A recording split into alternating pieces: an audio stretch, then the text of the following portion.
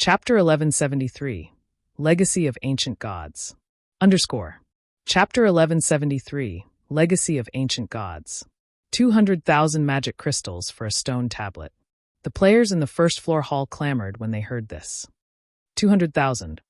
I didn't mishear, right? What is this stone tablet? This is a joke, right? The majority of the players in the first floor hall were curious about the secret technique tablet. The most expensive item sold in the auction thus far was the Magic Knight Legacy. Even then, it still sold for less than the minimum price of the secret technique tablet. Everyone just could not figure out what kind of godly purpose the tablet served. However, none of the players occupying the second floor rooms was surprised by this price at all. The matter regarding the secret technique tablet was something the various superpowers had kept a tight lid on all this time. Even the first-rate guilds that knew about this secret were extremely few, not to mention other guilds. Following which, the auctioneer revealed the appearance of the secret technique tablet to everyone. This secret technique tablet had a bronze color and was named the Secret Spellcasting Technique. Secret Spellcasting Technique. The pattern engraved on this tablet is too vague and incomplete, and no information can be deciphered. However, some kind of divine power hides within this pattern. If one gathers all of the stone tablets, this vague and incomplete pattern can be restored. Current tablet count, 1/12. I knew the host wouldn't be that generous. Sure enough, they're just selling a bronze tablet, 1,000 Miles said contemptuously. Based on current information, secret technique tablets could be categorized into 3 ranks: bronze, silver, and gold. Among them, the secret techniques on bronze tablets were the weakest, while the secret techniques on gold tablets were the strongest. The fact that they're even willing to sell one is already a miracle. After all, it is still a secret technique tablet. Our guild already has a tablet for the secret spellcasting technique. If we obtain another piece, we'll be able to learn a more completed version of the spellcasting technique. Alice was elated at this situation. At the end of the day, a secret technique tablet was still a secret technique tablet. Regardless of the tablet's rank, the techniques stored inside would be of great help to magical class players like herself. Part of the reason why she succeeded in grasping the double speed casting technique was the secret spellcasting technique. If they could gather 2 tablets for the secret spellcasting technique, she might even be able to improve her technique. Just thinking about this filled Alice with anticipation. I guess you're right. If not for them trying to popularize the dark auction, they really wouldn't be willing to auction such an item, 1,000 Miles laughed. Regardless of the circumstances, he was going to obtain the secret spellcasting technique no matter what. Big Sis Rain, look. That's the secret spellcasting technique. Our guild doesn't even have a tablet for it right now. Blue Phoenix's eyes glowed as she looked at the bronze tablet. Although the Dragon Phoenix Pavilion had obtained a few secret technique tablets, they all catered to physical classes. Not one of them suited magical classes. Even so, she and Phoenix Rain had still managed to benefit a lot from them. If Phoenix Rain could win the secret spellcasting technique in this auction, both of them might be able to improve their combat standards. If that happened, they would have more cards to play on Thunder Island. We have to obtain the tablet this time. At this moment, Phoenix Rain's eyes also burned with passion as she looked at the tablet on the stage. A bronze tablet? Purple Jade could not help but sigh. I knew they wouldn't be that generous. She had personally experienced the wonders of the secret technique tablets before and was aware of the enormous difference between bronze and silver tablets. Even if one entered a bronze tablet 2 or 3 times, the harvest wouldn't be comparable to a single trip into a silver tablet. Rumor had it that a golden tablet had once appeared in Blackwing City. However, an NPC stole it. What a pity. It's actually a tablet meant for magical classes. Yuan Tiexin was slightly disappointed when he looked at the tablet. Never mind. Let's bid for it first. Despite the bronze tablet's introduction, the players in the first floor hall were still confused, not understanding what was so good about this secret spellcasting technique. As a result, their interest remained lackluster. Even a fool could tell that the host had no intention of selling the secret technique tablet at all. Otherwise, they wouldn't have put such a high price tag on it. Even a super guild would be hard-pressed to pull out this many magic crystals at a time. Not to mention, this was only the starting price. Just as the players on the first floor thought that the tablet would go unsold, someone from one of the second-floor rooms suddenly shouted out a bid. 210,000 crystals. 9 Dragons Emperor stated calmly. This is insane. How rich is that guy? If he wants to buy it, then just do it. Is there a need to increase the price by an additional 10,000 crystals? Does he have too much money to waste? As expected of a superpower, they really are wealthy. 9 Dragons Emperor's bid shocked the players on the first floor. This amount of magic crystals was already more than 3 times what some first-rate guilds possessed. Meanwhile, 9 Dragons Emperor was actually spending so many magic crystals just for 1 stone tablet. Even fragmented legendary items wouldn't cost so much. However, even before the auctioneer could knock his gavel for the first count, the occupants of the other second-floor rooms began calling out bids one after another. 220,000 crystals. 230,000 crystals. 240,000 crystals. At this moment, it was as if magic crystals were no different from copper coins. Big Sis Endless, have these guilds gone insane? Isn't it just a stone tablet? Is there a need to spend so many magic crystals? Cloud Yarn gaped in shock when she heard the bids. In the past, she had considered the midnight tea party plenty rich. After all, just the magic crystals they had stockpiled numbered over 20,000. Even if they splurged at the Divine Colosseum every day, they wouldn't be able to exhaust their stockpile within a short period. However, after arriving at this dark auction, she suddenly felt that the midnight tea party actually seemed beggarly. They're not stupid. This isn't just any ordinary stone tablet. Legend has it that these stone tablets are legacies left behind by ancient gods. Even if you obtain just one complete set, you'll have no problems establishing an empire in God's domain. Endless Scars explained as she looked at the secret technique tablet on the stage. The secret technique tablet was also something mentioned in the ancient book the Tea Party had. Although the information recorded about the tablets was sparse, it was enough to conclude that the tablet's value was no less than that of legendary items. According to the information in the ancient book, the Fire Dragon Empire, one of God's domain's 4 great empires, had managed to rise to its position today precisely because the first ruler of the empire had managed to collect a complete set. One could see just how amazing secret technique tablets were. If possible, Endless Scars wanted to obtain a piece for herself as well. However, looking at its price, even if she mobilized the Blackwater Corporation's power, it was unlikely she could get her hands on it. After all, the Blackwater Corporation's roots in God's domain were still too shallow. It could not yet compete with the various superpowers of the virtual gaming world. While Endless Scars was explaining the secret technique tablet, the price of the secret spellcasting technique had gone up to 296,000 magic crystals. This was a price that even those occupying the second-floor rooms felt was a little excessive. As a result, instead of bidding in increments of 10,000 crystals, they now began raising their bids by 2,000. It seems the other guilds haven't prepared much at all. 1,000 Miles laughed disdainfully. 310,000 crystals. The moment the bid of 310,000 magic crystals was placed, the entire auction hall fell silent. Even Phoenix Rain, who had earned quite a fortune from the competition before, was helpless about this price. It seems that Miracle has prepared plenty this time. Fortunately, the guild leader had anticipated this, Yuan Tiexin said, chuckling. 330,000 crystals. If one were to say which guild made the most money in the entire God's domain, then it would definitely have to be the secret pavilion. When Shifeng heard the bids everyone was calling out, he could not help but fall speechless. Previously, he thought that after earning more than 400,000 magic crystals, nobody present could compete with his wealth. Now, however, it would seem that he had still underestimated the foundations of these superpowers. Had he not contested for the Magic Knight legacy before, he might have been able to contend for this secret technique tablet. Unfortunately, that was no longer possible. 340,000 crystals. Just as the secret spellcasting technique was about to become the secret pavilion's possession, Hidden Soul, who was seated not far from Shifeng, suddenly placed a bid. 350,000 crystals. 1,000 Miles shouted, gnashing his teeth. Hearing the various guilds occupying the second-floor rooms calling out bids in rapid succession paralyzed the players in the first-floor hall. Meanwhile, at this time, Shifeng suddenly contacted Phoenix Rain. Phoenix Pavilion Master, can you lend me 200,000 magic crystals right now? I'll return 300,000 crystals to you in 5 days, Shifeng suggested as he looked at Phoenix Rain in the screen. Chapter 1174, Legacy Secured.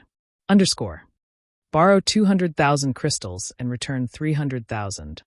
Phoenix Rain wore a surprised expression as she stared at Shifeng on the screen. She felt as if she were getting to know the man for the first time.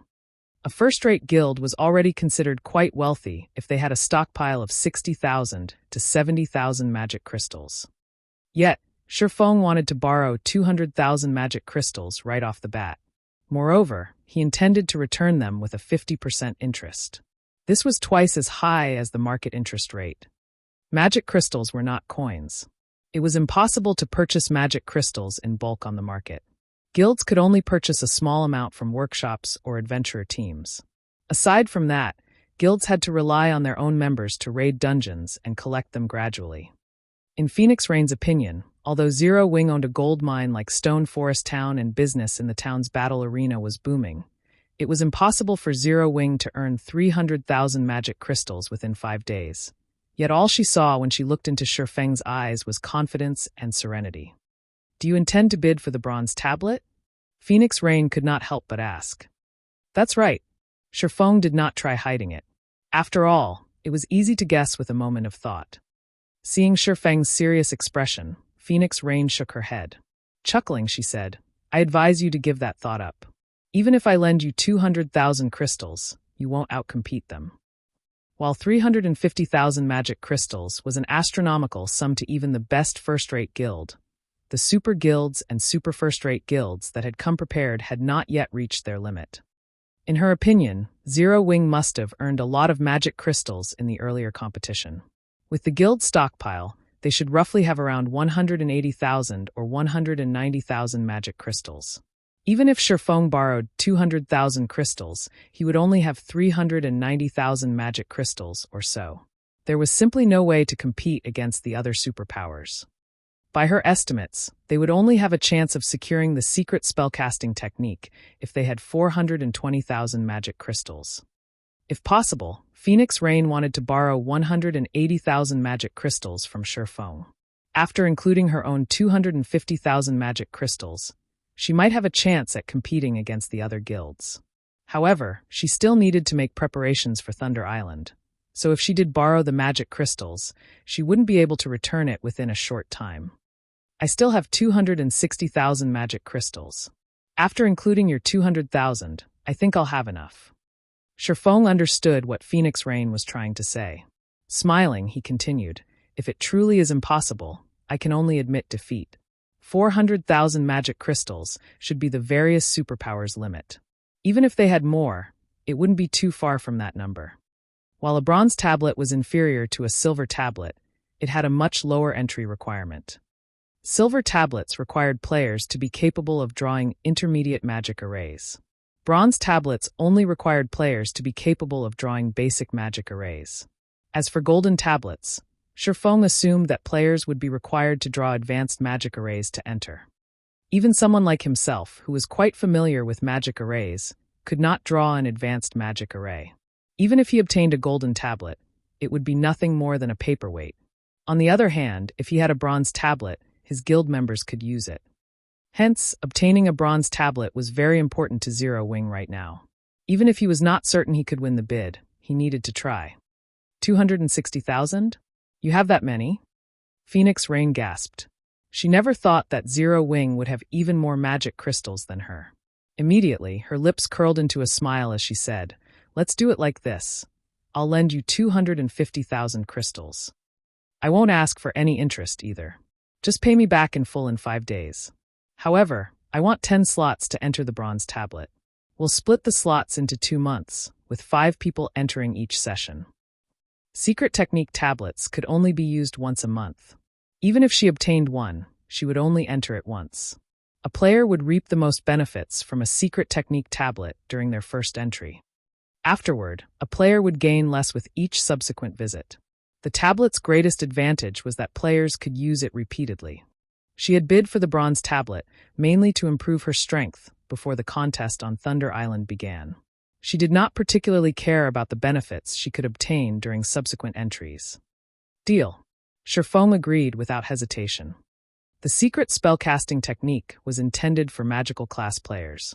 Throughout Zero Wing, there were only a few magical class experts qualified to enter the bronze tablet. 10 slots over 2 months would be enough. Following which, both sides quickly signed a contract. Phoenix Rain then had Blue Phoenix deliver the magic crystals to Sherfong. While this was happening, the secret spellcasting technique's price had risen to 394,000 magic crystals. The various large guilds in the first-floor hall were astounded. Although they had long since known that their guilds were no match for super first-rate guilds and super guilds, they had not realized that the gap would be this massive. Damn it! Just who is competing against me? Thousand Miles bellowed as he glared at 2 other rooms.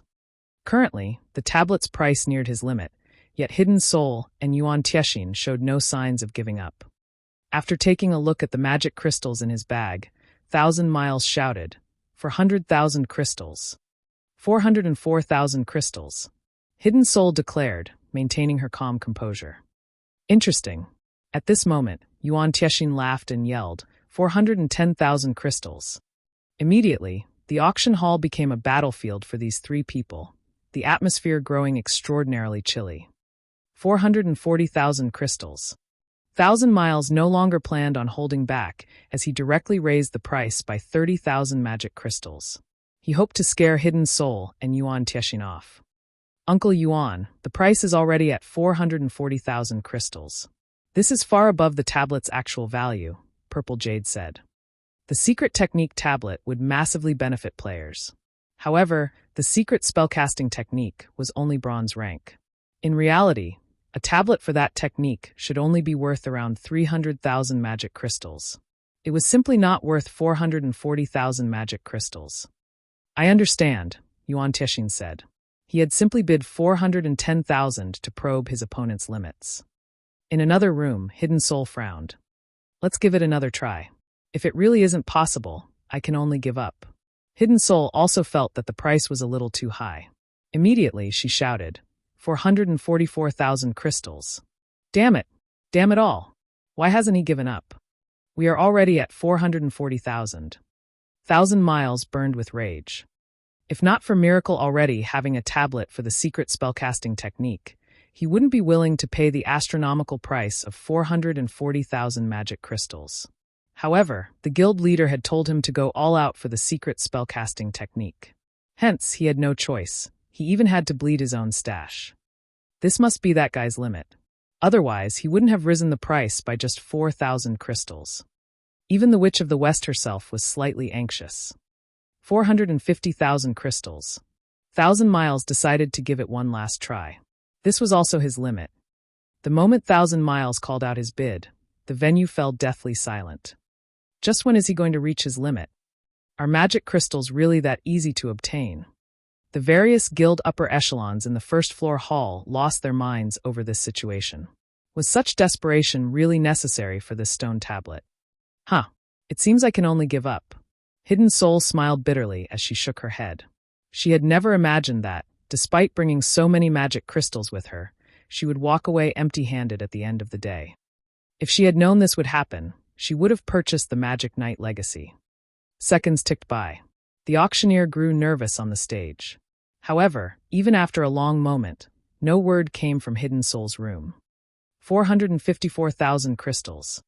However, just as Thousand Miles thought that his opponent had given up, a new bid echoed from Hidden Soul's room. How is this possible? Thousand Miles bellowed. He simply could not believe this. Hidden Soul had been silent for so long, yet she had placed a new bid. However, Thousand Miles had nothing more to bet.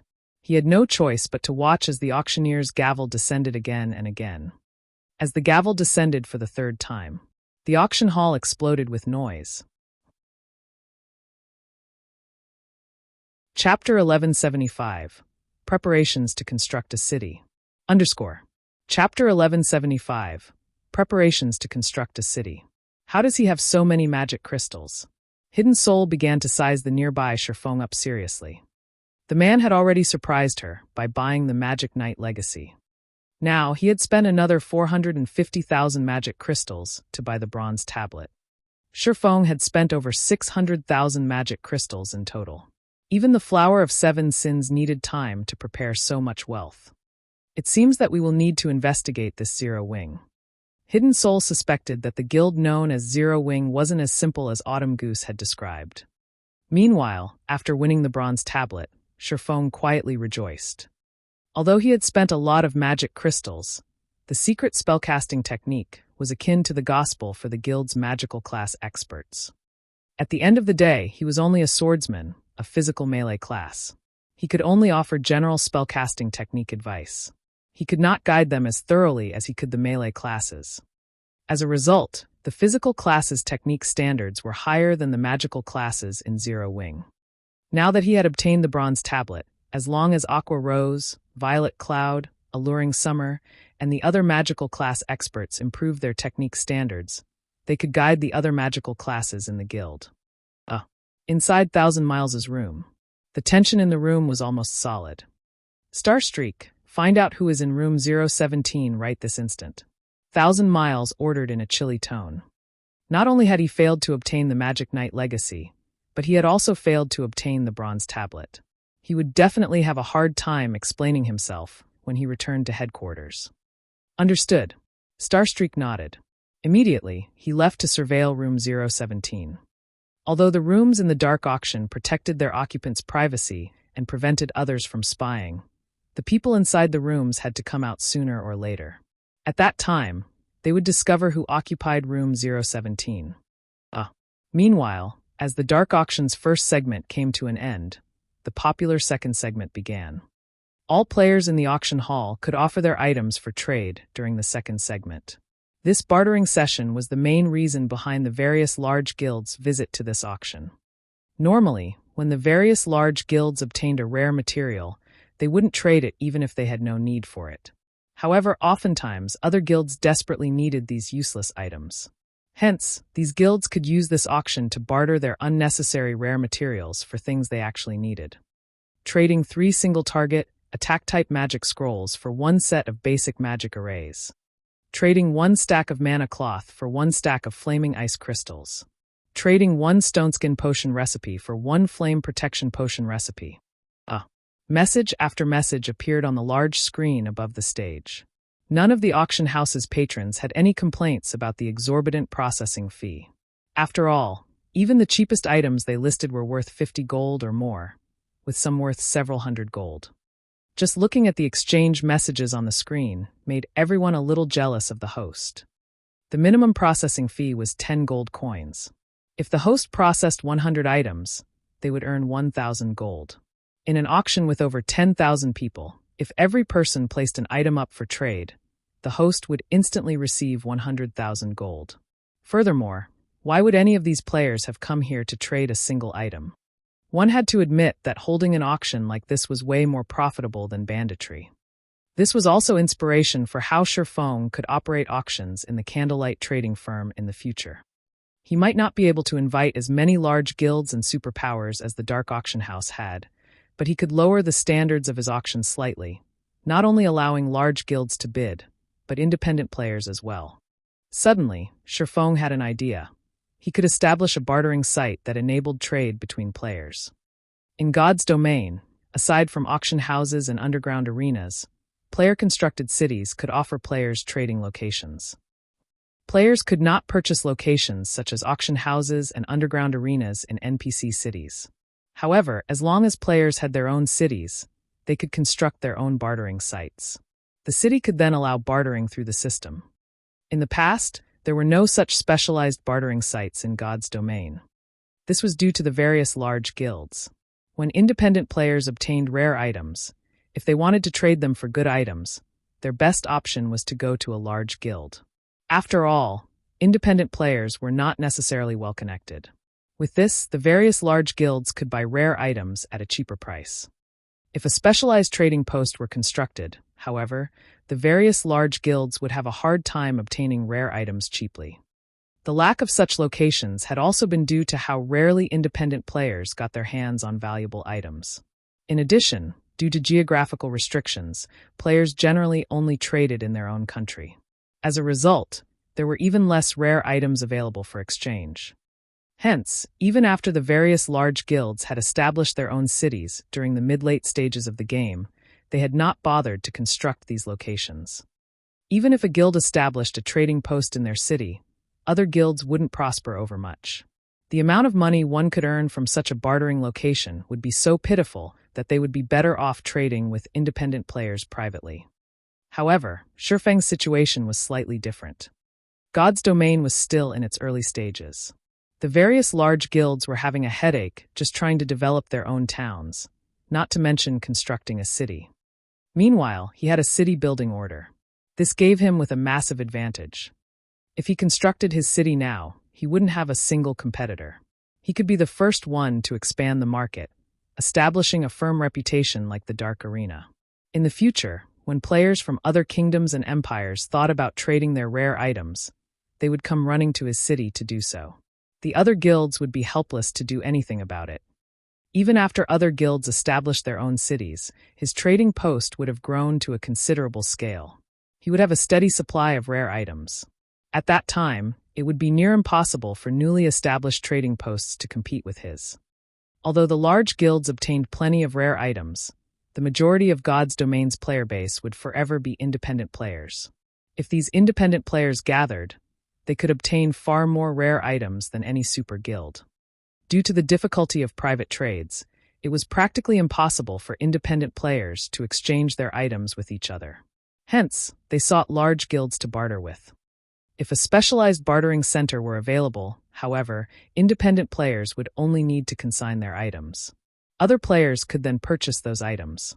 They wouldn't need to idiotically contact one person after another. Not only could they save a lot of time and trouble, but they could also obtain the items they wanted. Even if the teleportation fees were expensive, most likely, many independent players would make the trip to visit the trading post. Shifeng could not help his growing excitement.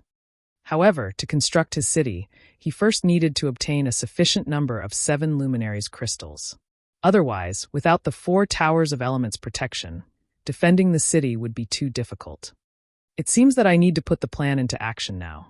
After pondering over the matter, Shifeng decided to begin collecting 7 luminaries crystals. While 7 luminaries crystals were incomparably rare and precious, there were a few locations that had them.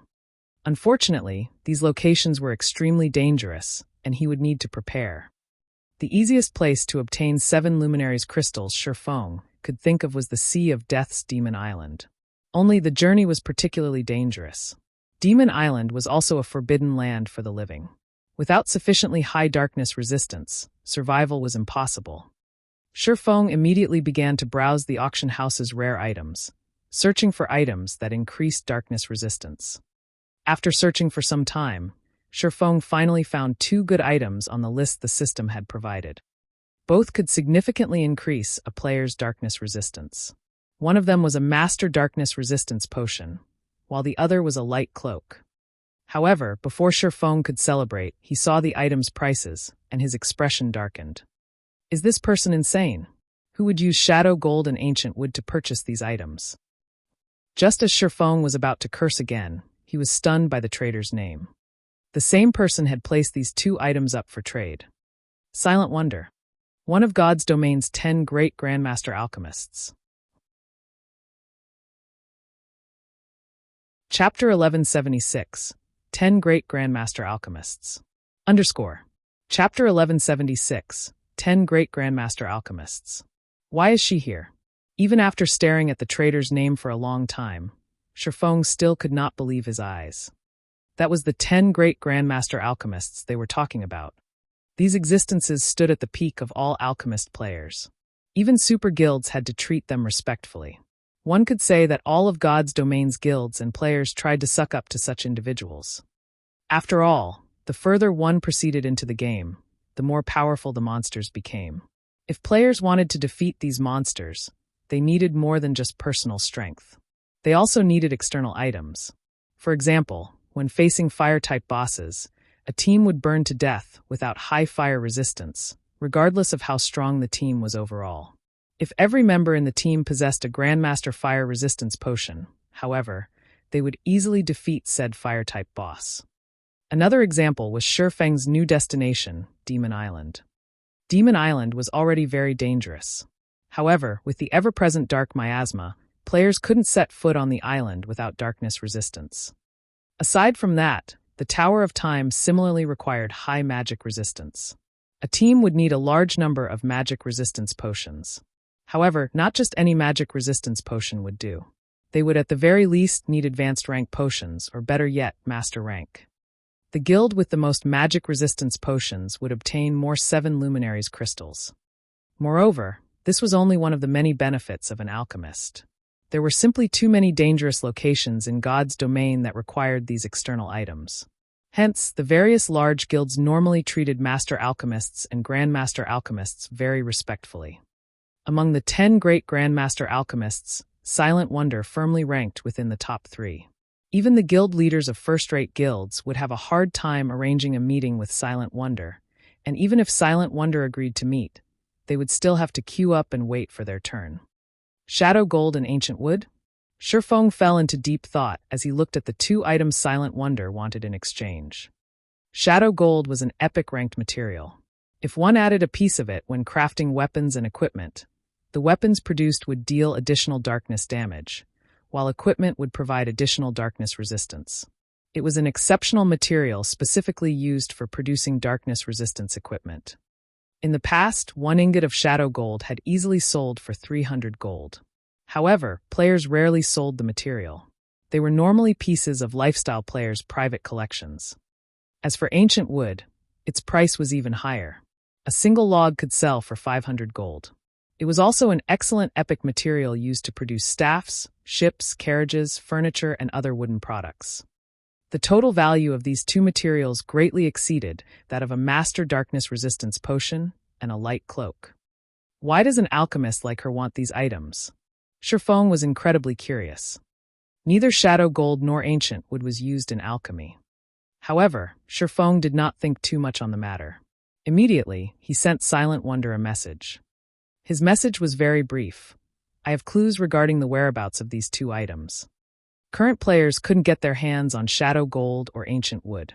Even if one reached the required level, it would still be a difficult task. Otherwise, they wouldn't be considered rare materials. However, Shifeng urgently needed items with darkness resistance. A master darkness resistance potion and light cloak could not be more perfect. The light cloak, in particular, significantly increased a player's darkness resistance. As long as he equipped the light cloak and consumed an intermediate darkness resistance potion when he reached Demon Island, he could roam the island with ease.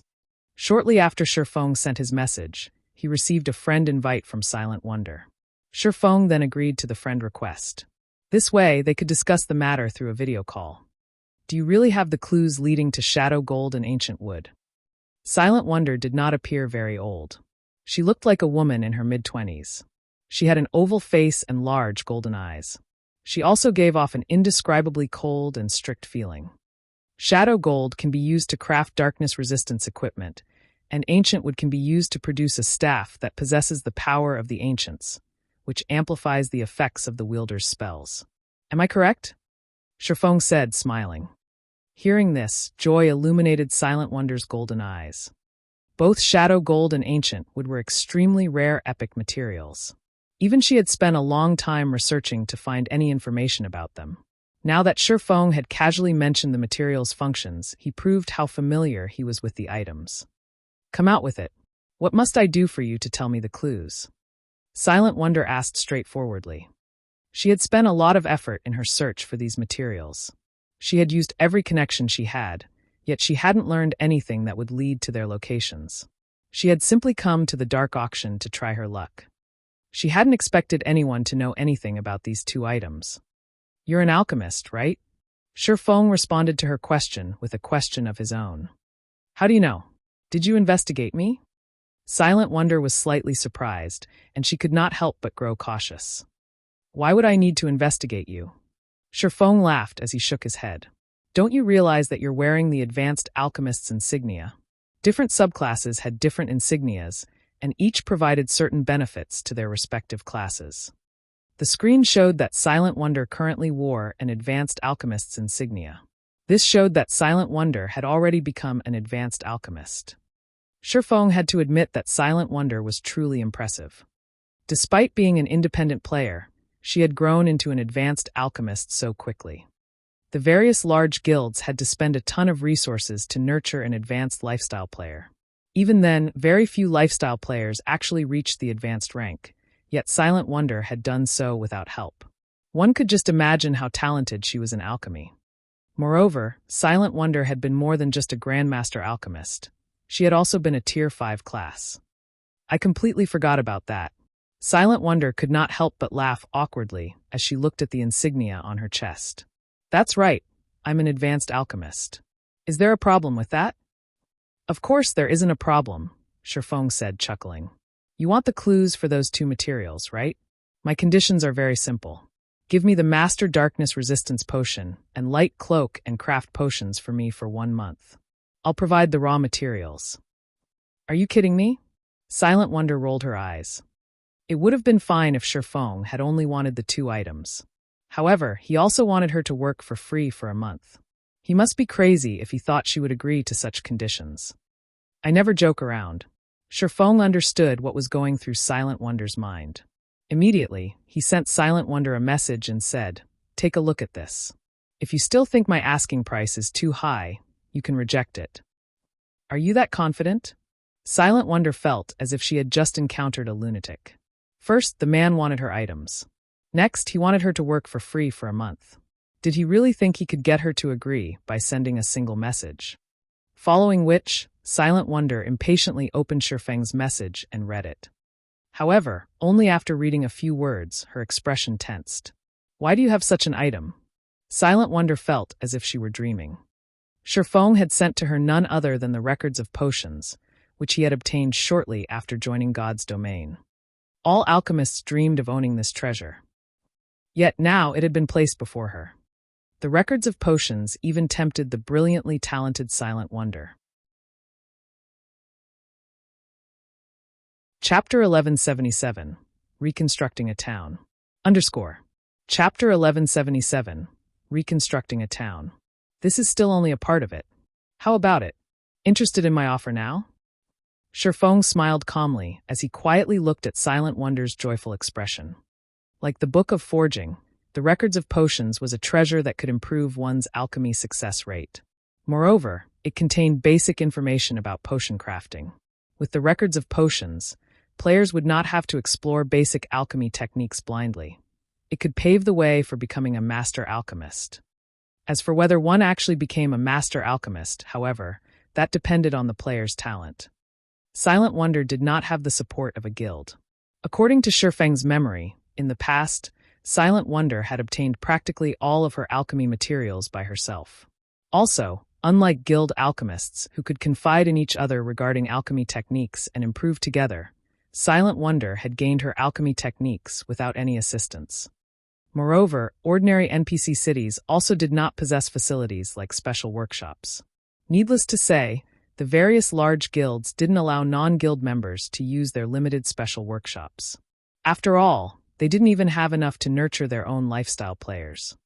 Furthermore, independent players had no access to NPC cities with special workshops.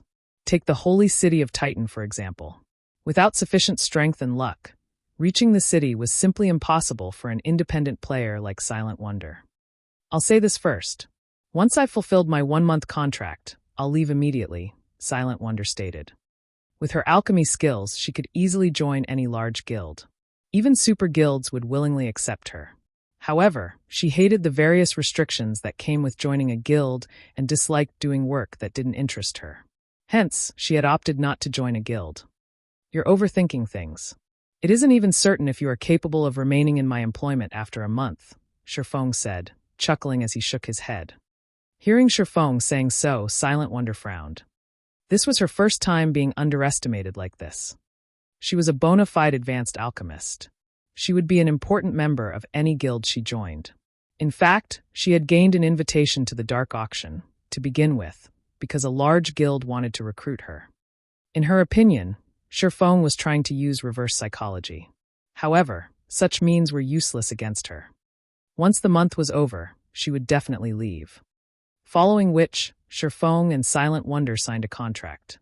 The contents were very simple. Silent Wonder would hand over the Master Darkness Resistance Potion and Light Cloak.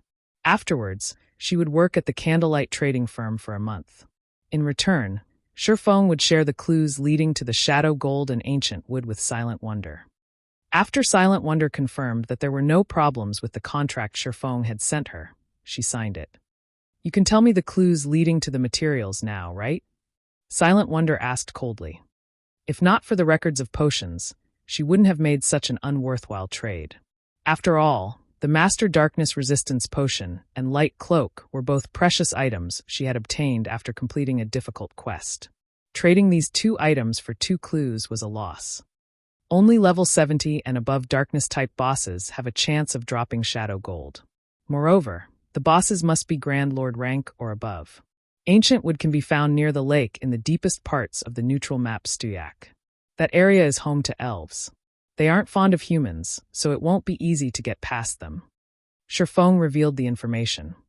The 2 locations he mentioned were the easiest places to obtain Shadow Gold and Ancient Wood. The other places he knew about were far more dangerous, and even if Silent Wonder was quite strong, she couldn't obtain the materials by herself. Stuyak. Silent Wonder checked the system map. When she found Stuyak, she was speechless. Stuyak was an ancient forest located north of the Frostwolf Empire. The forest had always been the biggest threat to the Empire. You had to be at least level 80 to enter. Moreover, the neutral map's size rivaled that of a medium-sized kingdom. She simply did not know what to say about this. With her current strength, it was impossible for her to act on any of the information she had just received. "I've already told you the clues. You are to report for duty at Starmoon Kingdom's Candlelight trading firm by tomorrow night at the latest." After Shifeng was done speaking, he immediately disconnected the call. Shadow Gold and Ancient Wood were both epic ranked rare materials. If Silent Wonder wished to obtain them, she needed to reach level 80 at the very minimum. Particularly, Ancient Wood was highly sought after by even super guilds. If Silent Wonder wished to procure some all by herself, she could not even consider doing so before reaching level 100 and class changing to her Tier 3 class. Hence, Shifeng had not spoken in detail when he mentioned the clues to Silent Wonder. If he told the woman the minimum strength required to obtain these materials, she would most likely lose her mind. Afterward, Shifeng received the Master Darkness Resistance Potion and Light Cloak, delivered to him by a staff member. Without waiting for the dark auction to end, he said his goodbyes to Fallen Wind and Autumn Goose before returning to White River City. Although there were many rare items up for trade in the dark auction, there wasn't anything that Shifeng was particularly interested in.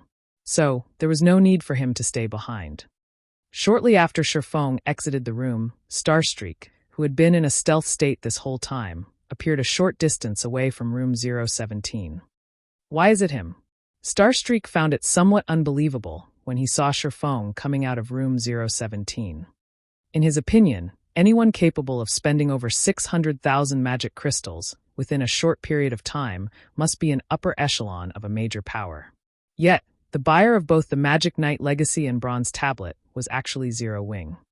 However, Starstreak did not ponder too much on the matter. Immediately, he forwarded the information to Thousand Miles. "What? Zero Wing was the one who bought those 2 items." Starstreak was given a fright by this message. However, he quickly revealed the sneer on his face as he said, "Good. Very good. Starstreak, go and make some preparations. Get Cleansed Maple to assist you in leading the Departed Legion and kill Zero Wing's experts.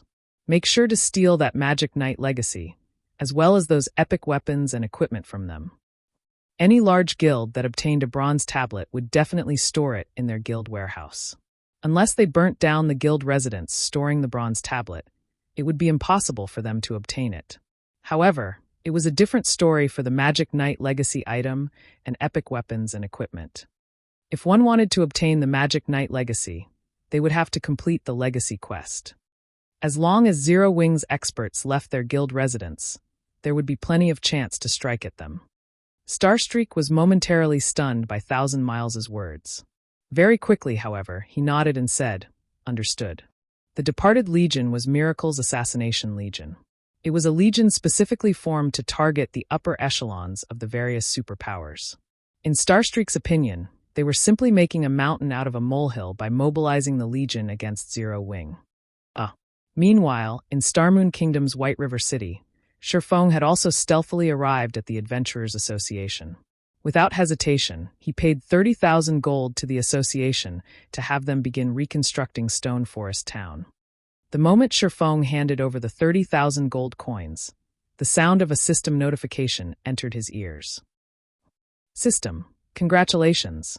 As Zero Wing is the first guild in God's domain to have reconstructed an intermediate town, guild popularity increased by 200,000 points. You will also receive 1 bronze guild residence promotion order. Chapter 1178. Promotion to a 3-star guild. Chapter 1178. Promotion to a 3-star guild. The sudden system notification put Shifeng into a daze for a long time. He had merely reconstructed an intermediate town, yet Zero Wing's guild popularity had instantly soared by 200,000 points. It should be known that a 1-star guild only needed 30,000 popularity to promote to a 2-star guild, while a 2-star guild needed 100,000 popularity to promote to a 3-star guild. The further one progressed into the game, the more difficult it was to obtain guild popularity. When a guild was still at the 1-star standard, guild members could earn quite a lot of guild popularity just by completing ordinary guild quests. With how many players there were in a large guild, the number of guild quests completed each day was plenty. It would take no time for a guild to accumulate 30,000 popularity. The truly difficult aspect of promoting a guild to 2 stars lay in obtaining the guild residence promotion order. However, after a guild reached 2 stars, guild members would no longer obtain guild popularity through completing ordinary guild quests. They could only do so by completing advanced guild quests. However, advanced guild quests were very rare and limited in number. So, it would take a significantly longer time for a 2-star guild to accumulate 100,000 guild popularity. Even super guilds would need a long time to do so. Meanwhile, due to various factors, Zero Wing's popularity accumulation rate was currently on par with super guilds. According to Shifeng's estimates, it would take another month or so for Zero Wing to accumulate 100,000 popularity. However, now that Zero Wing had received an additional 200,000 popularity, it had fulfilled the condition to promote to a 3-star guild. A bronze guild residence promotion order? Shifeng looked at the bronze, diamond-shaped token that had suddenly appeared in his bag. The token was emitting a faint golden glow. It was much more powerful than the silver guild residence promotion order he had obtained before. Bronze guild residence promotion order. Promotes the star ranking of a guild residence that fulfills the required popularity by 1 star. Can be promoted up to a 4-star guild. What a powerful guild residence promotion order. Shifeng was astonished. As far as Shifeng knew, guild residence promotion orders were all graded. Meanwhile, different ranking promotion orders could be used on guilds of different star rankings. For example, in order to promote a 1-star guild into a 2-star guild, a 2-star promotion order would be required, while promotion to a 3-star guild would require a 3-star promotion order. However, the Bronze Guild Residence Promotion Order was actually capable of promoting any guild between 1-star to 3-star status by 1 rank. There would be no need to search for promotion orders of specific rankings. Looking at the Bronze Guild Residence Promotion Order, Shifeng considered saving it for when Zero Wing was upgrading its residence from 3-star to 4-star status. In God's domain, guild residence promotion orders were not easy to obtain. Aside from a rare few that could be obtained through adventuring out in the fields or opening treasure chests, the normal method of obtaining guild residence promotion orders was through raiding certain large-scale team dungeons. However, only by procuring the first clear of such dungeons would one have a 100% chance of receiving a guild residence promotion order.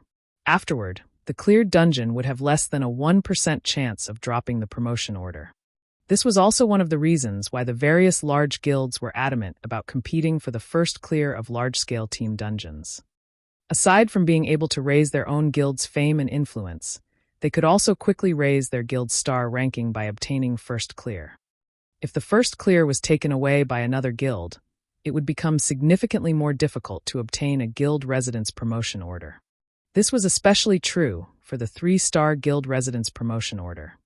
This was something that only dropped in the Hell mode of level 50 large-scale team dungeons. Moreover, such large-scale team dungeons were different from the dungeons that dropped 2-star promotion orders. In the latter's case, every major city would have one of them. For 3-star and above, however, there would only be one such large-scale team dungeon in every few, or even more than a dozen major cities. If the first clear of such a dungeon was secured by a guild, other guilds would have no choice but to continuously raid said large-scale team dungeon for their own promotion orders. Thus, the 3-star Guild Residence Promotion Order would cause the competition between guilds to become even more intense.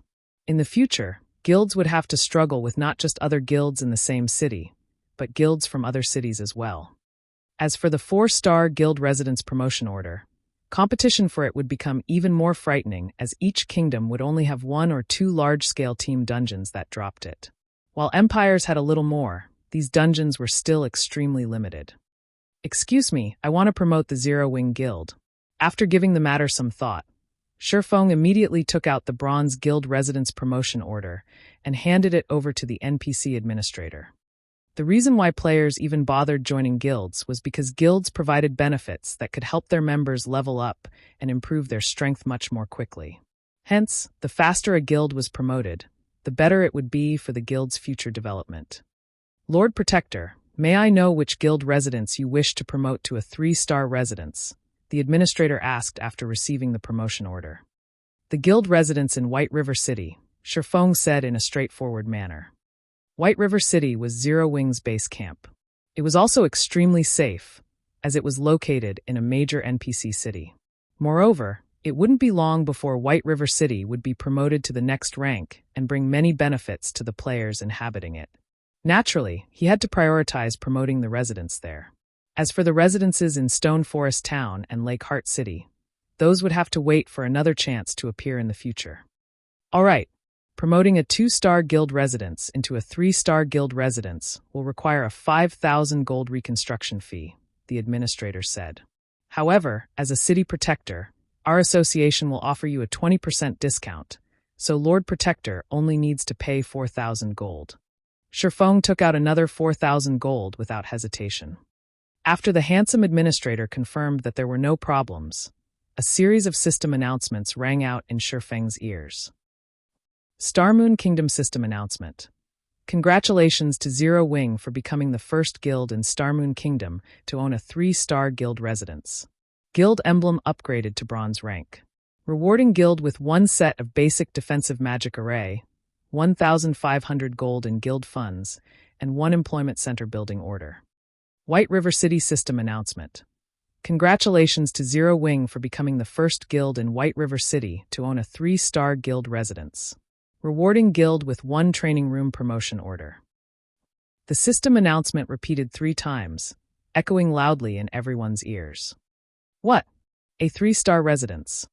That's impossible, right? Most guilds are just beginning to promote their residences to 2-star. How does Zero Wing already have a 3-star residence? Zero Wing is too amazing, as expected of Starmoon Kingdom's #1 guild. I must join Zero Wing, no matter what. The benefits of a 3-star residence will definitely be spectacular. The players throughout Starmoon Kingdom were stunned by the rewards stated in the system announcement. This was especially true for the members of the various large guilds. They were all greatly envious of Zero Wing. Zero Wing's guild emblem was directly upgraded to bronze rank. A guild emblem wasn't just the symbol of a guild. Similar to the insignia of lifestyle classes, the guild emblem also possessed some functions. A common guild emblem did not carry with it any functions at all. However, once a guild emblem reached bronze rank, it came prepared with some functions. A bronze guild emblem had 2 functions. The first function was a teleport ability. Even without a guild transfer scroll, guild members could directly teleport to any guild residence. There was no need to buy the guild transfer scroll of a specific guild residence. Not to mention, players could only carry 1 guild transfer scroll at a time, making it very inconvenient. The second function increased the attributes of guild members. As long as there were over 20 guild members within a 100-yard radius, The guild emblem would increase the wearer's maximum HP by 3% and attack power by 1%. Although the increase seemed minor, once players reached higher levels, even 1% could make a huge difference. This was especially true when players were raiding team dungeons. Less than a minute after the system announcement ended, news of Zero Wing obtaining a 3-star guild residence began spreading like wildfire. In just a short 10 minutes, whether it were the guilds in Starmoon Kingdom or the guilds in the neighboring kingdoms and empires, they all held an emergency guild meeting. At the same time, the various large guilds currently bartering for rare items in the dark auction also received news about this situation. What? Zero Wing has just obtained a 3-star guild residence.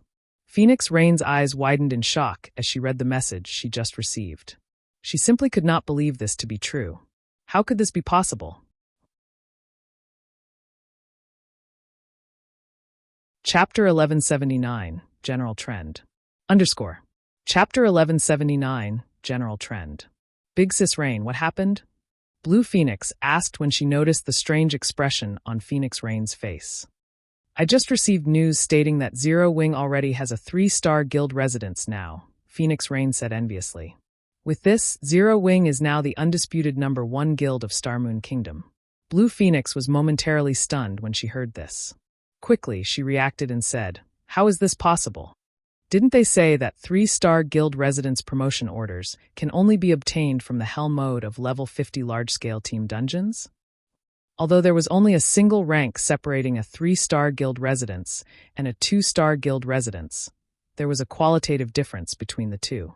It was similar to shops that were promoted from 2-star to 3-star status. 4 3-star shops, aside from having more special workshops, they also had the basic meditation rooms that were very beneficial towards the development of subclasses.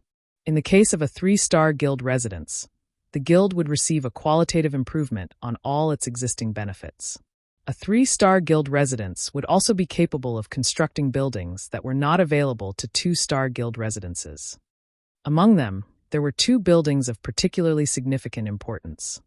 One of them was the employment center. Originally, the local NPCs would post quests in the quest area of the guild hall, and guild players were free to pick up any of them. Meanwhile, once a guild established its own employment center, all quests commissioned to the guild in the future would be placed in the employment center instead. In addition, the guild quests in the employment center weren't only limited to the local area. Certain quests would even involve other NPC cities, which would give rise to the number of advanced guild quests. However, these were still not the most important matters. Once a guild possessed its own employment center, it would also unlock large-scale guild quests such as a crusade against orcs, or assisting nearby kingdoms in battles against foreign races. The amount of EXP and coins one could gain from these quests was extraordinary. In addition, one could also obtain plenty of rare tools, weapons, and equipment. The other building was the training room. Unlike the Divine Colosseum's Trial Tower, which required players to blindly discover and learn combat techniques, the training room allowed players to receive the system's basic combat training from NPCs. This allowed players that had just joined the guild to grasp basic combat techniques, as well as skill utilization techniques, within a shorter period of time, thus allowing them to quickly go from being a new member to an elite member more quickly. It should be known that Zero Wing was a guild that walked the path of the elite. Currently, the guild only had around 100,000 elite members. Over half of its members had yet to reach the elite standard. However, once Zero Wing possessed the training room, the remaining members would be able to promptly become elites. It wouldn't be long before Zero Wing would have more than 200,000 elite members. With so many elite players, even first-rate guilds would barely be a match for Zero Wing. Meanwhile, this was under the assumption that Zero Wing did not expand and recruit new members. If the guild did a mass recruitment, Phoenix Rain did not dare to imagine how frightening the guild would become. However, unlike Phoenix Rain, who was feeling envious of Zero Wing, the large guilds in Starmoon Kingdom and the neighboring kingdoms were currently dying from anxiety. Previously, although Zero Wing was known as the #1 guild of Starmoon Kingdom, that was only a title. Rather than Zero Wing, these large guilds feared first-rate guilds even more. This was because with the number of elite and ordinary members Zero Wing possessed, the guild would only be able to occupy a limited number of locations in the kingdom. Now, however, things were different. Now that the guild had obtained a 3-star guild residence, whether it was the guild's elite member count or total member count, both would see an explosive increase soon. By then, Zero Wing would have enough manpower to occupy other NPC cities and capture more towns. Eventually, it would become a first-rate guild in the truest sense. Damn it! How did this happen? Why did Zero Wing suddenly obtain a 3-star residence? The various large guilds in Starmoon Kingdom were each suffering from a huge headache over this matter. Previously, they had been celebrating over the fact that Zero Wing had defeated the Blackwater Guild. After all, with Blackwater having suffered such severe losses, it was unable to expand its influence and control over the various major cities at all. Meanwhile, in Zero Wing's case, the guild did not have the required manpower to dominate and manage other NPC cities. This had given them an opportunity to take advantage of the situation. Ever since the war between Blackwater and Zero Wing, various locations in Starmoon Kingdom had become war zones, as the various large guilds all vied to take control of their own NPC city. However, the current situation had greatly exceeded the numerous large guilds' expectations. Inside Overwhelming Smile's residence in Maple City. Due to Zero Wing obtaining a 3-star guild residence, Overwhelming Smile was forced to hold an emergency meeting. Yulan, are you trying to betray Overwhelming Smile? Feng Xianyang screamed angrily as he smacked his desk. Just now, Yulan had actually had his subordinates transfer from Gale City and Twin Lion City to a border city on Starmoon Kingdom's western area. He had gone to great lengths in order to get Gale City and Twin Lion City up and running. Yet, shortly after he had built up some of his own foundations, without any warnings, Yulan had suddenly come and told him to go to a border city. Moreover, the city was a small one with a player population of around only 300,000. This was no different than stabbing a knife into his heart. This can't be helped. I believe you should have a greater understanding than I do on what kind of functions a 3-star residence possesses. Gale City and Twin Lion City are simply too close to White River City. Rather than waste time fighting against Zero Wing, it will be much better for you to focus your strength in a place that you can take complete control over. Furthermore, it is simply impossible to stop Zero Wing's rise now. The higher-ups have already agreed on this point. Hence, they are having you go to a city on the western border. That place is very close to the Bloodhoof Empire. Currently, we have already taken control of over half of the empire. In the future, when players reach higher levels, we'll be able to open a trade route between the Bloodhoof Empire and Starmoon Kingdom. Yulan was not affected by Feng Xuanyang's angry bellows at all. In reality, she even secretly felt gratitude towards Zero Wing.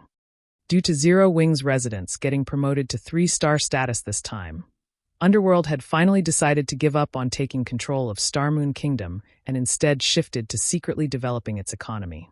Meanwhile, Yulan herself was transferred to Underworld's true headquarters, the Templar Empire, and was tasked with managing Underworld's trading firm. She could be considered to have truly set foot into Underworld's upper echelon now. When Feng Xianyang heard that this was an arrangement made by the higher-ups, his whole person seemed to age several years. It was obvious that Underworld no longer wished to waste time attempting to take control of Starmoon Kingdom. Meanwhile, aside from Overwhelming Smile, the various large guilds based in the eastern region of Starmoon Kingdom had also made similar arrangements. They all planned on shifting their focus towards the western region of the kingdom. As for the eastern region, they were naturally going to let Zero Wing develop it. Haha, the guild leader is simply too amazing. He's actually managed to have the various guilds in Starmoon Kingdom shift their focus towards the western region in just a short moment's time. With this, Zero Wing will have a much easier time taking control of the cities in the eastern region.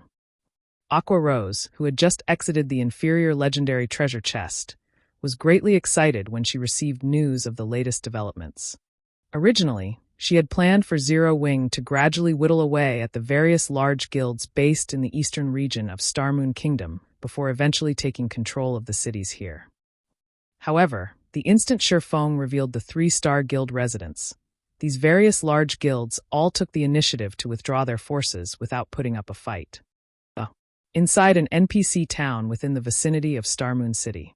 Currently, this town had already been occupied by evil beasts. The town's surroundings were filled with level 60+ evil beasts. Among them, There was no lack of chieftain and lord-ranked monsters. Meanwhile, the town itself was also enveloped by a massive magic array, which gave off a frightening pressure. If Shifeng was here right now, he would definitely find this pressure very familiar. This was due to the pressure being emitted by the magic array having a strand of divine might mixed into it. Meanwhile, two players suddenly appeared outside this town. These two people were none other than Abandoned Wave and Laughing Drunkard. Zero Wing, enjoy your fun while you can.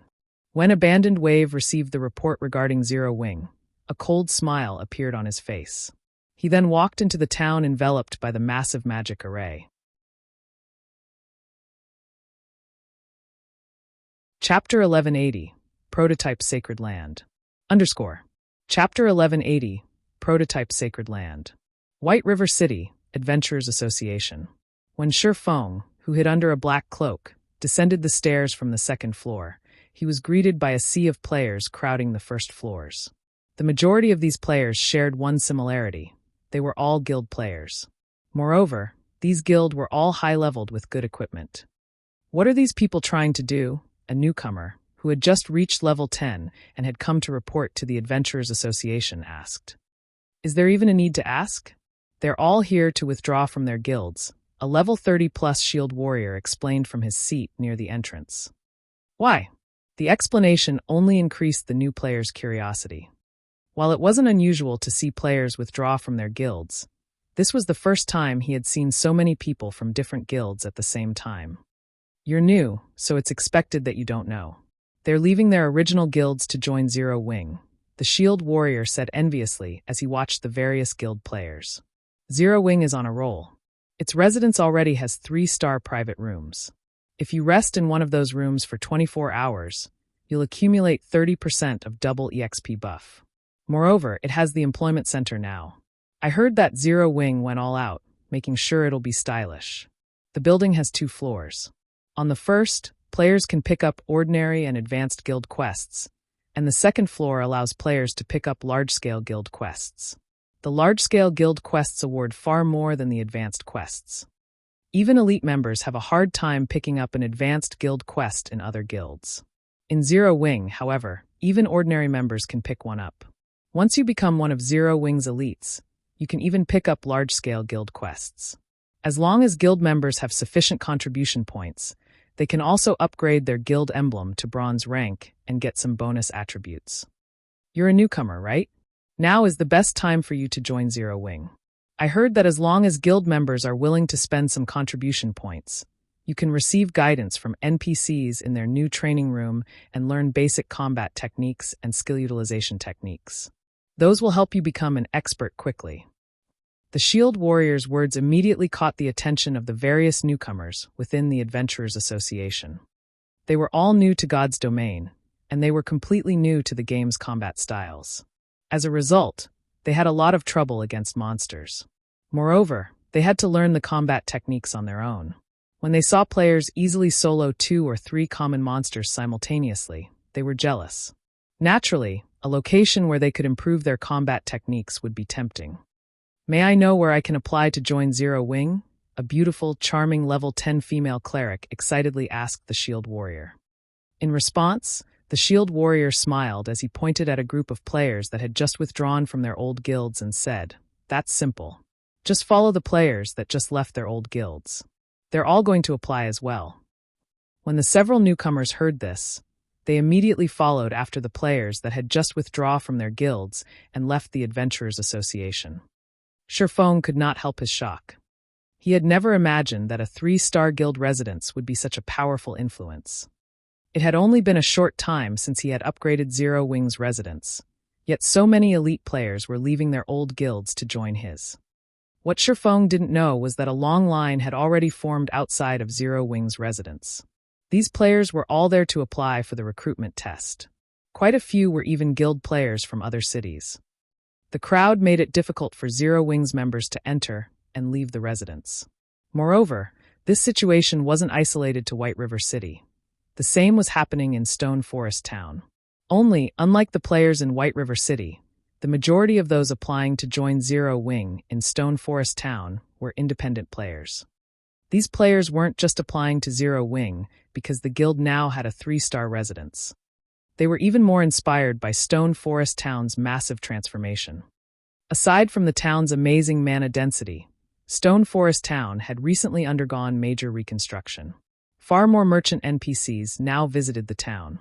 There was also the newly reopened battle arena. The town was simply too tempting. As long as they joined Zero Wing, even as an ordinary member, they could easily travel back to Stone Forest Town.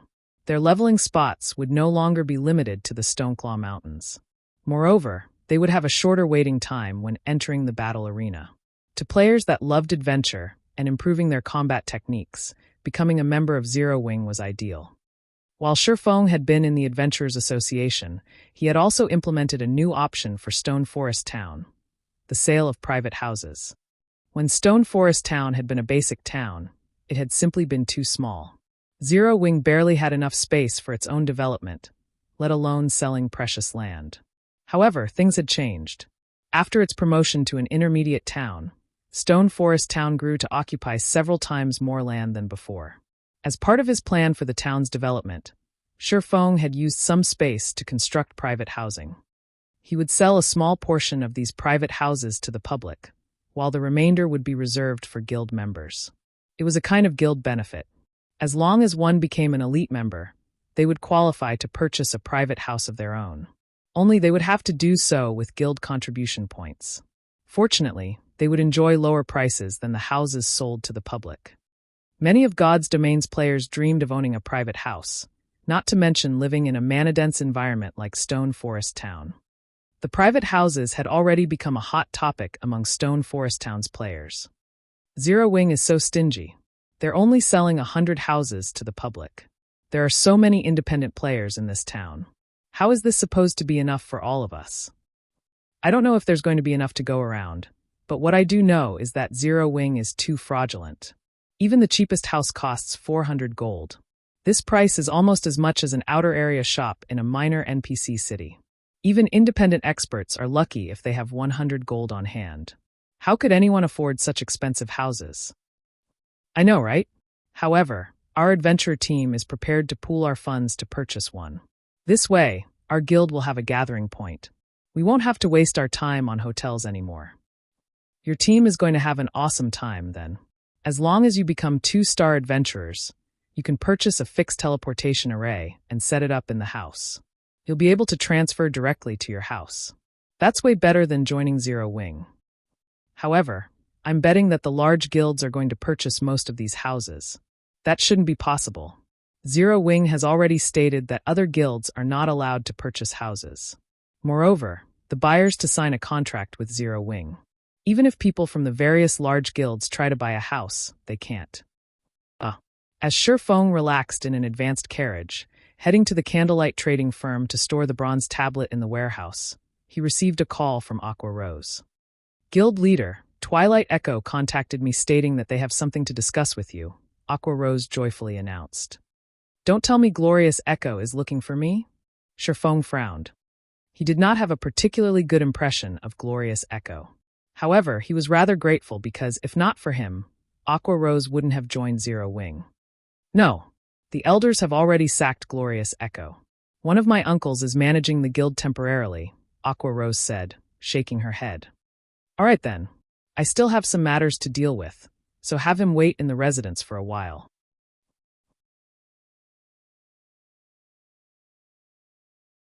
Chapter 1181, New Overlord.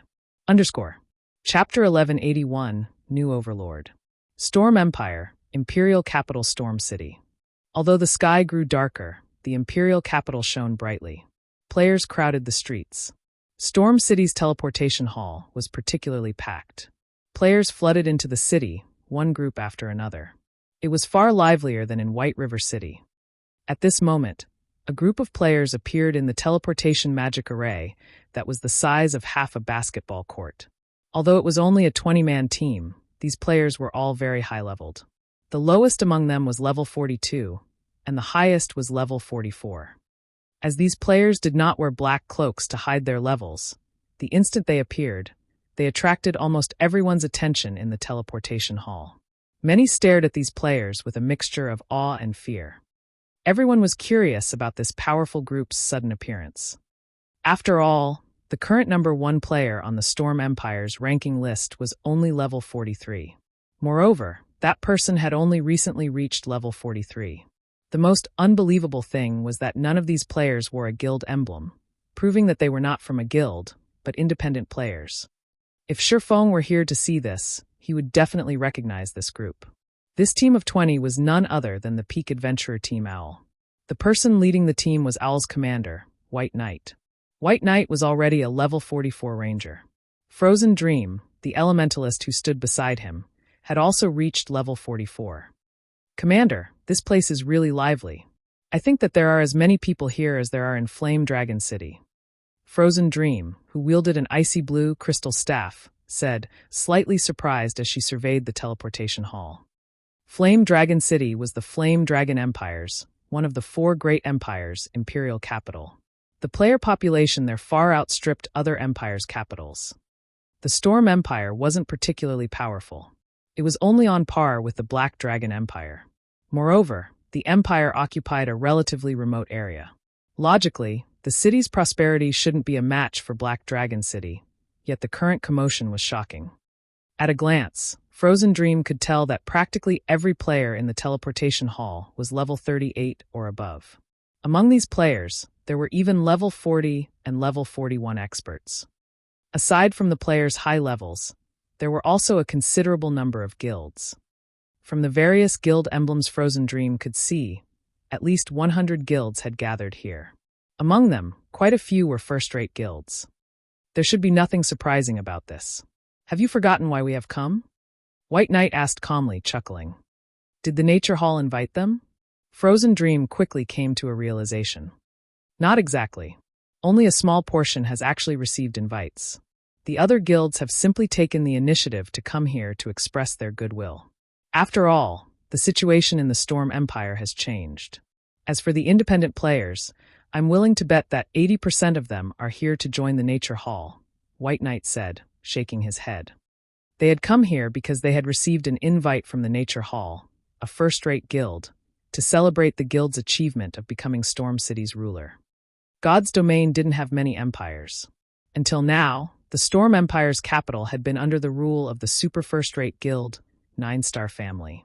However, nobody had expected the Nature Hall, which had an intense competition with Twilight Echo, to wage a violent war against the 9-Star Family. This war had sparked due to the mineral vein beneath a particular town. Everyone had thought that the Nature Hall had lost its mind to battle the 9-Star Family. It was madness. In the end, however, the 9-Star Family suffered a devastating defeat, and the Nature Hall had taken possession of the town. No one had expected this outcome, either.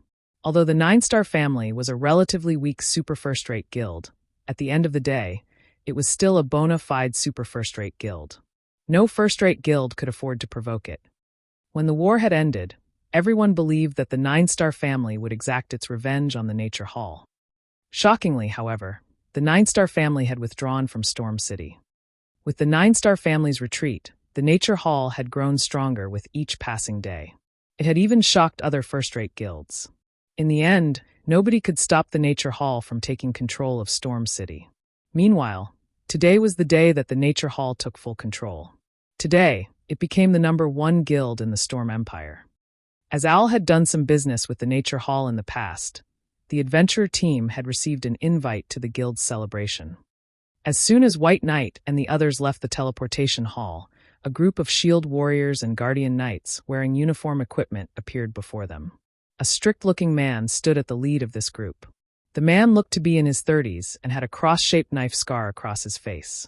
He was fully geared in silver armor and carried a mountain axe that was as tall as himself on his back. The man's level was also impressive.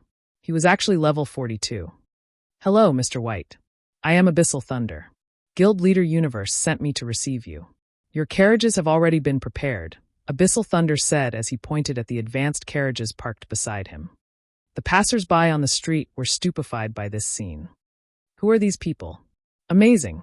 The Nature Hall security team is actually welcoming them personally. Even first-rate guilds don't get such treatment. Level 44. Could they be the overlords of some other city? When the passers-by saw White Knight and the others climb into the advanced carriages, they were jealous. As the Nature Hall celebrated its success, several strangers appeared before Zero Wing's residence in White River City. These people were all very high-leveled, with the lowest among them being level 41. They all wore level 40 dark gold equipment, becoming the envy of those lining up to apply to Zero Wing. Brother Spring, Zero Wing is astounding. I can't even see the end of the line of elite players. I'm afraid that it won't be long before Zero Wing's elite member count even surpasses Twilight Echo, a robust, tanned level 41 shield warrior exclaimed when he saw the crowd at the main entrance. That's right, the middle-aged man named Spring Echo said, sighing ruefully. Nobody could have imagined that, within such a short time, the little girl that left Twilight Echo had managed to develop a small, unknown guild into its current state. The family's old bastards were particularly stupefied. To elevate the family's strength, those old bastards had tried to force Aqua Rose into a marriage with brilliant war god. Now, however, Aqua Rose was getting by even better than those old bastards. If not for Aqua Rose being Zero Wing's vice guild leader, they wouldn't be here to meet the mysterious guild leader today. Following which, Spring Echo led the 4 people behind him into Zero Wing's residence. After entering the guild hall, Spring Echo was flabbergasted by what he saw. The players occupying the first-floor hall were all level 36 and above. Moreover, he could tell that the level 36 and level 37 players were only ordinary members. However, this was not the reason for Spring Echo's shock. Rather, he was surprised by the equipment these players wore. The majority of these players were equipped with level 35 secret silver equipment, with the most inferior being level 35 mysterious iron equipment. As for the elite players that had reached level 40, they actually wore level 40 fine gold equipment. Not even Twilight Echo could say the same. As Spring Echo and his group quietly waited inside the reception room, Aqua Rose entered. The instant Aqua Rose stepped inside the room, Spring Echo and the others astounded once more. At this moment, Aqua Rose did not wear a black cloak to hide her level and equipment, so everyone saw that she had already reached level 48.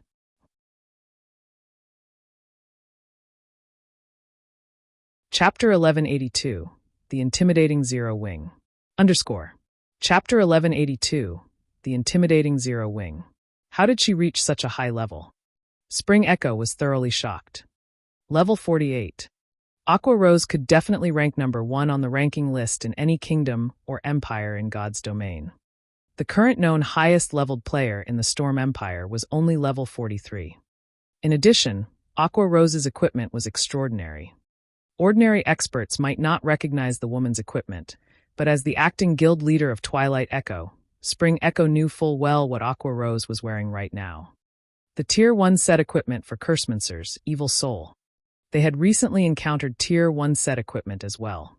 It had been recognized as only inferior to Epic set equipment below level 50. While a Tier 1 set equipment's basic attributes were only slightly superior to a Dark Gold set equipment of the same level, the equipment's true power lay in its high compatibility with players, allowing the wearers to exert higher combat power. As a set equipment, its set effects were highly compatible with the class it was meant for, further enhancing the class's strengths. However, such a good set equipment was not that easy to obtain. Even a veteran first-rate guild like Twilight Echo had not managed to collect a complete set after investing a ton of manpower and resources. Yet now Aqua Rose wore one. Uncle Spring, I'm sorry for the long wait. The guild leader has just returned. I'll bring you to meet him now. Aqua Rose simply smiled as she looked at everyone's shocked expressions. She then led Spring Echo to the guild leader's office. While Aqua Rose led the way, the experts behind Spring Echo spoke in hushed tones. Brother Spring, your niece is simply amazing. I'm afraid that even Twilight Echo's number 1 expert, Darkwave, can't match her now. A Tier 1 set equipment. If those elders knew about this, they'd die from envy. Despite investing all that effort into collecting Tier 1 set equipment, even now, we only have 3 pieces of our most complete set. Spring Echo could only smile bitterly in response to his subordinate's discussion. What else could he say? Before coming to Zero Wing, he had prepared himself mentally. After all, Zero Wing's battle records were incredible. This was especially true for the latest one. Not only had Zero Wing annihilated Blackwater, which had the Blackwater Corporation's support, but it had also suppressed the Super Guild Pantheon. If Zero Wing did not have a certain background, how could it possibly defeat such powerful enemies? Now, not only did Zero Wing control the gold mine that was Stone Forest Town, but it also had a 3-star guild residence. Although the guild might not be a match for Twilight Echo when it came to the number of towns and cities it controlled, in terms of potential, Zero Wing was leaps and bounds above Twilight Echo. Very quickly, under Aqua Rose's lead, Spring Echo reached the guild leader's office on the top floor. Sherfong, Gentle Snow, and Fire Dance all waited in the office. What kind of place is this? When Spring Echo saw the room's interior, he froze. Sherfong was currently wearing a black cloak, so he could not see the swordsman's level. However, Gentle Snow and Fire Dance, who stood beside him, were not wearing their cloaks. He could clearly see that Gentle Snow was level 47, while Fire Dance was level 48. As for the weapons and equipment the two women wore, although they had hidden the items' glow effects, Spring Echo could tell that they were monster-like experts from the women's frightening auras. Moreover, from the information Twilight Echo had collected on Zero Wing, he knew that both Gentle Snow and Fire Dance had reached the rumored realm and become true peak experts. Only now, upon meeting the women in person, did he realize how massive the gap was between them. Spring Echo felt as if he had just entered a monster's nest, and his life were no longer under his control. If Gentle Snow and Fire Dance wanted to kill him and his subordinates right now, Spring Echo wouldn't bother to resist. He knew full well that experts like himself and his subordinates could not even serve as a warm-up for these women. Please sit. Sherfong gestured to the chair before his desk. He was utterly satisfied with how effectively Gentle Snow and Fire Dance had shocked Spring Echo and his companions. This was an act to help Aqua Rose increase her bargaining chips and influence in her family. I heard that Twilight Echo has some business to discuss. May I know what that business is? Guild Leader Black Flame, I'll get straight to the point. Twilight Echo has discovered a mine in the Storm Empire. However, with only our guild's strength, I'm afraid we can't secure that mine. Hence, Twilight Echo wishes to cooperate with Zero Wing and operate the mine together. As for the profits, we'll split them 50-50. Spring Echo understood that Twilight Echo could hold no secrets from Sherfong. After all, Aqua Rose was here. However, it was also precisely because of Aqua Rose that Twilight Echo had sought out Zero Wing to cooperate. This is interesting. There's a mine that even you guys can't handle? Sherfong found the revelation somewhat surprising. No matter what was said or done, Twilight Echo was a veteran first-rate guild. The Storm Empire was already famed for its mineral production. There were plenty of mines throughout the empire, so much so that first-rate guilds had no reason to compete with each other. What if I tell you that it produces energy ore? Spring Echo asked, smiling. Are you sure? The news stunned Sherfong. Energy ore. That was an even higher-ranked material than Raven's Manatite Oregon. While players had a certain chance of obtaining magic crystals when mining Manatite ore, there was an even greater chance to obtain magic crystals when mining Energy Oregon. Moreover, energy ore was an extremely rare mineral that had many uses. Currently, a stack of energy ore could sell for roughly 2 gold. If sold in an area where minerals were scarce, one could easily sell a stack for 3 gold. The high demand was due to energy ore's 2 main purposes. The first regarded forging, since it could increase forging success rate. The second was in engineering, where it could be used to produce core components in engineering tools. Hence, energy ore was expensive. Normally, players could only harvest some scattered ore. No one had found a mineral vein that produced it. I can assure of this, Spring Echo responded seriously. I can agree to work with you. However, I want a 30-70 split, 70 to Zero Wing and 30 to you. Moreover, the nearby town must be placed under Zero Wing's control. Sherfong proposed his conditions after giving the matter some thought. When everyone inside the room heard Sherfeng's conditions, they could not help but gasp. Even Aqua Rose hadn't expected Sherfong to be so demanding. Guild Leader Black Flame, aren't you going a little overboard? Despite Spring Echo being a well-mannered person, even he could not help his growing anger. He felt like Sherfong were trying to toy with him, rather than negotiate.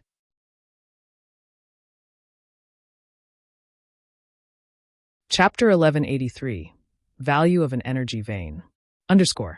Chapter 1183, Value of an Energy Vein. The rage in Spring Echo's eyes lasted for a long while.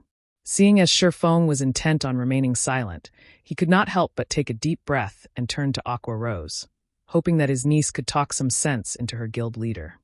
If possible, Twilight Echo didn't want anybody else having a hand in the energy mine. However, the energy mine was simply too eye-catching. Moreover, with the Nature Hall rapidly growing stronger and the long-time rivalry between the two guilds, it was only a matter of time before the Hall took action against Twilight Echo. Hence, they had decided to seek cooperation with Zero Wing. The first reason for this decision was the energy mine's defense. The second reason was that they could pull Zero Wing onto the same boat. The Nature Hall wouldn't go all out against the two guilds for fear of incurring heavy losses. Spring Echo had already investigated the energy vein and was certain it was one of the mineral veins that could produce magic crystals. A large stock of magic crystals would help improve the guild's overall strength. Moreover, the various large guilds were more willing to use magic crystals to trade for weapons and equipment. However, before Aqua Rose could say anything, Shifeng opened his mouth and spoke again. These conditions are my bottom line. If you feel that they are inappropriate, you are welcome to choose other partners. Guild leader. Aqua Rose hadn't expected Shifeng to be this determined. Not only had Shifeng asked for 70% of the mine's profits, but he also wanted full control over the mining town. No sane guild would agree to that. Currently, Twilight Echo's situation in the Storm Empire did not look too good. If properly negotiated, Zero Wing could secure 60% of the mine's profits. Obtaining the mining town, however, should be impossible. Nobody would easily hand over a town they struggled to obtain. Aqua Rose wasn't the only person shocked. Even Gentle Snow was somewhat surprised. Twilight Echo's offer was a good thing for Zero Wing. Even without taking control of the town, the magic crystal income would boost the guild's development. Although Zero Wing now had a 3-star guild residence and the training room, at the end of the day, the training room only taught players combat basics. If one wished to become an expert, they still needed the battles in the Trial Tower. Guild leader Black Flame, Twilight Echo is willing to give you 70% of the mine's profits at most. As for the town, we will not part with it. Spring Echo believed that Shifeng wanted to intimidate him. After considering Zero Wing's current situation, eventually, he chose to take a step back. It seems Twilight Echo still doesn't understand the importance of an energy vein. Shifeng could not help but sigh. Forget it. If you don't want to hand over the town, our discussion ends here. In any case, the town still has its protection period. Even if other guilds want it, they can't do anything against it. Return for now and consider my offer. After saying so, Shifeng had fire dance dismissed Spring Echo and his subordinates away. Even as Spring Echo left the room, he couldn't figure out what had just happened. Despite his generosity, Shifeng had no intentions of negotiating with him. He even doubted that Shifeng truly understood the energy vein's value. After seeing Spring Echo depart, Gentle Snow asked, "Guild leader, is the town really that valuable?" Zero Wing was already stretched thin with managing Stone Forest Town and the several NPC cities they were based in. Even if Zero Wing obtained another highly valuable town, they couldn't do anything with it. After all, a town's construction and development demanded a lot of manpower and resources. The town itself isn't particularly valuable. The true value lies in the energy vein. Only, the vein is far more valuable than Twilight Echo can imagine. If they want to defend the energy vein successfully, Zero Wing needs to control the town.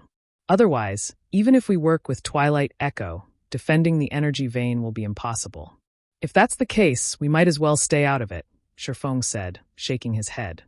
That was an energy vein they talking about. It was far more valuable than a manatite vein. A single manatite vein had already forced Raven, one of the 6 great dark guilds, to go all out to defend it. Even Raven wouldn't be able to secure an energy vein. In the past, every energy vein had sparked an intense war. In these wars, first-rate guilds were little more than cannon fodder. Yet, Twilight Echo thought that they could defend an energy vein with the strength of 2 guilds. It was wishful thinking. If it were possible to obtain 50% of an energy vein's profits by contributing manpower and resources, Shifeng would raise both his hands and legs to volunteer. However, God's domain was a far crueler place than Spring Echo assumed. He had only dared to agree with Spring Echo because he had 3 trump cards. The first was the 4 Towers of Elements. He had the designs for the towers in his hand. As long as they had the materials, they could construct the towers to defend the town. The second was Phoenix Rain. Phoenix Rain was a pavilion master in the Dragon Phoenix Pavilion. Dragging her into the fray would deter others from joining the fight. The third was the Secret Pavilion. He had worked with the Secret Pavilion frequently. Meanwhile, the Secret Pavilion was a transcendental existence in God's domain. It was even more of a deterrence than the Dragon Phoenix Pavilion. As long as the town was protected by the 4 Towers of Elements and had the backing of the Dragon Phoenix Pavilion and Secret Pavilion, other superpowers and first-rate guilds would have to think twice before moving against the town. In fact, with how much manpower and resources he would have to invest to have a chance of defending the energy vein, he was only willing to give Twilight Echo 30% of the profits, due to his consideration for Aqua Rose. Of course, if Zero Wing were sufficiently powerful and could afford to station 1 million elite members and over 10,000 expert players to defend the town, it might be able to occupy the vein itself.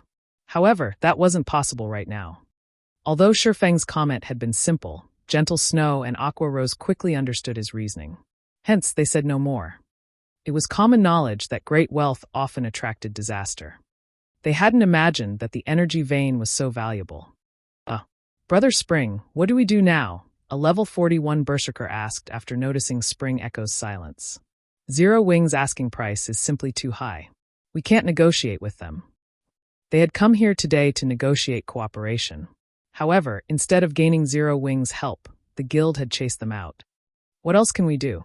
We have to report to the other elders, word for word. We'll let them decide.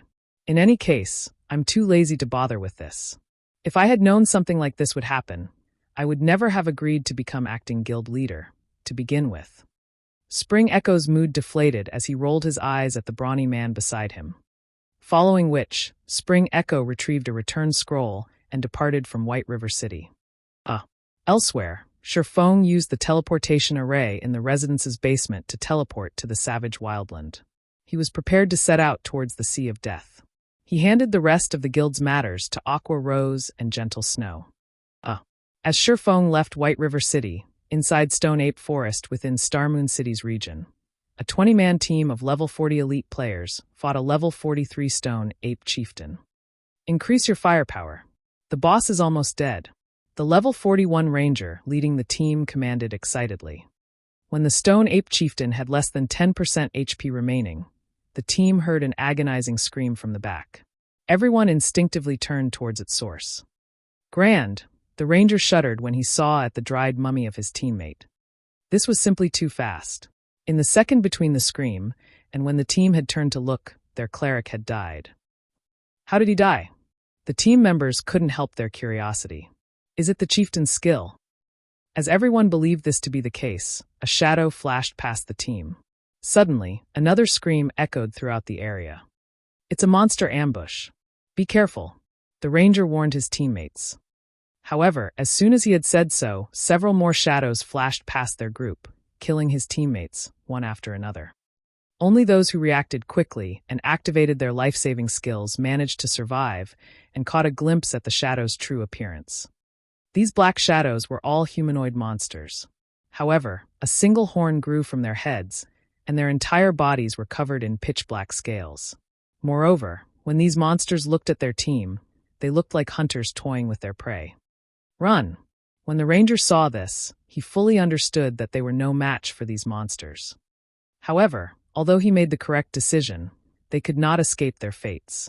A short moment later, these one-horned monsters slaughtered everyone on the team. Haha, these humanoid monsters really are astounding. I wonder if another one will emerge from these players? After the 20-man team died, a person wandered out of the dense forest. This person radiated a sinister aura, incompatible with the surrounding environment. This person's skin was dark gray, and a blood-red magic array had been imprinted between his eyebrows. This person did not appear human at all. If Shifeng were here, he would definitely recognize this creature as none other than Blackwater's guild leader, Abandoned Wave.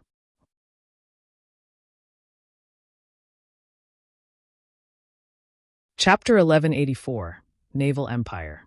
_ Chapter 1184, Naval Empire. Please don't disappoint me. Abandoned Wave slowly walked up to one of the corpses. He then took a dark gray crystal ball from his bag. A sinister glow flashed in the crystal's center, making it look like an eyeball.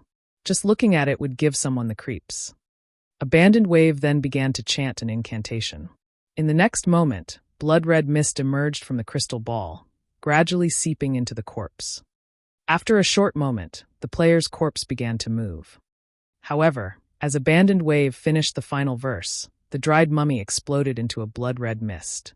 In the blink of an eye, the crystal reabsorbed the mist. Damn it! These people are too weak. Abandoned Wave stomped his feet in frustration. He then opened his system map and looked through it carefully. It seems that I'll have to go elsewhere to find experts. I recall that place being one of the high-resource maps the Star Alliance occupies. There should be quite a number of experts there. I'll use you guys to test my new powers.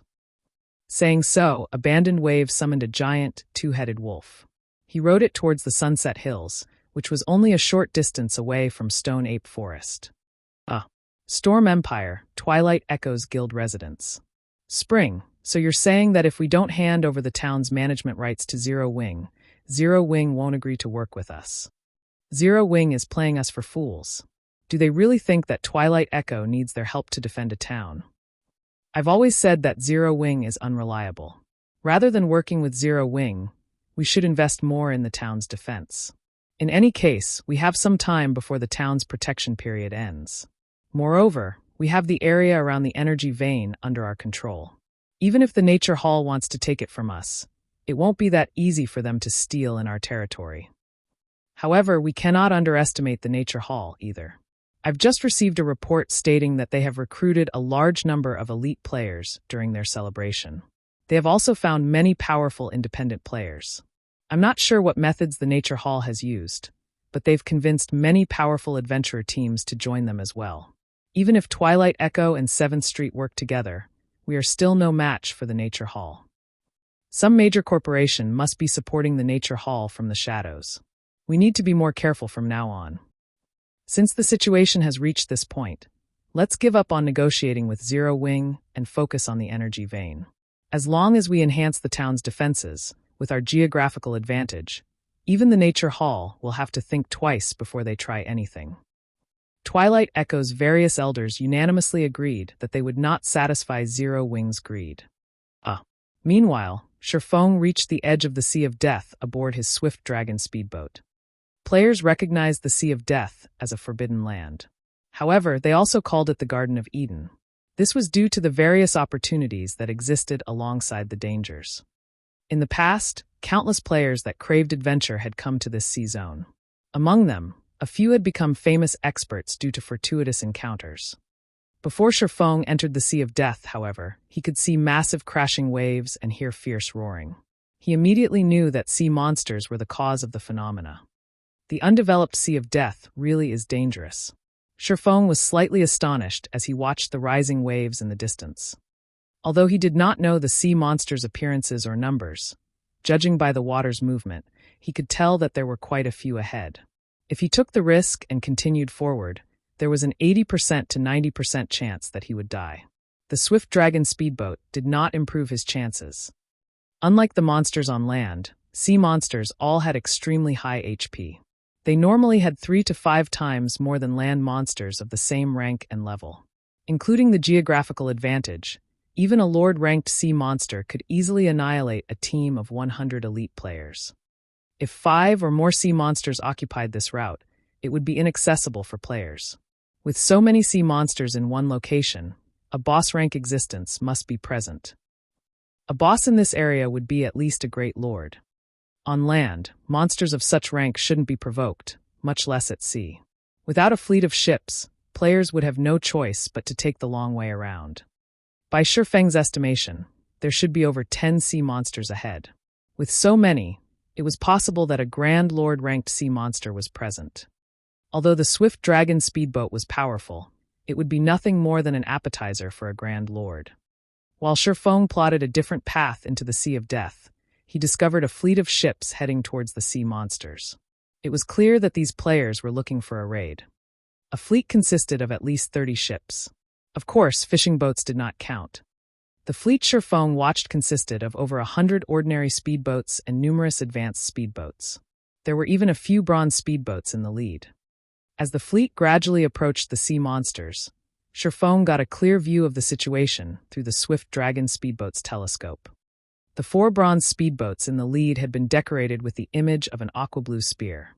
This image was the fleet's symbol. These symbols weren't just for show. They had a similar function, although significantly weaker, to a suppression magic array. Normally, players could only gain such a symbol after registering as a fleet with the Adventurers Association. The Freedom Alliance? Shifeng was surprised when he saw that blue spear. Why are they here? The Freedom Alliance was not a guild. Rather, it was an organization of various small guilds and adventurer teams. Of course, not just any guild or adventurer team qualified to join the alliance. They needed to meet certain criteria to do so. In such a way, the Freedom Alliance combined the powers of various naval guilds and adventurer teams to form a superpower at sea. In the past, the Freedom Alliance had been even stronger than some super guilds' naval forces. However, the Freedom Alliance hadn't been active in the Sea of Death. Instead, it had occupied the Sea's End. The Sea's End was many times larger than the Sea of Death. It was even considered a naval empire. The Sea's End housed cities and alliances that were comprised of numerous islands. The playstyle there wasn't as intense as on land. Rather, competition between players there wasn't particularly intense. However, the area was far more dangerous than on the mainland. Moreover, players that lived in the Sea's End had been inseparable from naval combat since the moment they joined God's domain. Hence, when it came to combat at sea, players from the Sea's End were far more powerful than even the experts of the various large guilds. They're just barging in. Shifeng was momentarily stunned as he watched the fleet charge towards the sea monsters.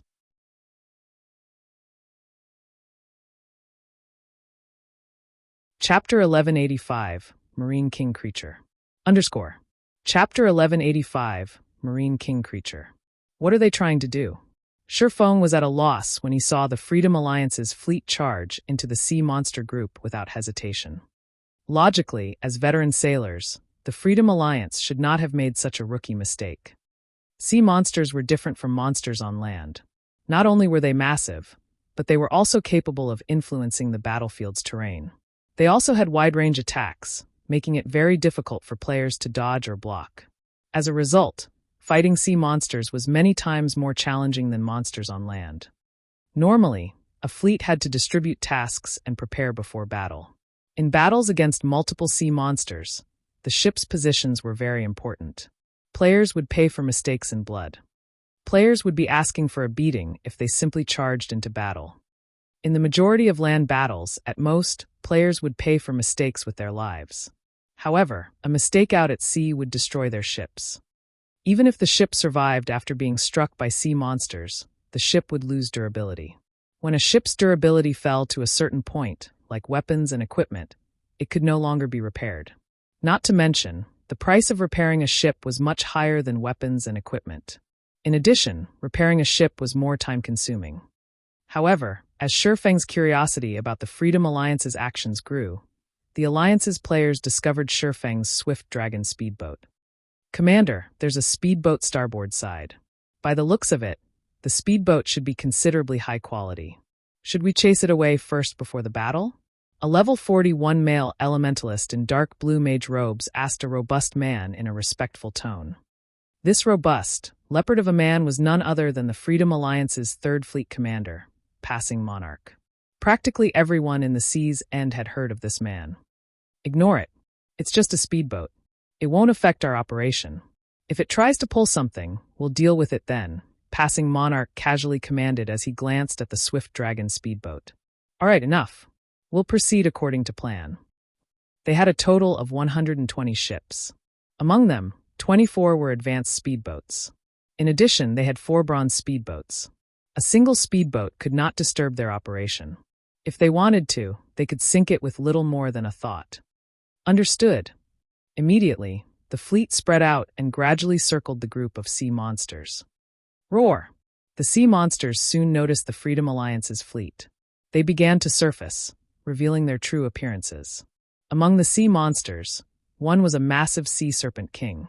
The serpent's head alone was the size of a 3-story building. When the serpent roared, waves rose and smashed against the Freedom Alliance's ships. Aside from this sea serpent king, which was hundreds of meters long, there were also many one-horned sea serpents, which were roughly 60 to 70 meters in length. If ordinary players saw this, they would most likely pale from fright. Sea Serpent King, Marine King Creature, King Class Sea Monster, Great Lord. Level 52. HP 160,000/160,000,000. One-Horned Sea Serpent, Sea Monster, Chieftain. Level 50. HP 18,000/18,000,000. A King Class Sea Monster. When Shifeng finally saw the sea monster's true appearances, he was shocked. Sea monsters fell into different categories than monsters on land, as they had additional classifications based on their life ratings. The higher a sea monster's life rating was, the stronger they were than other sea monsters of the same rank and level. A king sea monster, for example, was a boss among bosses.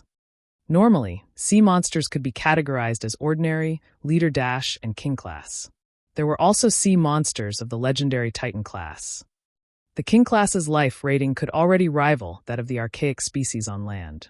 Not only were such sea monsters extremely rare, but they were also insanely strong.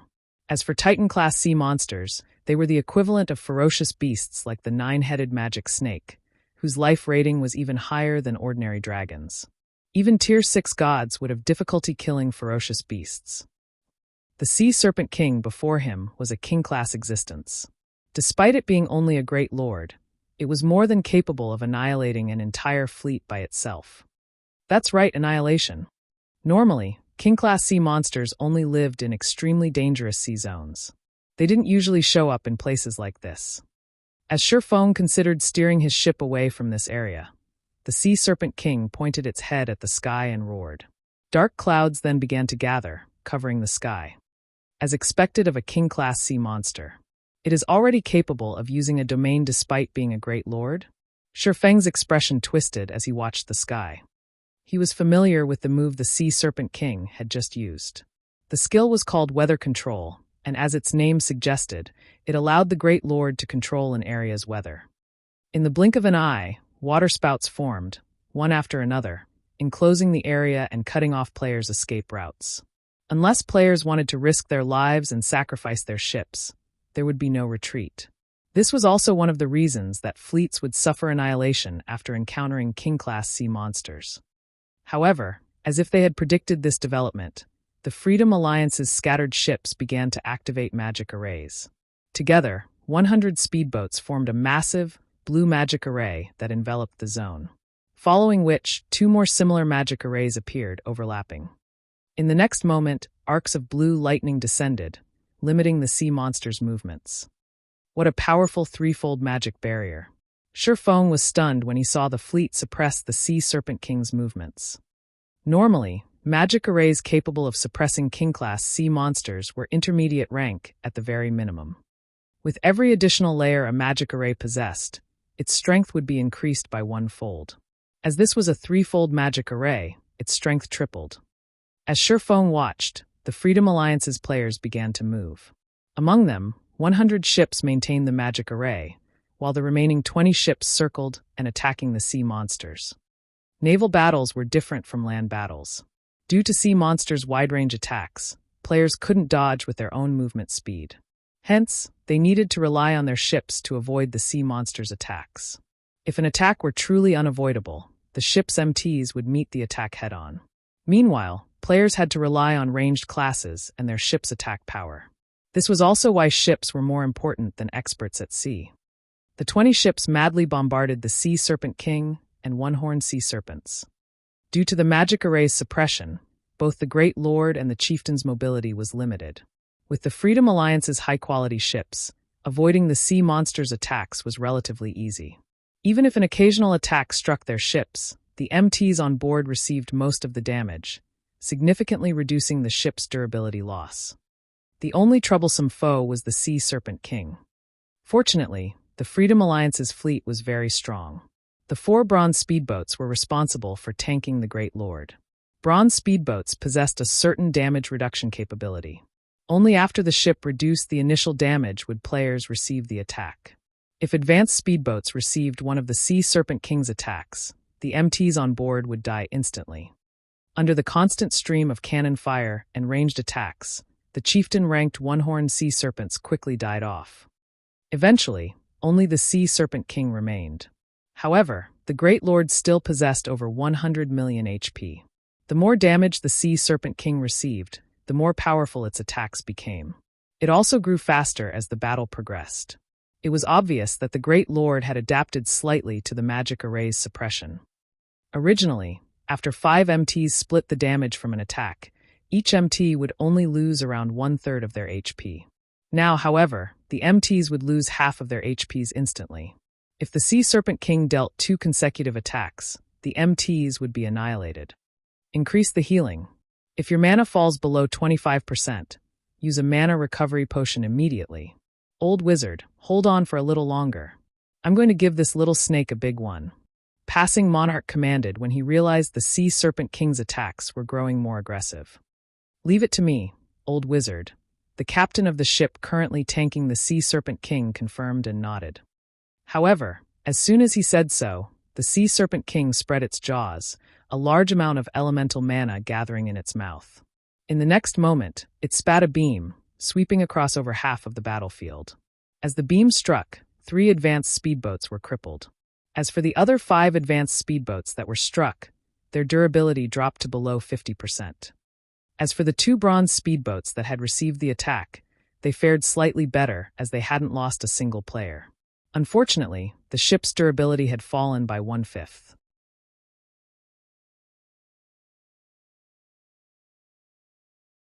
Chapter 1186, Dragon Cannon. Chapter 1186, Dragon Cannon. With a single move, the Sea Serpent King had crippled 3 of the 20 attacking ships, killing all 20 players aboard each ship. In addition, 5 other advanced speedboats would crumble if they received 1 more hit, while 2 bronze speedboats had suffered relatively significant damage. The Freedom Alliance members were stunned. So, this is a King-class sea monster? Passing Monarch's expression darkened as he looked at the Sea Serpent King. Change of plans. Tank it with the Tier 3 summon creatures. Everyone else, attack the boss. The Sea Serpent King was far stronger than he had initially expected. As the Serpent King shrugged off the 3-fold magic array's effects, the Great Lord would annihilate them all if it used that large-scale destructive skill a few more times. The longer they dragged this battle out, the more unfavorable the situation became for them. Hence, they had no choice but to use their trump card. As soon as Passing Monarch gave the command, the level 42 summoner beside him took out a Tier 3 summoning scroll and activated it. The astute Sea Serpent King abruptly turned its head towards Passing Monarch's bronze speedboat, a glimmer of ridicule and disdain flashing in its golden eyes. It swiped its massive tail at the speedboat. The Great Lord's attack had a wide range and was extremely fast, making it impossible for the speedboat to evade in time. Seeing this, Passing Monarch shouted in panic, "Activate the strongest defense." Suddenly, a light blue magic barrier formed around the bronze speedboat. At the same time, the ship's 5 MTs activated their life-saving skills and moved forward to receive the descending tail. Boom!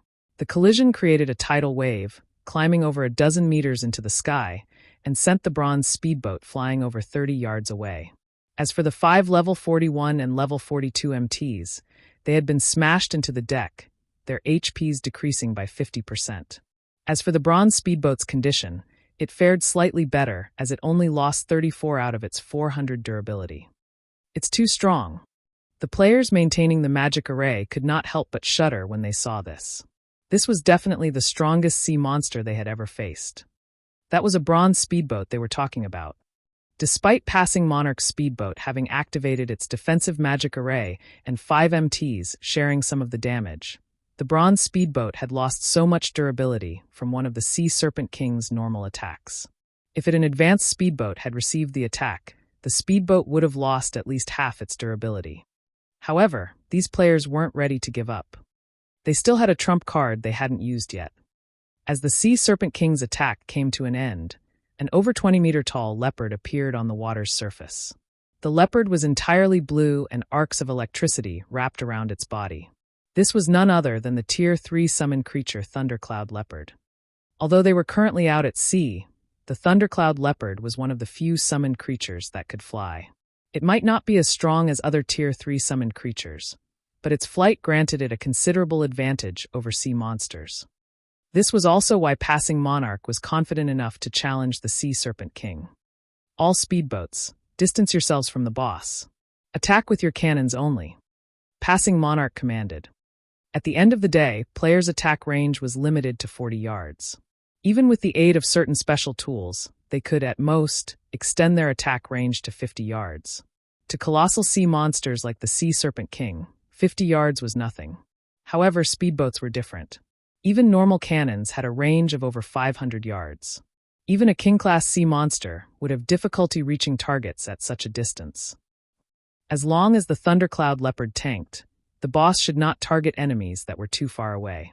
Even if it did, with such a long distance, they would have more than enough time to defend themselves. As time passed, the battle proceeded according to Passing Monarch's plans.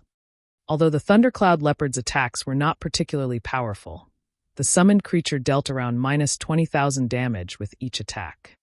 That was more than enough to hold the Sea Serpent King's aggro. Meanwhile, when the Serpent King attacked, the Thundercloud Leopard easily dodged thanks to its flight ability. As both sides were Tier 3 Great Lords, the Thundercloud Leopard was faster than its opponent, which allowed it to kite the Serpent King while the speedboats attacked the boss.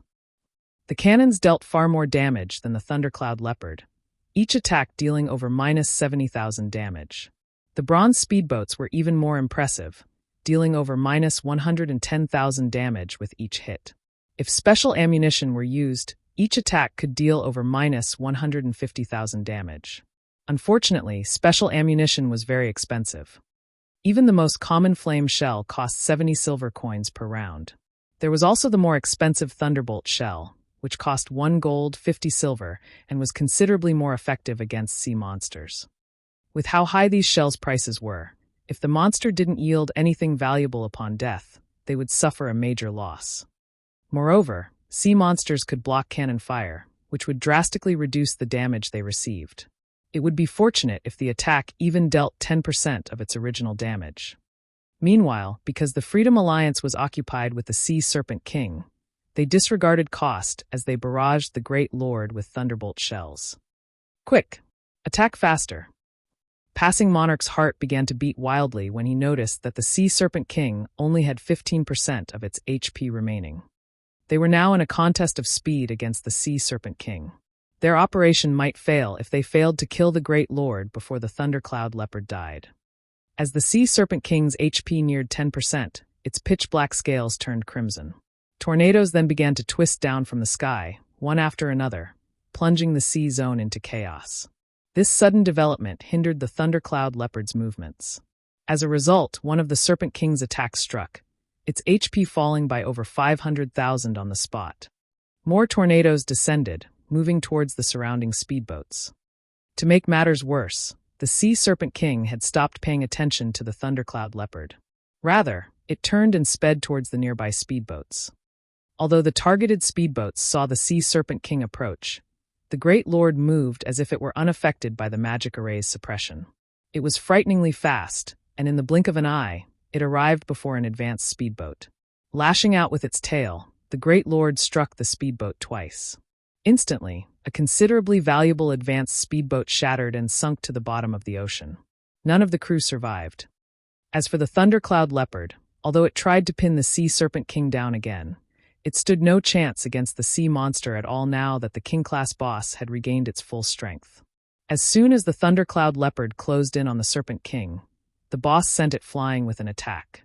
The summoned creature couldn't stop the Serpent King for even a second. All ships, stop maintaining the magic array and attack the boss, Passing Monarch commanded. It was obvious that the threefold magic array was no longer effective. They had to rely on sacrifice to whittle down the Sea Serpent King. Boom, boom, boom. A series of blasts rang out. Among them, the tornadoes blocked the majority of the attacks, while the Serpent King dodged. Only a small number of cannonballs actually hit the Serpent King. However, the balls only dealt around -100,000 or so damage. Roar! The Sea Serpent King widened its jaws once more, gathering even more mana in its mouth than before. Dodge! Everyone dodge! Passing Monarch's expression darkened significantly when he saw the frightening amount of mana gathering in the Sea Serpent King's mouth. He then turned to look at a level 42 female elementalist beside him and said, "Joy, use the strongest defensive spell you have." Even without passing Monarch's command, the female elementalist named Blue Joy had retrieved a blue magic scroll from her bag. This magic scroll contained the Tier 2 defensive spell, Purple Flame Shield. As a massive purple barrier formed around passing Monarch's speedboat, the Sea Serpent King launched an attack. The Great Lord fired a red beam from its mouth, the beam leaving behind a massive chasm as it sliced through the water's surface. It looked as if the beam had split the sea in half. In the blink of an eye, over 60% of the 100-plus speedboats sank, with the remaining having suffered heavy damage. Only the 4 bronze speedboats that had used defensive magic scrolls remained intact, as they only lost around 40 durability. As for the crews, each player lost over 20,000 HP. What a strong attack power! Shifeng was startled by the Sea Serpent King's attack. Fortunately, his speedboat was over 800 yards away from the Great Lord, not within range of the attack. When Shifeng saw that the Sea Serpent King only had 1% HP remaining, he fell into deep thought. An opportunity had shown itself. If he missed it, he would regret it for a long time. Shifeng aimed the Swift Dragon speedboat's dragon cannon at the Sea Serpent King and fired.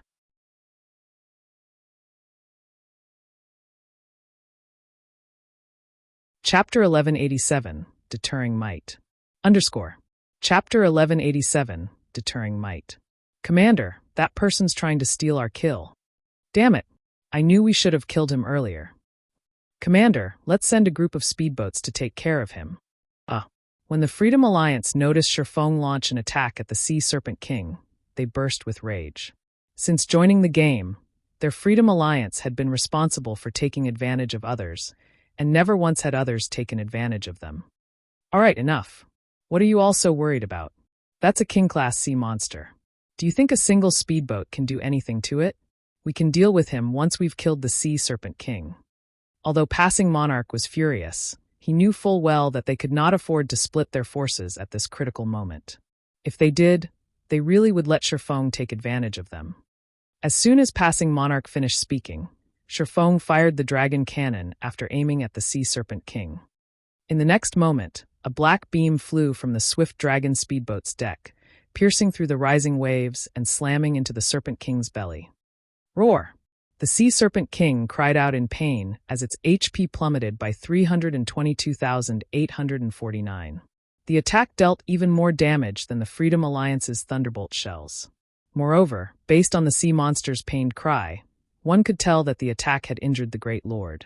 Even after so many attacks, this was the first time the Great Lord had cried out. What a powerful cannon. Is this for real? What kind of speedboat is that? Even when we fire the Thunderbolt shells from the bronze speedboats, we only dealt around minus 120,000. Everyone was shocked by the dragon cannon's might. Commander, apparently that other party is no weakling. That speedboat is definitely better than bronze rank. It is likely that it's a peak mysterious iron speedboat. Blue Joy said, shock filling her heart as she looked at the Swift Dragon speedboat. She wasn't shocked by the speedboat's damage against the Sea Serpent King. After all, to the Sea Serpent King, that damage was far from enough to destroy the Great Lord's remaining 1% HP. With the Great Lord's battle recovery, it would be exceptionally difficult for Shifeng to kill the Serpent King by himself. What had truly shocked her was the Swift Dragon speedboat's rank. As players of a naval empire, they had fought sea monsters ever since they had left their beginner towns. They also had a much easier time obtaining speedboats than land players. Even so, the Freedom Alliance's Third Fleet had only obtained 4 bronze speedboats. They had also relied on these bronze speedboats to gain a considerable amount of authority for their Third Fleet in the Freedom Alliance. Yet, the speedboat before them was mysterious iron rank. Not even the Freedom Alliance had ever found a speedboat of this rank. Only the first-rate guild based in the Sea's End had obtained one. Due to that speedboat, said first-rate guild had secured a considerable amount of influence in the Sea's End, becoming a power that few would dare to provoke. After all, A fleet led by a mysterious iron speedboat was much stronger than a fleet led by bronze speedboats. If not for the Freedom Alliance's absolute advantage of the number of bronze speedboats they had, the Alliance would not stand on equal footing with the first-rate guild. Hence, finding a mysterious iron speedboat before them right now was unbelievable. What a high defense! As expected of a King-class sea monster. Shifeng was slightly astonished when he saw the dragon cannon's damage. The dragon cannon was even more powerful than ordinary Tier 3 spells, yet its attack against the Berserk Sea Serpent King had been insignificant. Fortunately, the cannon had injured the Great Lord, causing it to bleed and sustain a certain degree of damage. Meanwhile, Shifeng had achieved his initial goal. In reality, he hadn't considered killing the Serpent King by himself. A level 52 King-class sea monster wasn't that easy to kill. He had only fired the shot to display his strength before the Freedom Alliance. In God's domain, only the strong were respected. Without sufficient strength, nobody would be taken serious regardless of what they said. Hence, he needed to show the Freedom Alliance what he was capable of. After firing the first shot, Shifeng stopped his assault. Rather, he sent Passing Monarch a message while waiting for the dragon cannon to finish its cooldown. The dragon cannon's cooldown lasted 15 seconds, which was slightly longer than ordinary cannons. Even if the Freedom Alliance did nothing and allowed him to attack the Sea Serpent King freely, he couldn't kill the Great Lord. After all, no single speedboat could easily take down a King-class sea monster. As for Shifeng's message, its contents were very simple. Let's work together to kill the Sea Serpent King. Afterward, we'll split the loot 50-50. When Passing Monarch received this message, his expression twisted. However, Passing Monarch did not reply to Shifeng immediately. Instead, he shared the message in the team chat, letting everyone take a look before making a decision. This person is insane. What kind of crap is he spouting? We're so close to killing the Sea Serpent King, yet he dares to ask for half the loot. That's right. Does he really think we won't obliterate him? The Sea Serpent King has less than 1 million HP remaining. Even if that guy tries to steal our boss, does he think he can escape so many speedboats? Moreover, even if he does steal the last hit, he won't be able to steal the loot right before us. That's right.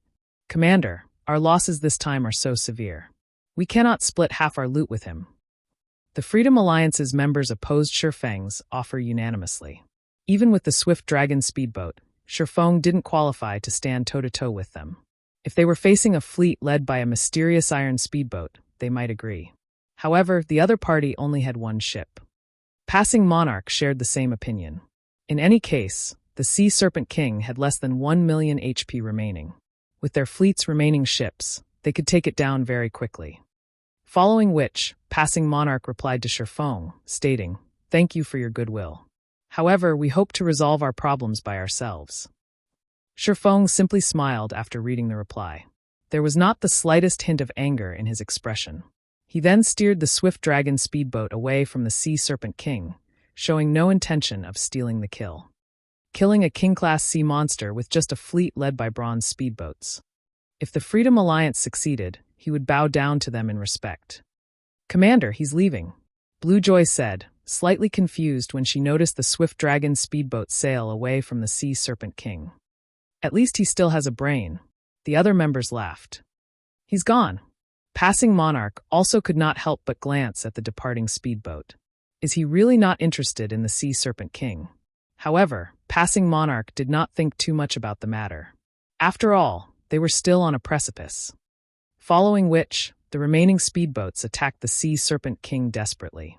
Although the boss dodged or blocked the majority of their attacks, when their attacks landed, they dealt around -100,000 damage, shaving away the Great Lord's HP. When a thunderbolt shell demolished the Sea Serpent King's remaining 70,000 HP, the Freedom Alliance sighed in relief. They couldn't help their growing excitement. "We killed the Sea Serpent King. Haha, our Freedom Alliance is invincible at sea." Everyone celebrated. Until today, not a single fleet in God's domain had managed to kill a King-class sea monster. Something's wrong. Why hasn't my experience bar increased? Don't King-class sea monsters give EXP? Some of the Freedom Alliance members realized that something was amiss. However, before they could react, a deafening roar echoed throughout the zone. Before anyone knew it, a massive crimson serpent broke through the water's surface. The serpent before them was not the same as the Sea Serpent King. Not only was it significantly larger, but the serpent also had 2 heads instead of 1. A long, pitch-black horn grew from both heads, and one could faintly see arcs of purple electricity circling the horns. As this serpent appeared, the sky turned dark. Sea Serpent King, complete state. Marine King creature, King class Sea monster, Great Lord. Level 52. HP 200,000/200,000,000.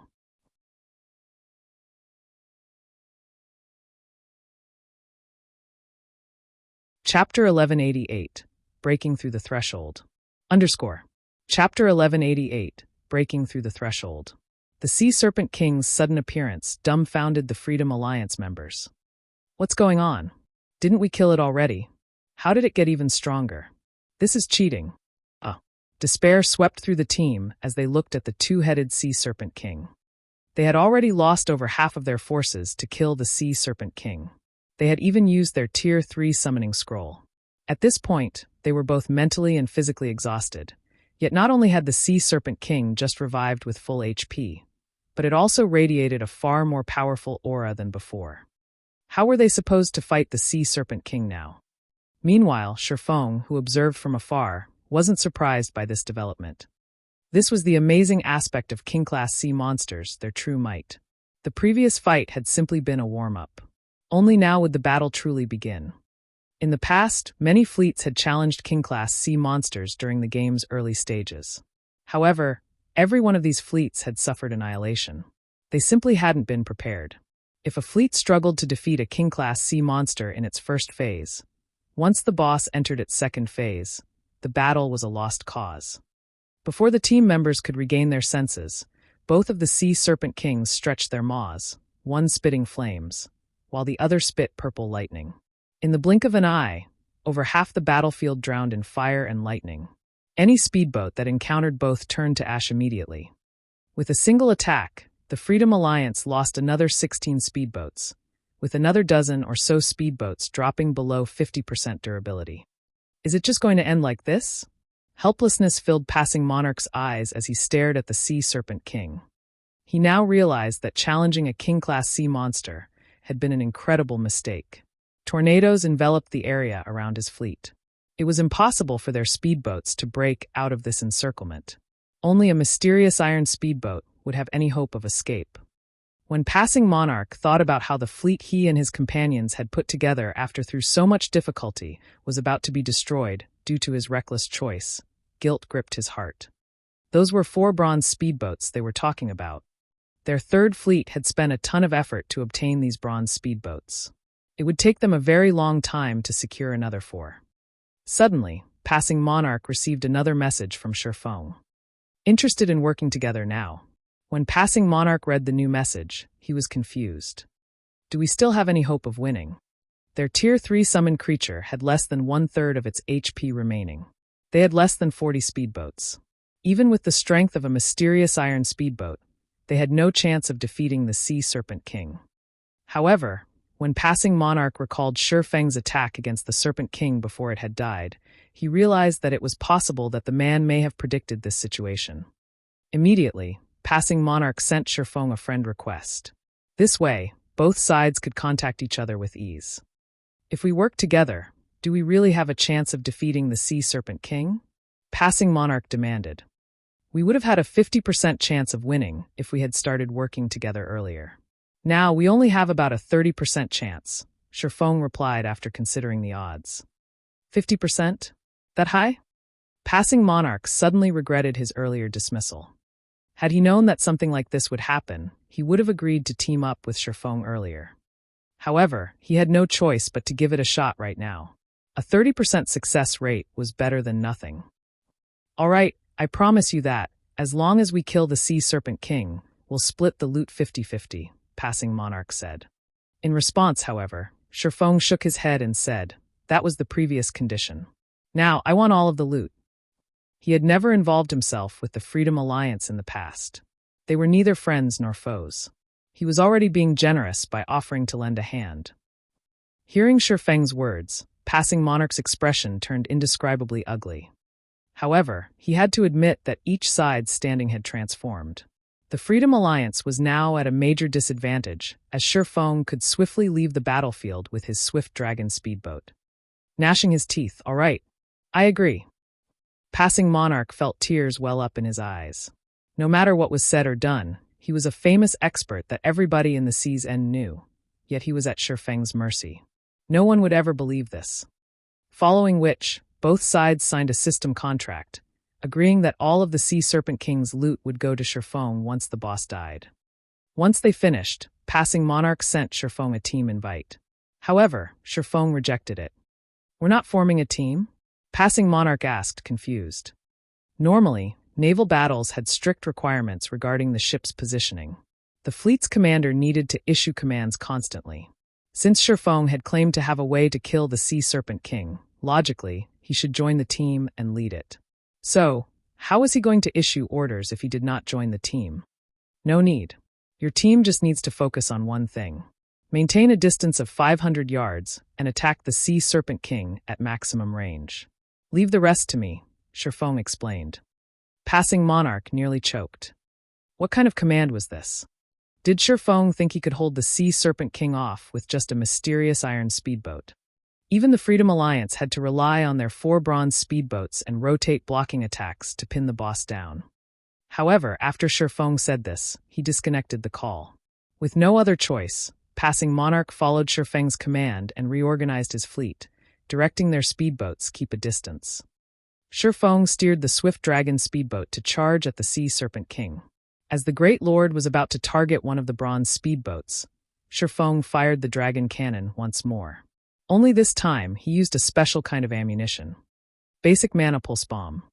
Although Zero Wing had used most of the basic mana pulse bombs they had obtained in the Fallen Ark on the petrified Tyrannosauruses, Shifeng had around 20 remaining.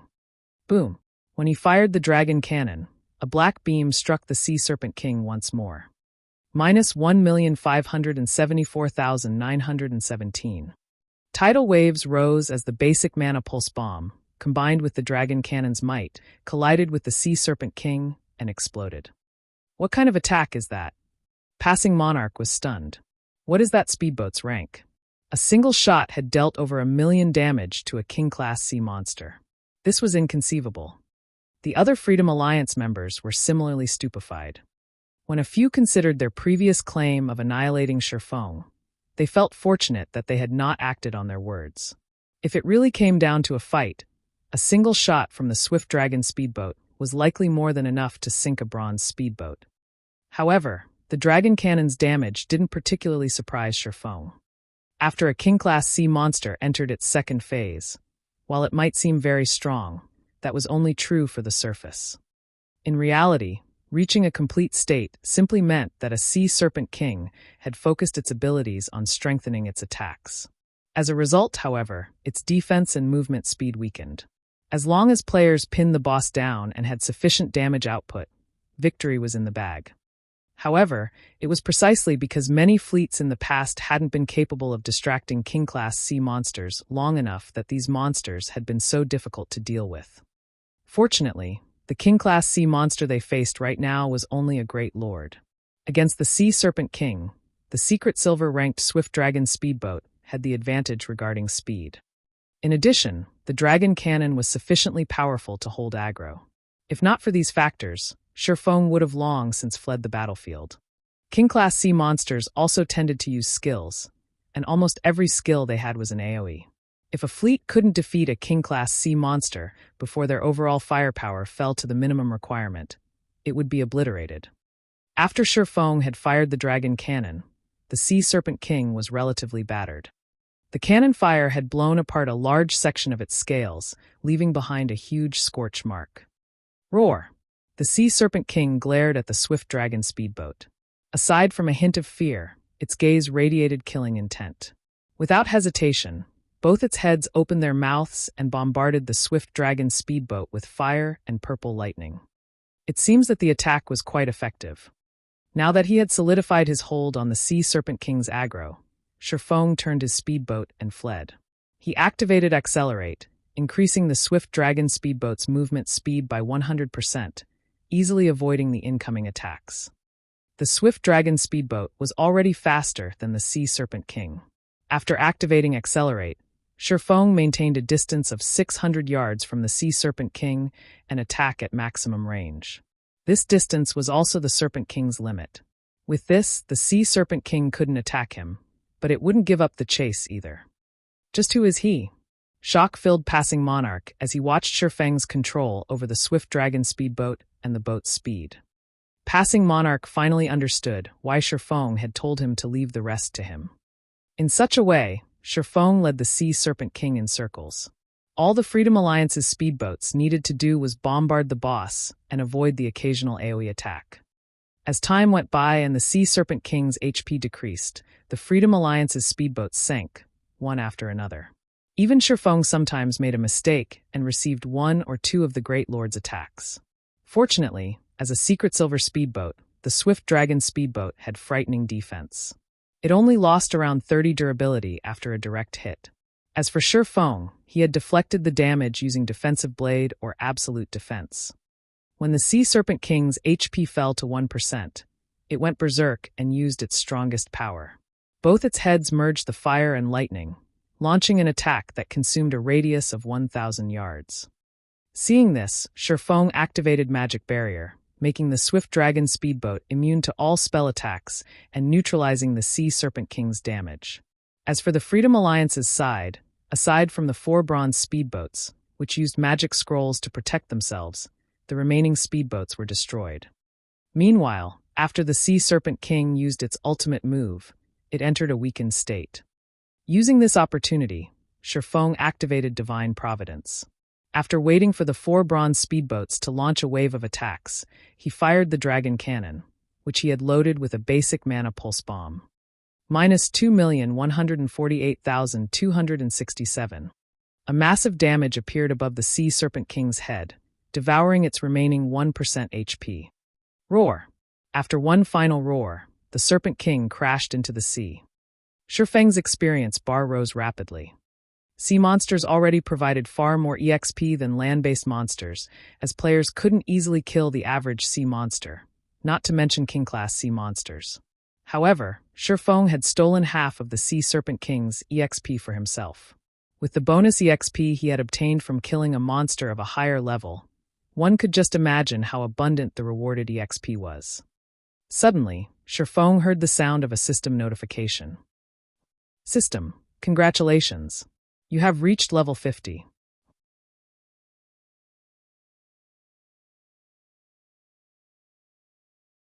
Chapter 1189, Equipment Transformation.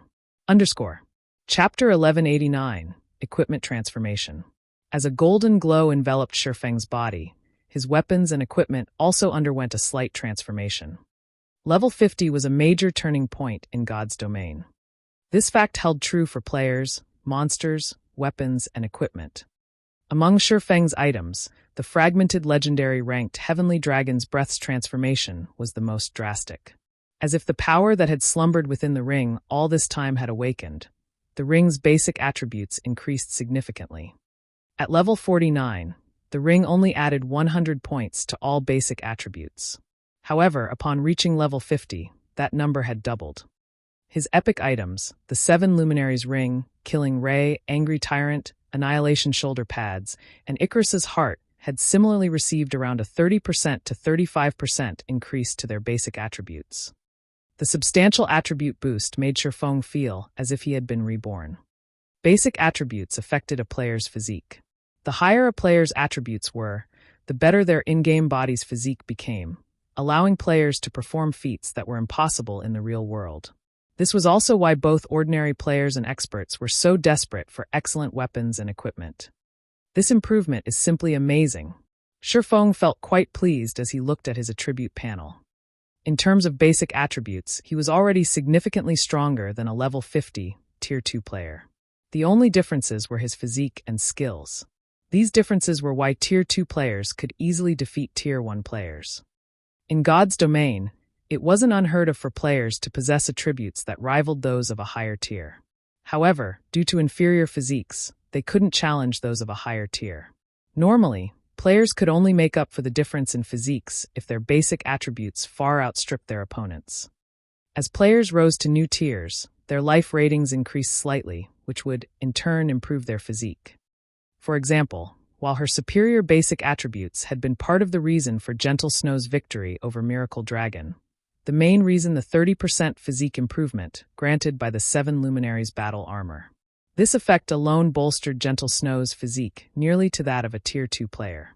After taking into account her attributes, she had the physique of a Tier 2 player. At the end of the day, challenging experts of a higher tier was very difficult in God's domain. Few people were actually capable of doing so. Miracle Dragon was not one of them. Hence, Gentle Snow's victory hadn't been unexpected. This was the terror of tier suppression. In the past, Shifeng had suffered due to this truth. Meanwhile, the Freedom Alliance members had also noticed Shifeng's transformation. "Commander, that person feels particularly dangerous. Just who is he? Not only does he have such a powerful speedboat, but his personal strength is also monstrous." As everyone looked at Shifeng, they felt as if they faced an awakened beast. Originally, they had planned to steal the Sea Serpent King's loot. After all, only their commander had signed a contract with Shifeng. Now, however, they gave up such thoughts. Although the tornadoes circling the area had disappeared with the Sea Serpent King's death, with the bronze speedboat's speed, how could they possibly outrun the Swift Dragon speedboat? They had witnessed the Swift Dragon speedboat's agility personally. Not even the Sea Serpent King had been able to keep up with it. The ship also had that frightening dragon cannon. Even if they used magic scrolls to bolster their bronze speedboat's defenses, it would take only a few shots to drain their boat's remaining durability. Moreover, they estimated that the dragon cannon's range spanned more than 800 yards. On the other hand, their bronze speedboats only had a range of 500 yards. Shifeng could easily toy with them until they died. Using return scrolls wasn't possible either. If one picked up a sea monster's loot, they would have to wait until the 2-hour holding period was over before they could use their return scrolls. When passing Monarch saw the Sea Serpent King's loots floating on the ocean's surface, envy flashed in his eyes. He hadn't imagined that so many items would drop. Sea monsters already dropped roughly 2 or 3 times more loot than land monsters, yet the Sea Serpent King had dropped over 100 items. Forget it. At least we survived and gained a level. It's better than losing our ships and lives. Passing Monarch could not help but sigh. Shifeng wasn't the only one who had leveled up after the Sea Serpent King's death. The Freedom Alliance survivors had also leveled. Most importantly, all 4 bronze speedboats were still afloat. The Freedom Alliance only needed to spend a little bit of money to obtain more ordinary speedboats. As for advanced speedboats, they might need to put in some effort, but it was possible to obtain a dozen or so within a short time span. However, bronze speedboats were not easy to replace. As expected of a godly tool, Shifeng sailed about, frantically collecting the King-class sea monster's loot.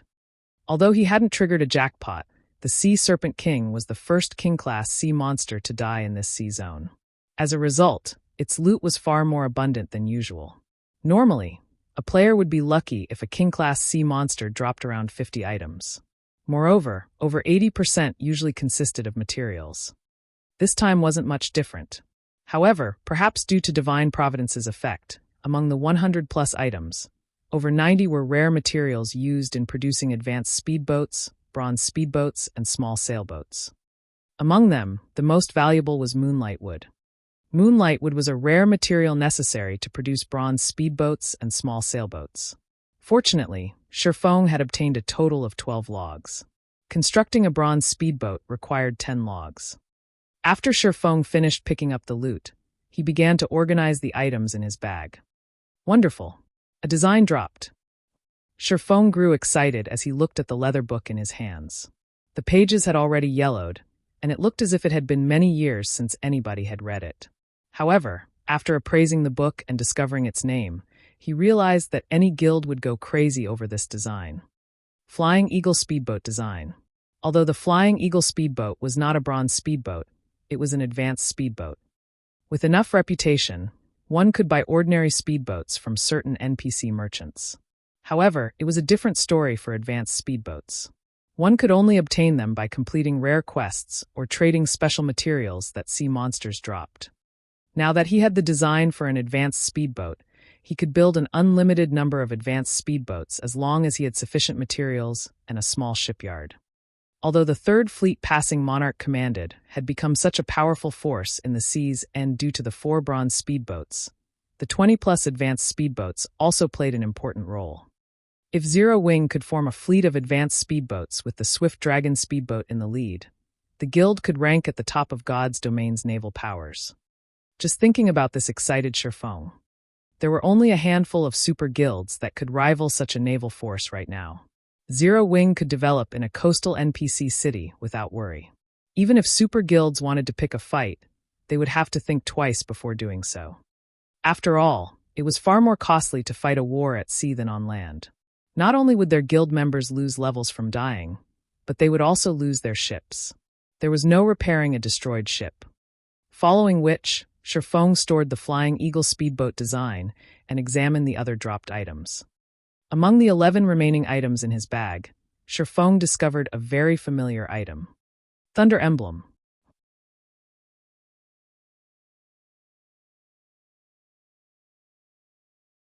Chapter 1190, Authority.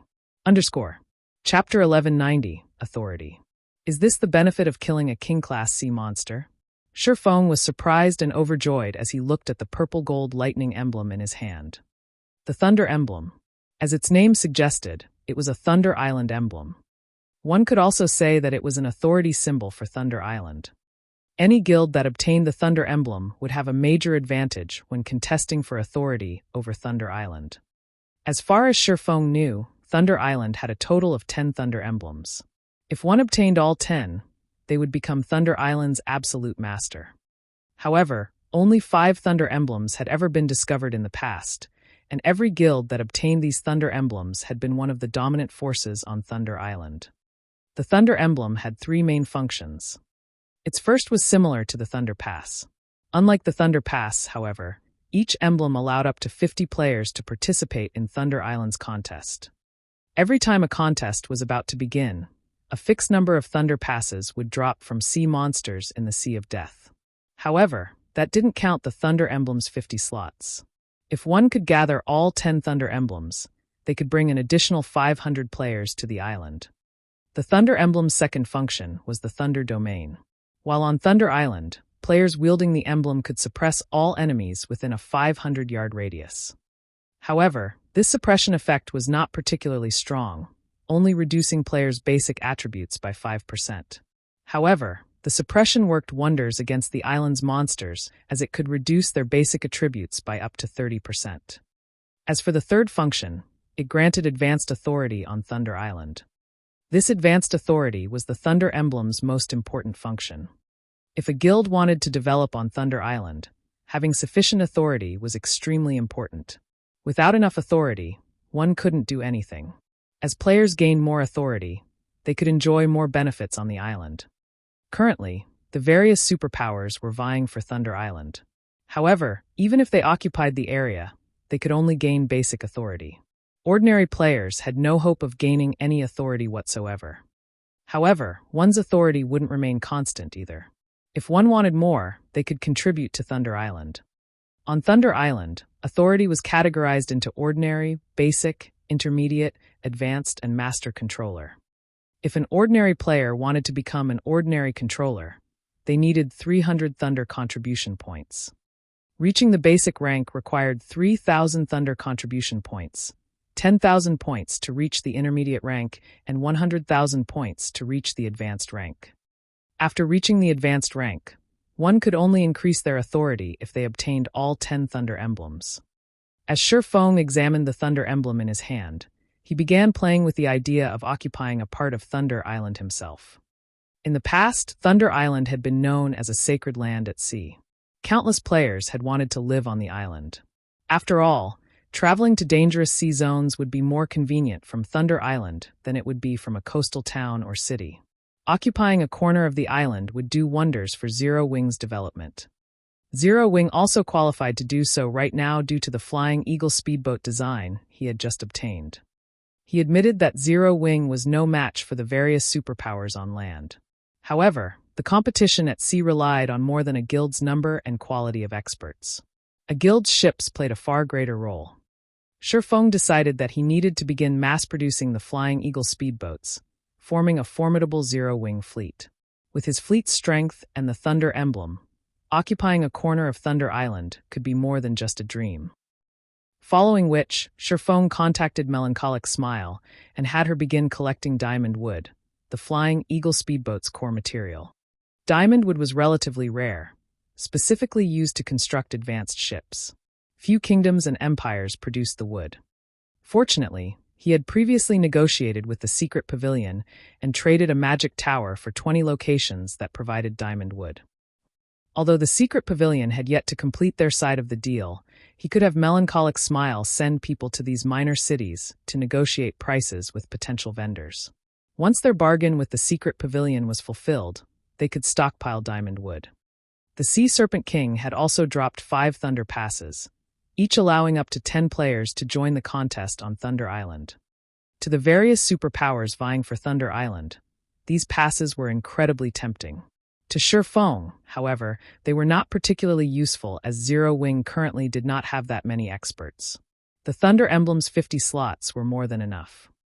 I have wondered which items I should sell at the candlelight auction. These passes should work well as an attraction, Shifeng muttered, smiling at the 5 passes in his hand.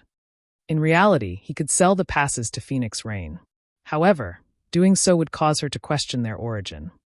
One needed to kill boss-rank sea monsters in the Sea of Death to obtain the Thunder Passes. However, Zero Wing was a land-based guild that did not possess any naval power. So, how could Zero Wing kill boss-rank sea monsters? Zero Wing didn't have a foundation at sea. It was still too early to contest for Thunder Island, so exposing their trump cards was not wise. Even if they wanted to reveal their strength, they needed to do so after forming their fleet of advanced speedboats. Zero Wing simply needed to sit back and watch the various superpowers fight each other while slowly building their own naval power. Moreover, the Sea of Death was still too dangerous for current players. Even if they secured a share of Thunder Island, it would be of little use. The various superpowers only contested for the island because they wanted a head start in accumulating contribution points. Since he had the Thunder Emblem, he had no need to do that. There were 3 Tier 3 magic scrolls among the remaining 5 items the Sea Serpent King had dropped. A Tier 3 summoning scroll, a Tier 3 large-scale destruction spell, and a Tier 3 defensive scroll. Of the last 2 items, one was an epic staff, Fallen Language, while the other was a bronze-rank small sailboat, the One-Horn Sailboat. What? A complete small sailboat actually dropped. Shifeng was momentarily stunned when he saw the transparent crystal bottle. Previously, he had obtained a small sailboat from the fallen Arkansas. However, even now, the Hurricane sailboat was unusable. Although he had asked Burning Abyss to repair it, even Burning Abyss, who was a master engineer, was powerless. The divine ruins inside the sailboat were simply too damaged. At the very least, one needed a Grandmaster engineer to repair the Hurricane sailboat. The sailboat's container also needed to be replaced. However, the Hurricane sailboat's container was not ordinary as it had been crafted with the rare epic material, Space Crystal. Current players had no access to this material. Hence, Shifeng had no choice but to set the matter aside for now. Otherwise, with the mysterious iron-ranked Hurricane sailboat, he would be invincible at sea. Now that he had obtained a complete bronze-rank small sailboat, how could he not be excited? With this small sailboat, he could easily deal with many of the issues plaguing him.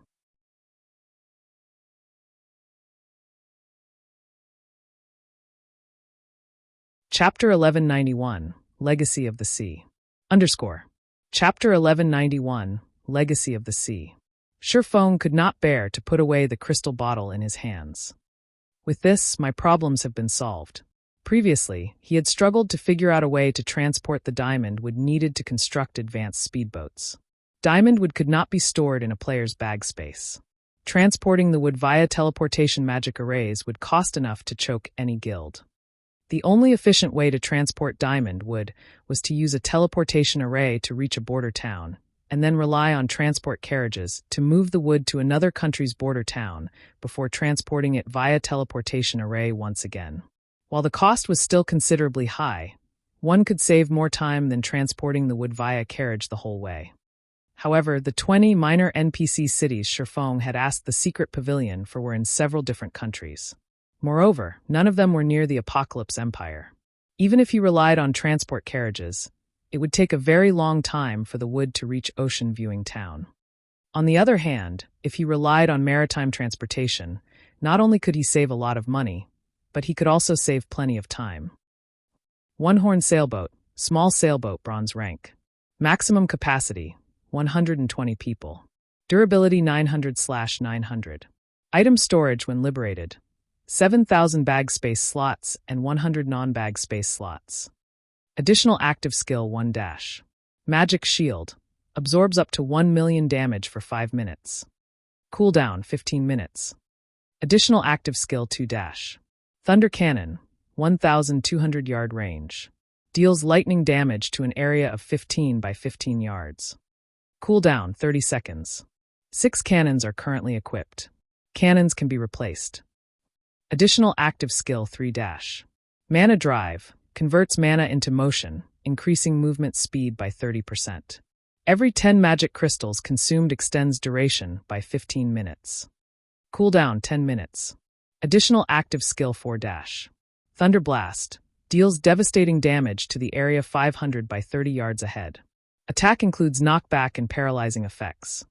Cooldown 5 minutes. Additional passive skill dash. Braving the winds and waves. When sailing with the wind, movement speed increased by 50%. When sailing against the wind, movement speed is unaffected. Although the one-horn sailboat's attributes were slightly lower than the hurricane sailboats, it was one of the best ships currently available in God's domain. Moreover, the small sailboat was much faster than speedboats. Even the secret silver-ranked Swift Dragon speedboat was only as fast as an advanced sailboat. The one-horn sailboat was significantly faster than the Swift Dragon sailboat.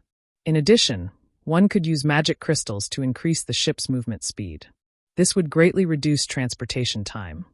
While Shifeng admired the one-horn sailboat, the Freedom Alliance members a short distance away stared at him. "Commander, I've discovered some information about that man," Blue Joy hurriedly reported. "That person is Yifeng, and he is a core member of the Zero Wing Guild. He is also the leader of the Azura battle team. He is very strong. As for Zero Wing itself, it is one of the upstart guilds that established when God's Domain launched. The guild's development speed is incredible, and Zero Wing has even suppressed veteran first-rate guilds.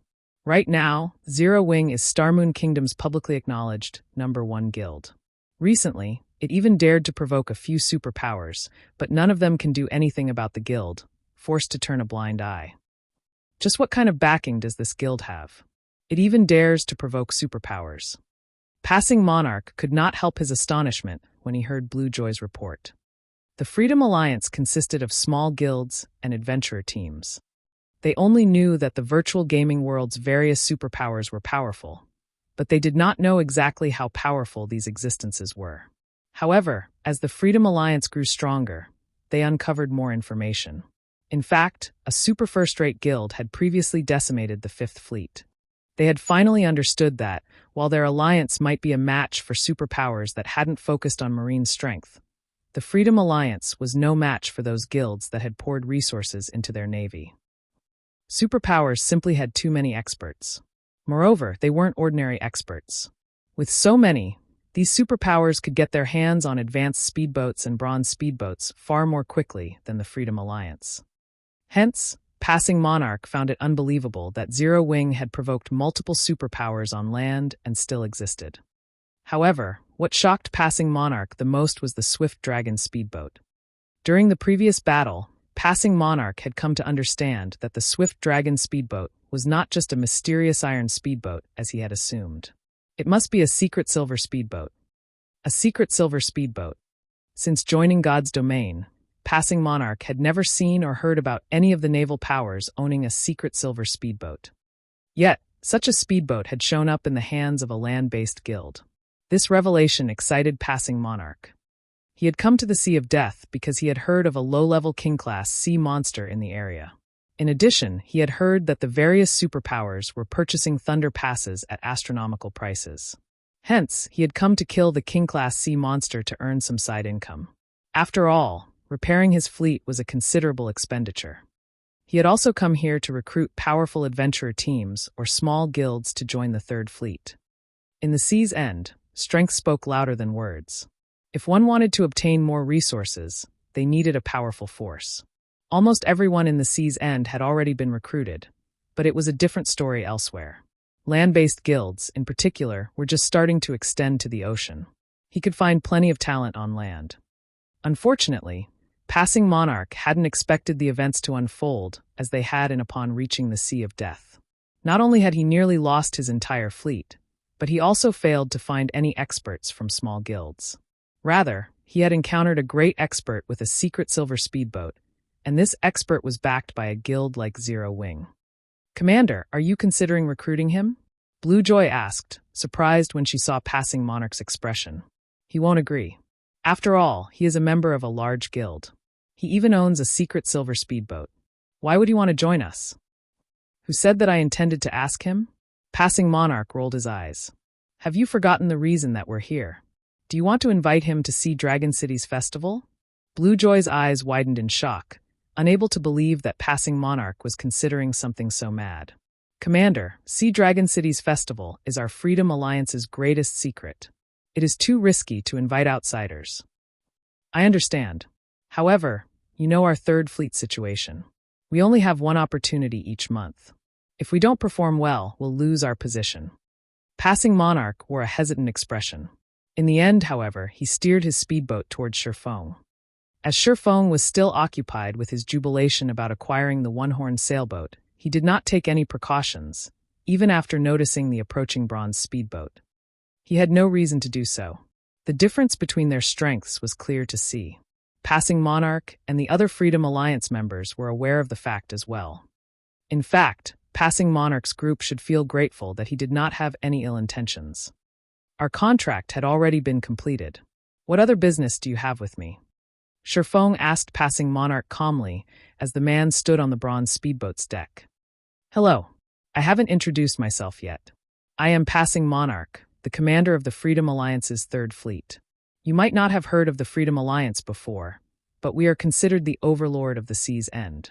Brother Yifeng, seeing as you have a secret silver speedboat, we like to ask for your help," Passing Monarch announced straightforwardly.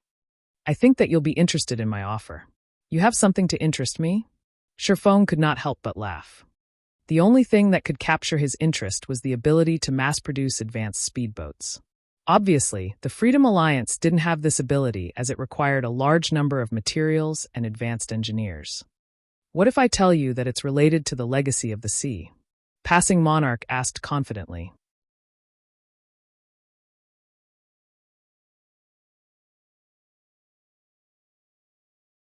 Chapter 1192, Forbidden Land.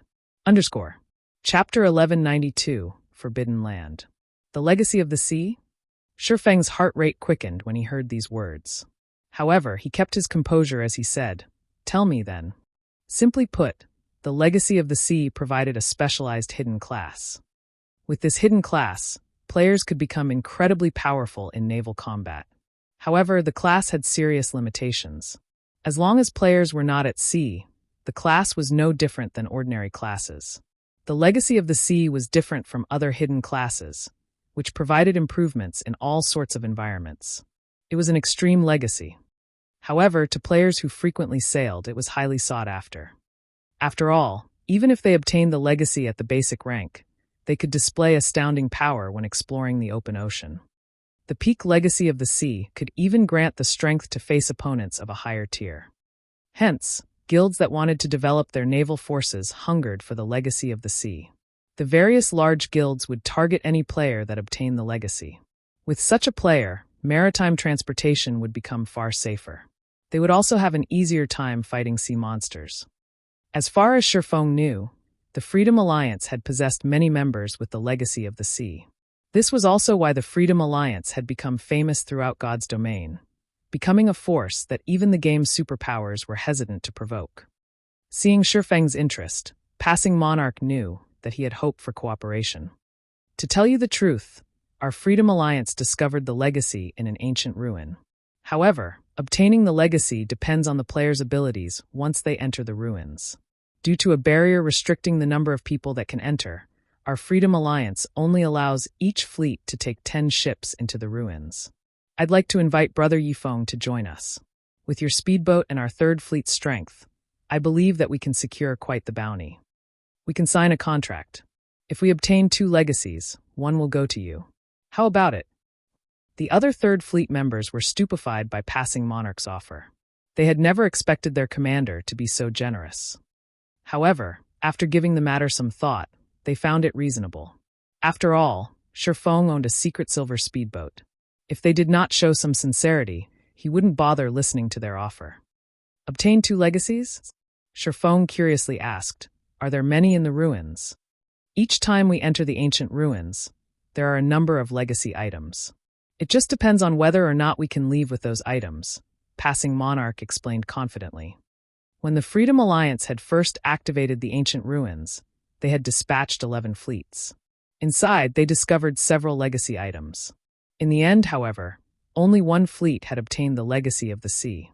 This fleet was now the strongest in the Freedom Alliance. As it had become the strongest fleet in the Freedom Alliance, it enjoyed far more benefits than its companions. The fleet was able to occupy the 3 large shipyards the Freedom Alliance managed. It was still a little too early for players to construct ships, as this task required many lifestyle players. However, a large shipyard could also repair ships. During an intense battle, ships usually suffered some damage. Repairing ships in a large shipyard not only reduced the repair costs, but it also increased the repair speed. On the other hand, the Third Fleet only possessed a large shipyard.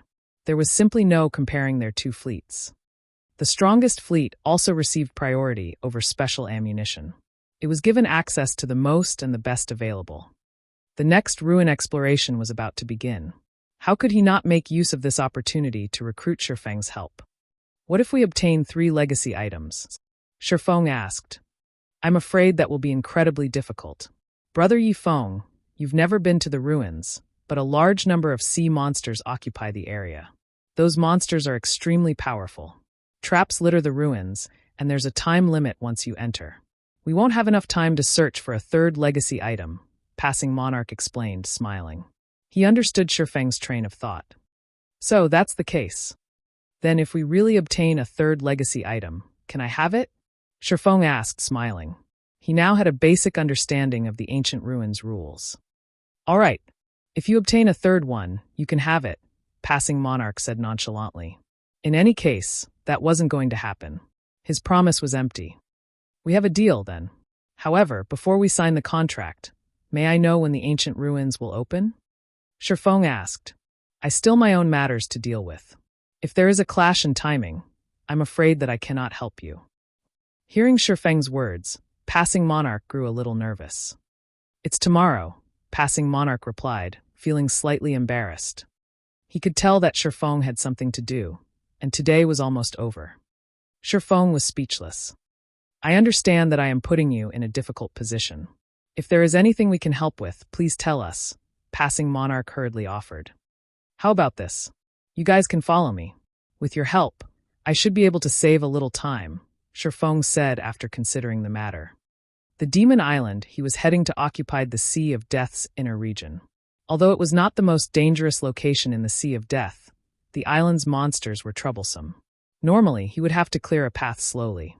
However, if he had an expert like Passing Monarch who could lead a fleet with 4 bronze speedboats, he could save plenty of time.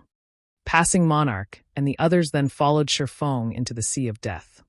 Originally, the Freedom Alliance did not think much of traversing the Sea of Death. However, as Shifeng ventured deeper into the zone, they began to worry. They had never expected Shifeng to lead them into the Sea of Death's inner region. Not only did this area have many sea monsters, but the monsters were also very high-leveled.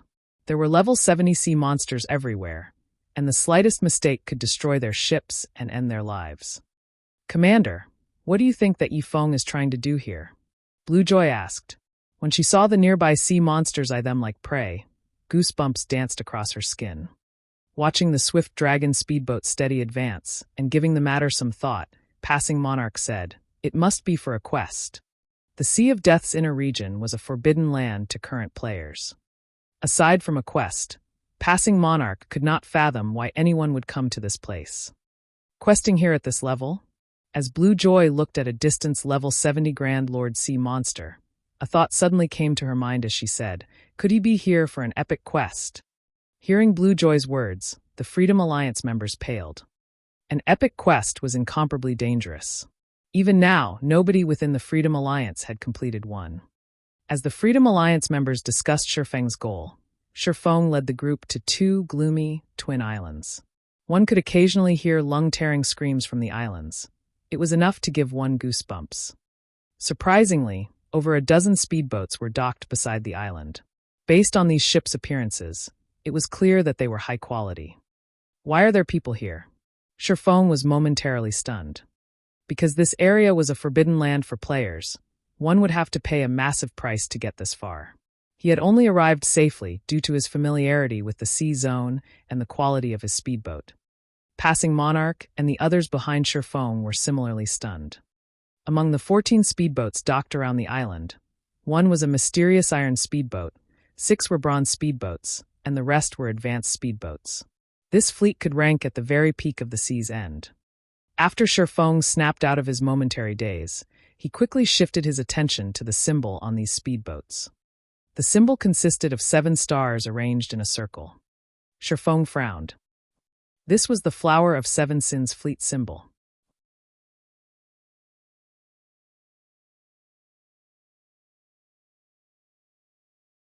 Chapter 1193, Naval PvP. Chapter 1193, Naval PvP. Gray fog enveloped Demon Island. Here, players' visibility range was limited to 150 yards. Meanwhile, Demon Island's monsters were all level 70 and above. At such a distance, level 70-plus monsters could easily detect players. On the other hand, players couldn't see these monsters. However, players' main problem wasn't the island's fog. The real problem was the ever-present, dark corrosive power on the island. If players did not have high enough darkness resistance, they would not survive. Moreover, the further one ventured, the stronger this corrosive power would become. Boss Brute, 5 speedboats are approaching Demon Island, a level 43, black-clothed ranger reported as he watched the distant Swift Dragon speedboat. Speedboats are approaching? The bald, middle-aged man on the screen, Brute Spear, sneered and said, since we've already been seen, we won't let them leave alive. Get rid of them, but don't destroy their ships. We can use them to make up for the losses we suffered to get here. Great. I haven't been on a mission for so long that I'm feeling rusty. The level 43 ranger licked his lips as he observed the approaching Swift Dragon speedboat. Although the Flower of Seven Sins received requests every day, experts of their rank didn't often receive missions. Following which, the ranger disconnected the call and ordered the other members on the speedboat, get ready. Once they get here, we'll take action. We'll use that to prevent their escape if necessary. Hearing the ranger's command, anticipation filled the other Flower of Seven Sin members aboard the speedboat. These fellows really are pitiful. They have only come this far after much difficulty, yet we'll send them back before they even set foot on the island.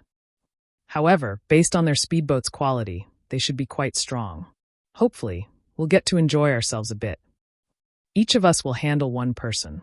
Once you've killed a player, give the others a chance. The Flower of Seven Sin members aboard the speedboat chatted among themselves. Shifeng and his temporary team weren't important at all to these players. Even if these players encountered experts from some superpower, the outcome wouldn't change. When Shifeng noticed the 7-star symbol, he instructed everyone to don their black cloaks, hiding their identities. Brother Yifeng, are they your enemies? Passing Monarch asked, curious about Shifeng's command. However, they had already agreed that they would follow Shifeng's lead. The fleet commander and his teammates did as they were told. They're not exactly enemies. However, it's best if we hide our identities. Shifeng did not bother to explain further. It doesn't hurt to be a little careful out in the fields, right?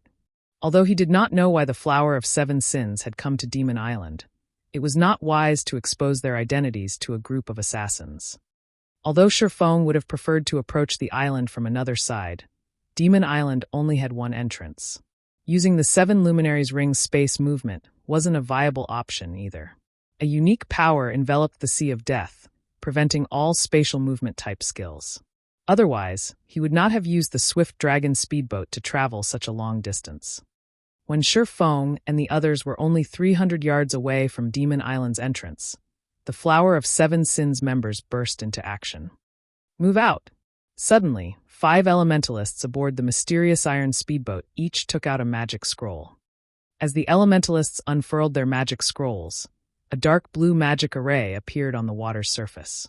The seawater instantly began to freeze, and in the blink of an eye, the space within a 1,000-yard radius was covered by a sheet of ice. As a result, Feng and the Freedom Alliance's speedboats had been forced to a halt. As if they had long since prepared for this, the Flower of Seven Sins members stored their own speedboats and stepped onto the ice. Who are these people? Passing Monarch's expression darkened as he looked at the frozen sea surface. Why are they attacking us all of a sudden? Normally, when one encountered other players, particularly out at sea, one wouldn't abruptly attack. After all, there was no benefit to fighting each other. Moreover, without any information about the other party, picking a fight in the fields wasn't smart. One might end up throwing away their life. Due to Feng's command, they all wore black cloaks, so it was obvious that the other party did not know them, yet these players had attacked without hesitation. They were simply lunatics. Feng was also surprised. The Flower of Seven Sins was very secretive about what it did. The organization didn't normally take the initiative to provoke others. This was nothing like the organization's usual operations. Do they know that Demon Island has 7 luminaries crystals? Feng wondered as he looked at the foggy island ahead. Logically, he should be the only one who knew about the island's 7 luminaries crystals. Demon Island was home to an ancient shrine, and only by entering the shrine's inner region could one obtain the 7 luminaries crystals. However, it was very difficult to locate the shrine itself, much less the shrine's inner region. Hence, the Flower of Seven Sins shouldn't know about the shrine. However, upon closer inspection, Feng discovered that every one of the players charging towards him was a red player. Dark players were among the group as well. It was obvious that they were veteran pikers. Damn it! If they want to fight, we'll give them a fight. Ready the cannons. We'll blast those bastards to smithereens. The Flower of Seven Sins attack enraged Passing Monarch. Now that the other party had stored their speedboats, they couldn't attack their ships. Their only option was to bombard the players. In God's domain, it took 40 seconds to store a ship. However, there were less than 300 yards separating these players. The other party would reach them before the 40 seconds were up. Furthermore, once players entered combat, they weren't allowed to store their ships. They had to finish these players off. As the cannons rang, one cannonball after another flew at the Flower of Seven Sins members. Foolish. The level 43 ranger in the lead sneered at the incoming cannonball. Although Speedboat's cannons were immensely powerful and could kill a player in one hit, expert players like himself could easily dodge cannon attacks by relying on the projectile prediction lines the system provided. The 100-plus Flower of Seven Sin members closed the distance to their targets rapidly. Soon, they were only 200 yards away. In front of these Flower of Seven Sin experts, the bronze speedboat's cannon fire was practically useless. These experts dodged every attack easily. Seeing this, Passing Monarch and the others were frustrated. They had thought that they had escaped danger after defeating the Sea Serpent King. Now, however, they had to face a large group of experts trying to rob them of their ships. Get ready to split up. Remember, do not damage the speedboats. Boss Brute has already laid his claim. The leading ranger commanded through the team chat. Boss, relax. We won't even give them the chance to destroy their own ships. The other members laughed. Before the battle had even begun, they looked at Feng and the others as if they were dead men. As the Flower of Seven Sins members were about to cross the 100-yard mark, a black beam flashed past them. Boom! The solid layer of ice vaporized instantly, exposing the blue sea water beneath it. The affected area spanned a radius of 25 yards. Meanwhile, 6 Flower of Seven Sins members died on the spot, leaving 12 weapons and pieces of equipment floating upon the water.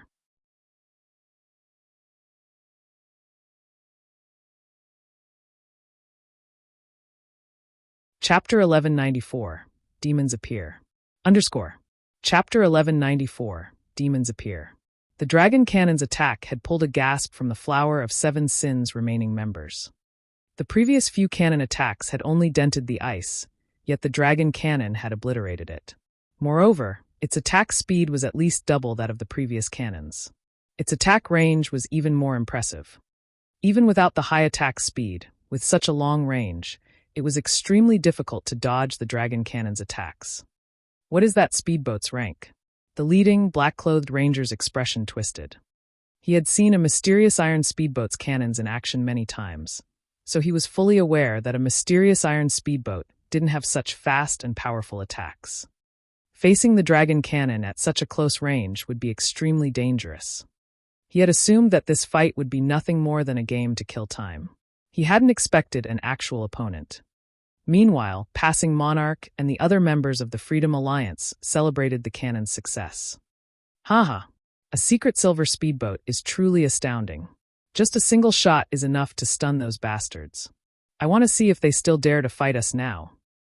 The Freedom Alliance members could not help but laugh at the frozen Flower of Seven Sins members. This Yifeng really is amazing. Passing Monarch sighed ruefully as he looked at the massive hole in the ice. He had to admit that Shifeng was a skilled strategist. While the Flower of Seven Sins members had been over 200 yards away, they had been spread out.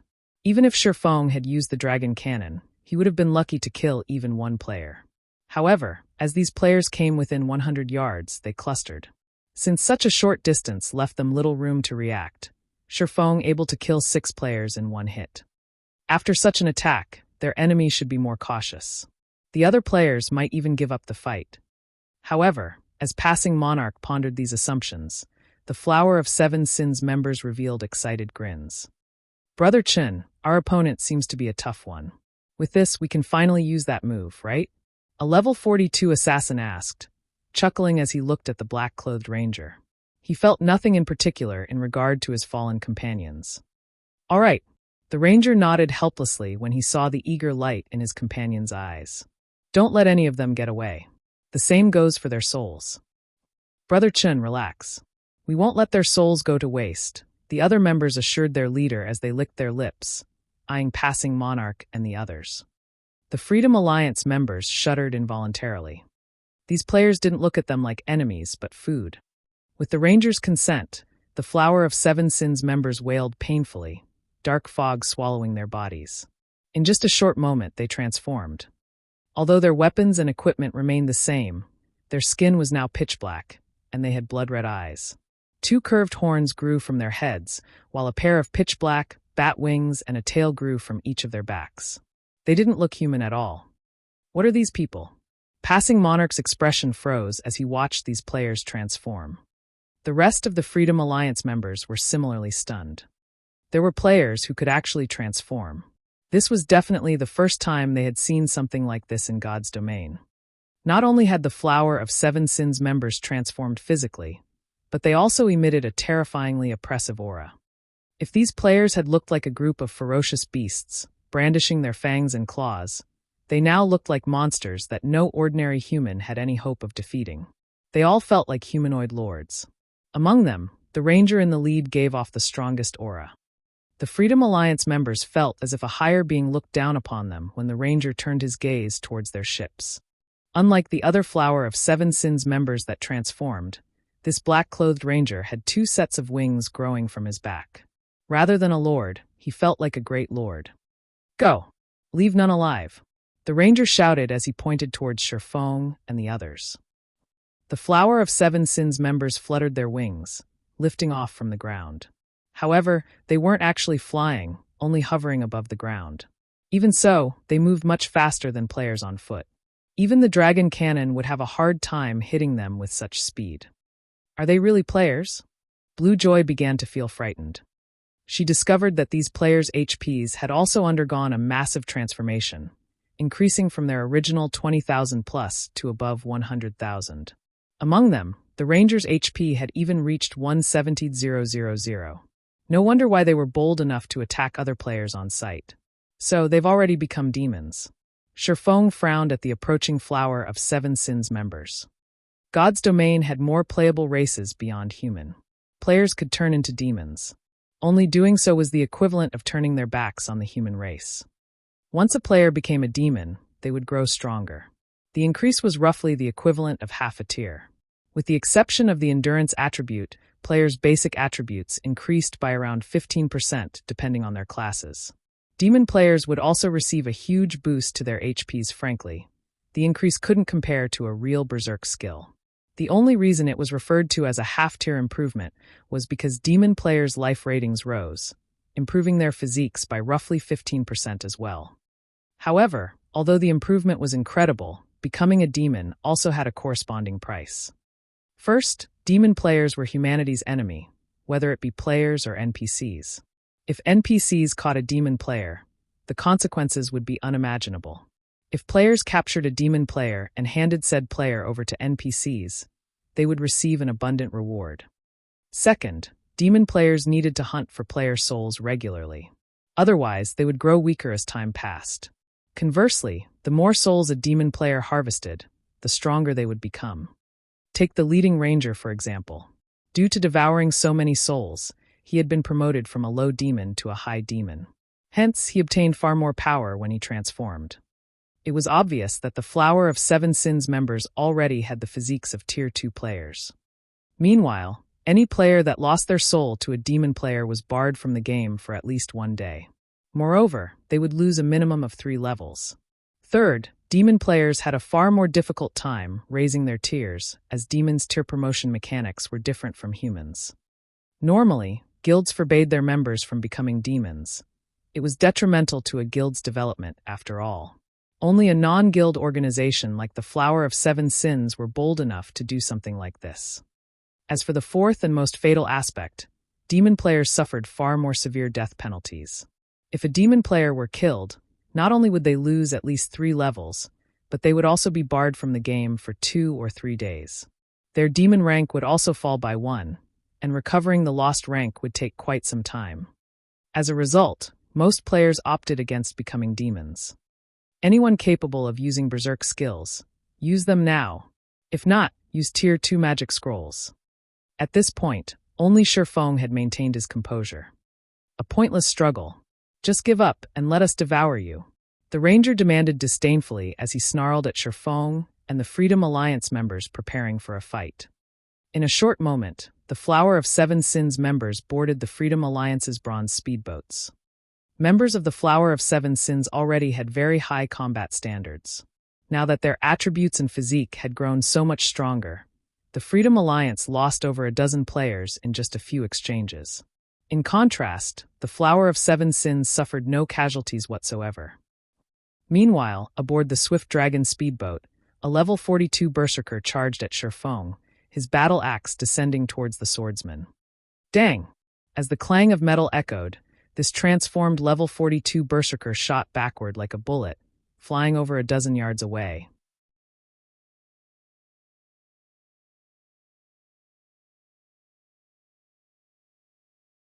Chapter 1195, Mistaken Calculations. Chapter 1195, Mistaken Calculations. Commander, these people are too strong. If this continues, we'll all die here, Blue Joy said hurriedly through the team chat. We need to find a way to leave this place. After she had activated her berserker skill, she might barely be able to prevail in a one-on-one. However, in a one-on-two situation, she would only be suppressed. Although she was not the best at PvP in the Third Fleet, she could still rank within the top 10. Hence, if she was already faring so poorly, there was no need to mention how the other Freedom Alliance members were doing. Right now, their only advantage was the fact that none of these demon players could use berserk skills. This provided them, who could use berserk skills, an edge in basic attributes and allowed them to hold off the demon players for now. However, the duration of berserk skills was simply too short. If the other side dragged out the battle long enough, their side would definitely get wiped out. Just who are these people? Passing Monarch was also extremely anxious right now. The members of their Third Fleet could be considered experts in the Sea's End.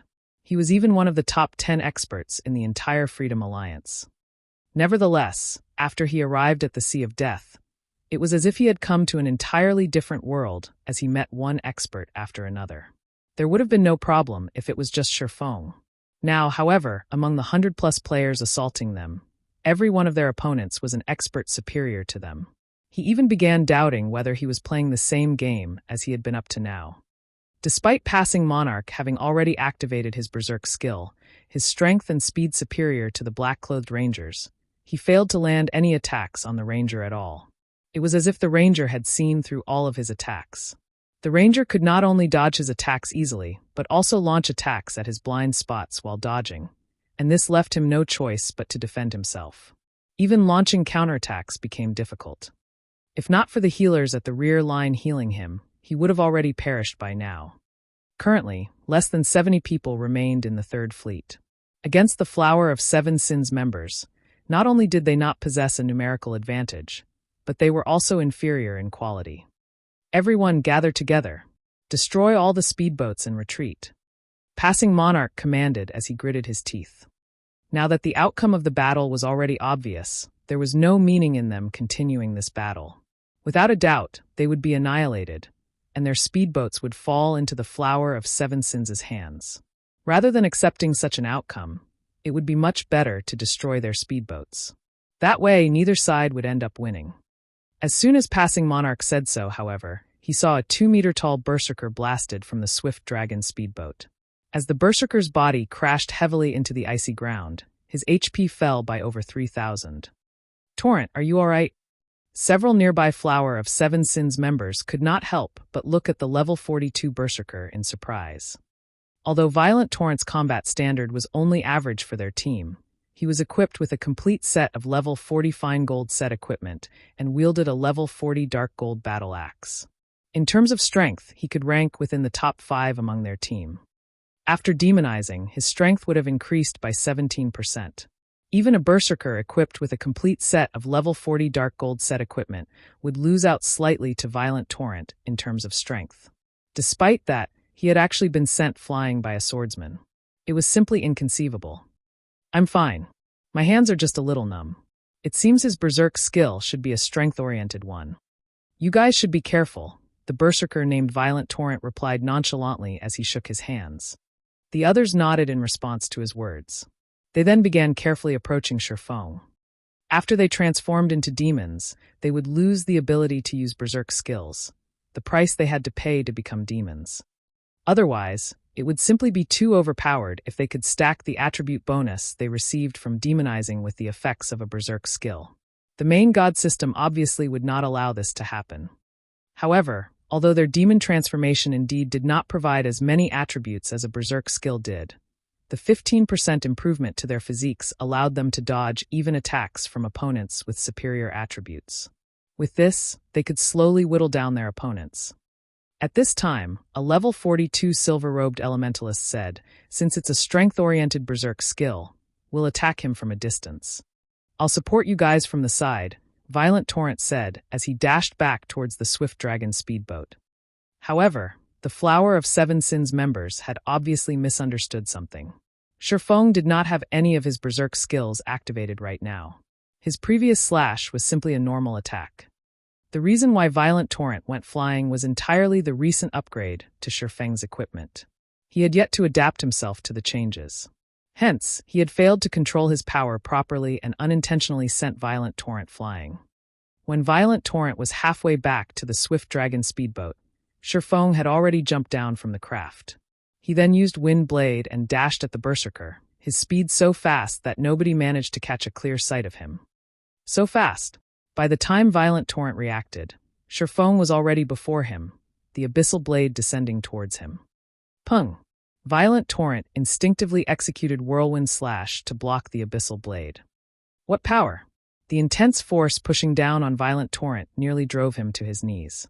Fortunately, the icy ground had served to cushion some of the impact, though web-like cracks formed on the ice layer as a result. However, almost at the same time as Violent Torrent stopped the abyssal blade with his battle axe, Shifeng slashed killing ray at the berserker's chest.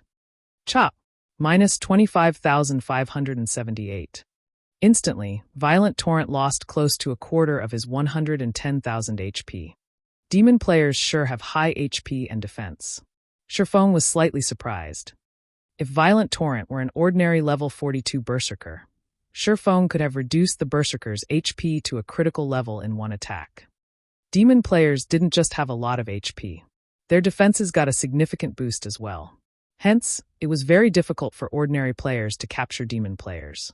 Normally, one would need at least a party of players to capture a demon player of the same level. Due to this, quite a few independent players and dark players would choose to become a demon. In the past, even the expansion pack Demon's Return was triggered. Meanwhile, one of the conditions for triggering this expansion pack was the number of demon players in God's domain reaching a certain level. After the Demon's Return expansion pack was triggered, a demon empire suddenly appeared in God's domain. The incident back then had thrown God's domain into chaos. Who is that guy? Why can he cause so much damage to Torrent? Several Flower of Seven Sins members nearby were momentarily stunned. They were fully aware of how frightening their defense became after transforming into demons. Not to mention, the Berserker class was a plate armor class. A Berserker of the same level would be fortunate to deal minus 6,000 damage to Violent Torrent after using a powerful skill. Despite all that, Feng had inflicted over minus 20,000 damage on Violent Torrent with just the most basic chop skill. At this time, an assassin snapped out of his daze and shouted hurriedly, "Quickly heal Torrent." If even an ordinary skill could already deal so much damage, then Feng could kill Violent Torrent in just a few moves. If Violent Torrent did not receive enough heals in time, the swordsman would make short work of him. MHM. A blue-robed demon cleric quickly began chanting. Meanwhile, Feng sent a glance at the Freedom Alliance members, noticing that they would not be able to hold out for much longer, as they had already begun destroying their own speedboats. I need to finish them off fast. Having no other choice, Feng activated Heavenly Dragon's power. The instant Feng activated Heavenly Dragon's power, a golden glow wrapped around his body. Faint golden dragon scales appeared around his body, making it seem as if he had just donned dragon scale armor. His body also exuded an invincible aura. He then sent a slash at the Berserker before him. Illusory shadow. Before Violent Torrent could see what was going on, 6 streaks of blue light cut across his body, penetrating his tough armor. With a face filled with confusion, he fell to the ground as his HP reached 0.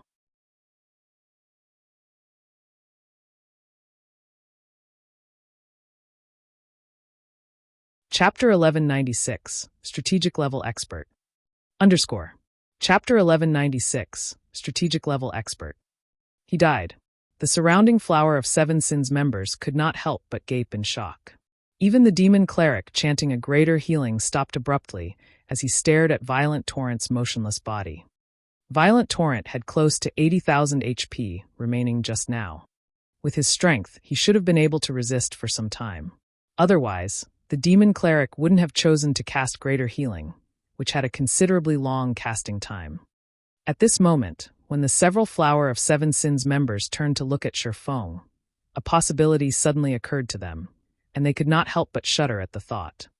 That possibility was that Feng had not used his Berserk skill when he was fighting Violent Torrent before, even after the Berserker had turned into a demon and had activated the skill only now. Not good. We met a hard one. He's a peak expert. Hurry up and contact Brother Chen, a thinly built man said. The man felt his breathing stifled as he looked at Feng. There were few peak experts even in the Flower of Seven Sins. These existences were normally part of the organization's middle management. Feng would have little trouble going up against more than a dozen half-step refinement realm experts like themselves at the same time, especially now that he had activated his Berserk skill. Currently, only Brother Chen, the ranger leading the team this time, as well as a few others could possibly resist someone like Feng for long. Just as this thinly built assassin was done speaking, Feng advanced and suddenly appeared before a Guardian Knight. Without hesitation, this Guardian Knight activated Protection Blessing. However, Feng remained unperturbed by this reaction as he brandished Killing Ray. Thundering Flash. Immediately, 4 blue arcs of lightning struck at 4 different locations. Combat Technique 4 Moon Lotus. After the 4 lightning snakes pierced through the Guardian Knight, they each struck at the 4 magical class players behind him. The Guardian Knight instantly lost over half of his 140,000 HP, whereas the 4 magical classes behind him lost 1/3 of theirs and had their spellcasting interrupted by the impact of Thundering Flash. Block him. Don't let him get close to the magical classes. Hearing this, a Guardian Knight immediately used Justice Roar on Shifeng. The Demon Cleric at the rear also cast Truth Shield and Rapid Healing on the Guardian Knight.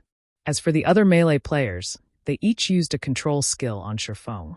At the same time, the ranged classes launched attacks to seal Shifeng's movements. Shifeng could not help but admit that every member of the Flower of Seven Sins was an expert.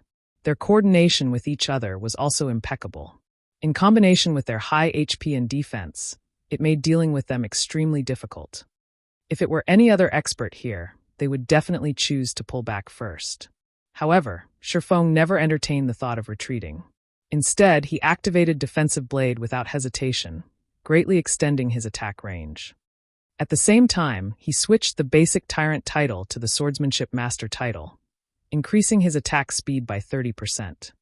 Sword's Orbit. Starlight immediately emerged around Shifeng's body. Not only did he manage to block all incoming attacks, but before anyone could react, everyone within a 15-yard radius of him also began losing HP rapidly. Despite the Demon Cleric at a distance spamming heals on the Guardian Knight, he still failed to keep the MT alive. In the blink of an eye, everyone within 15 yards of Shifeng died. Meanwhile, the Oracle reporting to the Ranger called Brother Chin was stupefied. "Hello. Why are you contacting me at such a time? Did something happen?" The level 43 Ranger asked as he toyed around with passing Monarch. "Brother Chen, and not good. There's a MO monster here." The level 42 Oracle stuttered. During the time the Oracle was giving his report, Shifeng had used silent steps and appeared behind the thinly built assassin, who had just activated wind steps. Shifeng then executed Chop, the speed of his attack so fast that the assassin did not even react, as he died instantly. "A monster? Did one run all the way out here from the island?" The Ranger asked, perplexed. "And no, there's a peak expert on the speedboat we attacked. Torrent and the others, they're all dead." At this moment, the Oracle was quickly losing his ability to speak as he watched his companions die one after another. "A peak expert? Okay, I'll head over there now." The Ranger immediately grasped the severity of the situation. Ignoring passing Monarch, he turned towards a few of his companions, who were killing the other members of the Freedom Alliance, and shouted, "Hammer, you guys follow me. Torrent and the others are in trouble." Every peak expert was a strategic weapon in a team battle. If not properly contained, a peak expert could easily turn the tide in a fight between hundreds of players. Violent Torrent and the 17 others that went to the Swift Dragon speedboat were merely half-step Refinement Realm experts. They were simply no match for an expert of such caliber. If the Ranger delayed, they would no doubt be annihilated. Hence, he needed to hurry over there right away. "He's leaving." Passing Monarch was filled with confusion as he looked at the black-clad Ranger flying towards the Swift Dragon speedboat. However, the Ranger's departure was a good thing for the Freedom Alliance, since the Ranger and the 3 companions that followed after him were the ones who had killed the most Freedom Alliance members. With the bronze speedboats less than 50 yards away from the Swift Dragon speedboat, the Ranger took less than 5 seconds to glide across this distance. However, as soon as the black-clad Ranger descended, he was shocked by the scene before him.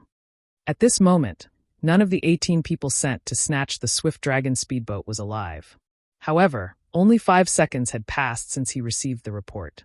18 half-step Refinement Realm experts who had turned into demons had died, just like that. The Ranger glared at Shifeng, who stood a short distance away, and asked coldly, "Where are your companions? Or are they thinking of ambushing us while we're fighting you?" No matter how he looked at it, one person simply could not have finished off so many demonized half-step Refinement Realm experts within such a short time. At the very least, such a feat required several experts working together. "Companions?" Shifeng shook his head and said, "I'm the only one here. If you ran all the way here just to ask this, can we start the fight now?" "Hammer, you and Letter deal with that guy. Scorpion and I will assist from the side and prevent others from ambushing us," the Ranger commanded hurriedly. It was obvious he did not believe Shifeng. "Leave it to me." The level 43 berserker named Hammer nodded seriously as he looked at the cloaked Shifeng. The fact that the swordsman before them could work with other experts to get rid of violent torrents groups so quickly proved that his strength was extraordinary. Not to mention, Hammer also sensed a dangerous aura coming from Shifeng, and he could tell that he was definitely no match for Shifeng in a one-on-one fight. However, if he coordinated with Letter, even if they could not defeat Shifeng, it would also be impossible for Shifeng to kill them. However, just as Hammer finished speaking, Shifeng had already dashed towards him. So fast. The assassin named Letter was shocked. At this speed, even if he activated a berserk skill in his human form, he would be no match for Shifeng. If not for his demon transformation improving his physique, he wouldn't even be able to catch a glimpse of Shifeng's figure. Hammer also paled at this sight. Hurriedly, he brandished the greatsword in his hands and executed the Tier 1 skill Death's Harvest, which could be used only in his demon form. Immediately, numerous streaks of black light shot forward, enveloping a cone-shaped area 20 yards before him. This skill could not be blocked, only dodged. Is he dead? When the black light dissipated, there was no sign of Shifeng's figure anywhere. Letter, be careful. At this time, the ranger, who stood 10 yards behind the assassin called Letter, suddenly noticed Shifeng appearing above the assassin's head. However, his warning came too late. Shifeng promptly used the Tier 2 taboo skill Instant Strike, his attack speed increasing by 500% and damage by 400% for 3 seconds. The distant ranger only saw many streaks of blue light flashing in front of him. Before the assassin called Letter could even activate Vanish, his body was already falling to the ground. Shortly after, Hammer finally reacted to the situation. However, by the time he did, several streaks of blue light were heading towards him. Responding slightly better than Letter, Hammer executed Whirlwind Slash to defend himself.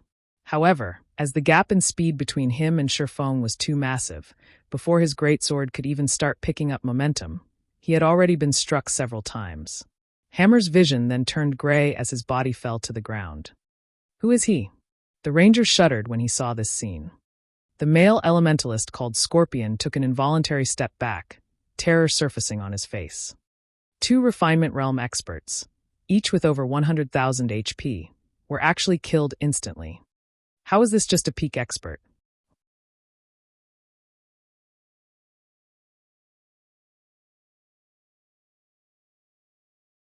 Chapter 1197, Demon God. Chapter 1197, Demon God.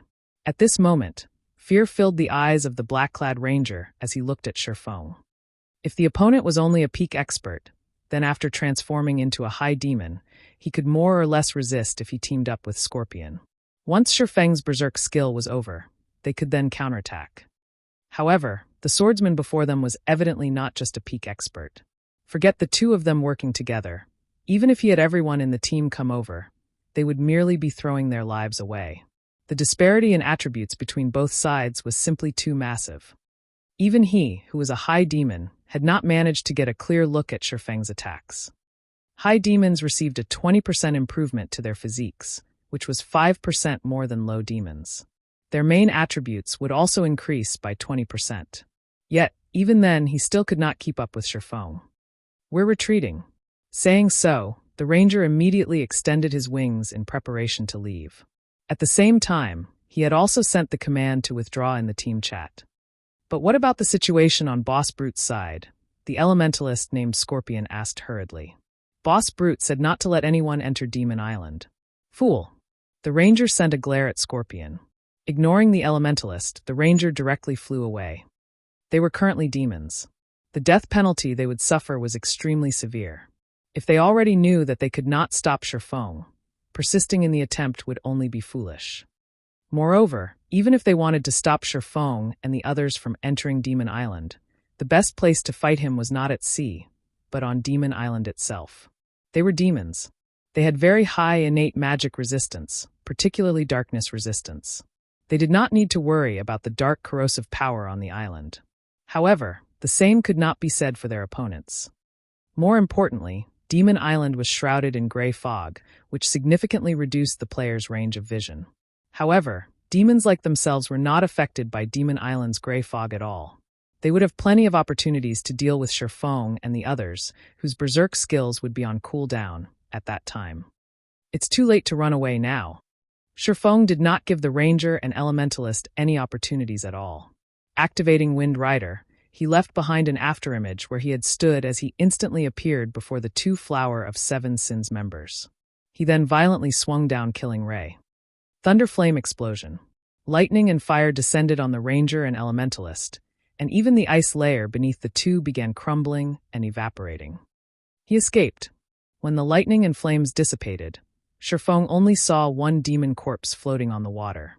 This corpse belonged to none other than the Elementalist Scorpion.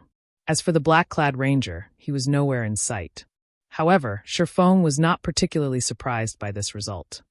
Unlike low demons, high demons not only received more improvements to their physiques and basic attributes, but also got to learn some powerful demon skills, even a skill with a powerful escape ability. Dark Transfer. This skill allowed one to teleport to any location within a 3,000-yard radius. Its activation required no preparation time, but it had a long 6-hour cooldown. The existence of this skill made killing high demon players very difficult. The Ranger managed to escape, but the other Flower of Seven Sins members fleeing back to Demon Island were not high demons. Without hesitation, Shifeng immediately began chasing those demon players. Although both sides were moving in the air, Shifeng was able to fly freely in the sky due to Wind Rider, whereas the demon players could only glide. The speeds of the two sides were worlds apart from each other. As for the attacks launched by the demon players, not only did Shifeng easily dodge them, but he even used the opportunity to shorten the distance between them. Anyone that Shifeng caught up with got killed in just a few hits. Initially, there were over 80 low demons fleeing back to Demon Island. However, the ones that actually managed to reach the island numbered less than 30. Once they reached Demon Island, Shifeng gave up the pursuit. Demon Island was rife with level 70+ monsters. If he was not careful, he would definitely attract the monsters' attention. If that happened, not only would he not be able to kill the Flower of Seven Sins members, but he might even lose his life. In fact, as soon as Shifeng stepped onto the island, he noticed more than a dozen Shadow Stalkers. Shadow Stalker, Dark Creature, Great Lord. Level 71. HP 37,000/37,000,000. When passing Monarch and the others set foot on the island as well, they could not help but gasp when they saw this scene. No sooner had they arrived than the sight of over a dozen level 70+ Great Lords greeted them. Moreover, these were merely the ones they could see. What about the ones in the forest that they couldn't see? This was definitely not a place humans should come to. At this time, a deafening roar came from the middle of the island and reverberated throughout the place. Even the Shadow Stalkers took fright at this roar. Immediately after, a black and white light pillar shot up from the heart of the island. The instant this light pillar appeared, passing Monarch and the others suddenly felt as if their bodies no longer belonged to themselves, so much so that they could not even twitch their fingertips. Only after a brief period did they gradually recover their mobility. What is that? Passing Monarch stared at the black and white light pillar, thoroughly shocked by the spectacular sight before him. At this moment, the skies above Demon Island began crumpling, forming a black hole. Passing Monarch could vaguely make out a gigantic eye inside the black hole. Just one glance at this eyeball gave him an appreciation of just how frightening the creature inside that black hole was. In reality, it wasn't just Passing Monarch and the others that felt fearful.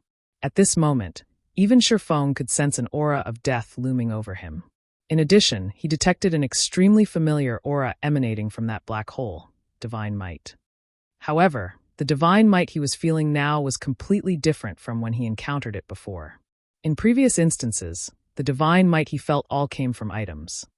Moreover, as the divine might of these items originated from gods, the divine might they could radiate was extremely weak. If Shifeng were to compare the divine might from items and the divine might he was feeling now, the former felt as thin as air, while the latter felt as dense as mercury. How can this be possible? As Shifeng stared at the massive red eyeball, he was utterly confused by what was going on. Could this be an event on Demon Island? In God's domain, there would frequently be such events occurring. To players, these events were both disasters and opportunities. However, Shifeng very quickly rejected this thought. According to what he knew about events, a real god simply could not appear. At this moment, he could say with absolute certainty that the massive eyeball was the eye of a god. The reason for his certainty was personal experience with this kind of pressure, so he definitely could not be wrong. At the same time, the Flower of Seven Sins members on Demon Island all revealed excited expressions one after another as they looked at the giant eyeball in the sky. Success! Boss Brute's side succeeded. Haha! The future of God's domain will be the Flower of Seven Sins' era.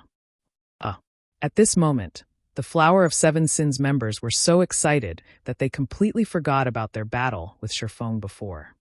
Meanwhile, along with the appearance of this giant eyeball, 3 dazzling, purple-gold items fell out from the crumpled space. Every one of the 3 items radiated powerful divine might that could make one shudder. Immediately after, the sound of a system announcement entered Sherfeng's and the others' ears. System announcement. Some players have activated the new expansion pack, Demon God's Disturbance.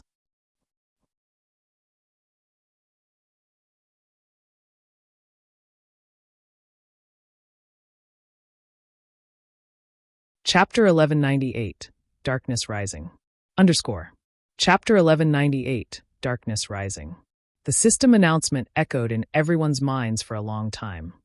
The players throughout God's domain who had received the news were stunned. Some players had gone directly to the game's official website, searching for any information about this latest expansion, whereas others thought nothing of it at all. After all, this wasn't the first expansion the game had launched. They had long since gotten used to such occurrences. However, when Sherfong, who was on Demon Island, heard this system announcement, he was dazed for a long moment. Demon God's Disturbance?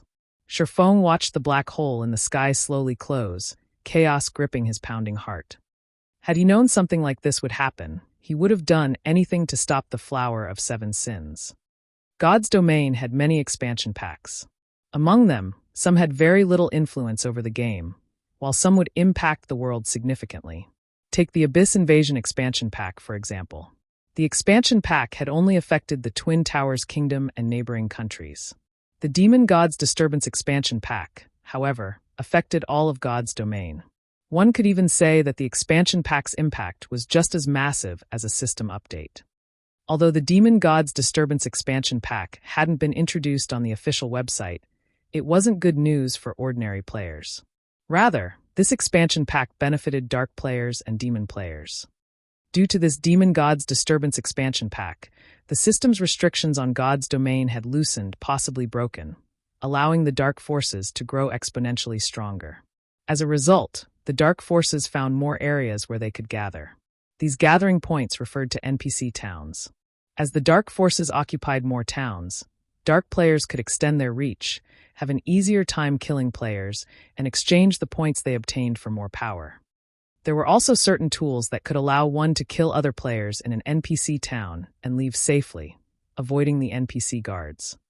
After the Demon God's Disturbance activated, NPC towns ceased to be safe havens for players. Moreover, if one were not careful while exploring the fields, Dark Force NPCs might even claim their life. NPC bandits, in particular, became more prevalent. Due to this, God's domain would descend into chaos. Ambushes in the fields became more frequent, and Dark Force NPC raids on NPC towns would become a daily occurrence. However, this was not the most important change. After triggering this expansion pack, all of God's domain's monsters would gain the ability to learn and evolve. They could then increase their combat power. To put it simply, if a large number of players continuously killed a region's monsters, these monsters would gradually grow stronger, becoming increasingly difficult to kill. Of course, this improvement was not without limits. Common monsters could, at most, grow to the standards of the Trial Tower's second floor, while elite and special elite monsters could aim for the third floor standard. Chieftains could grow to the fourth floor standard, lords and high lords to the fifth floor standard, and great lords and grand lords to the sixth floor standard. Fortunately, there was a way to cope with this problem: grind where few others venture. Monsters that players didn't farm would keep their low standards. Players could also pioneer high-level maps. These places had similarly low player populations. Due to this expansion pack, the various large guilds had grown more enthusiastic about pioneering new maps. They had no longer restricted themselves to their own territories. This, in turn, increased the intensity of the competition between guilds. On the bright side, monsters that evolved and improved would provide more EXP, allowing players to level up much more quickly. Brother Yifeng, this island is too dangerous. I think we should leave, Passing Monarch anxiously advised Shifeng. Although the giant eyeball in the sky had disappeared, the island felt even more dangerous before. His instincts told him to run. Hearing this, Shifeng took a look at the shadow stalkers, which had suddenly gone berserk. Sighing, he said, "All right, let's leave then." With the situation on Demon Island as it was not suitable for them right now. The demon god's aura had driven the island's monsters berserk. In this state, their combat power had risen by at least 30%. Demon Island had already been dangerous for him. Now that the monsters had gone berserk, it was impossible to reach the ancient ruins. If he wanted to do so, he could only wait until the monsters here reverted to their normal state. As Shifeng and the others had turned to leave, a monster's roar reached them from within the forest. In the next moment, a three-headed demonic hound that was over 5 meters tall barreled out of the trees. A savage man with disheveled hair sat upon this demonic hound. The man stood over 2 meters tall, half a head taller than Kola. The man had thick, robust arms. The man carried a crimson spear on his back, the length of which was decorated with blood-red divine runes. A fiery glow swallowed the spear's tip. At first glance, it was obvious that this spear was no ordinary weapon. A group of players followed the man atop nothing less than bronze mounts. These people were mostly around level 43. Who are these people? Passing Monarch turned his head towards the 6-man party, shocked. The other Freedom Alliance members were similarly surprised. The three-headed demonic hound was very large. Rather than a mount, it looked like a lord-ranked monster. They had never even heard of such a mount before. Even more shockingly, the savage atop the demonic hound was actually level 45.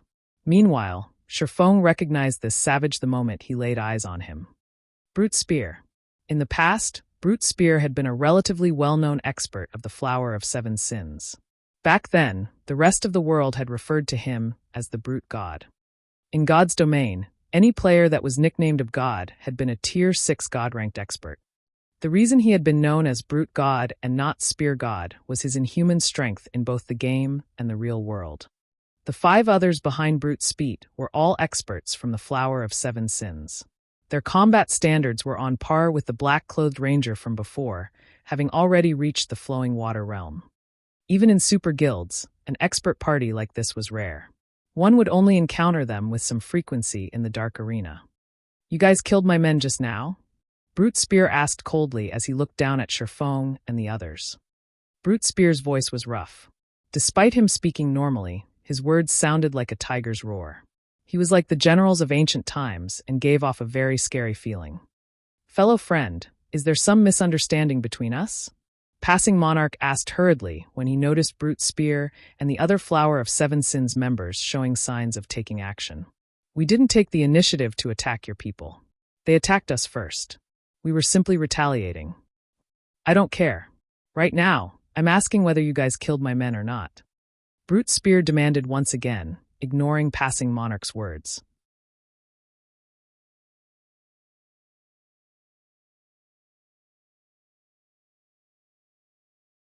Chapter 1199, Demon God's Items.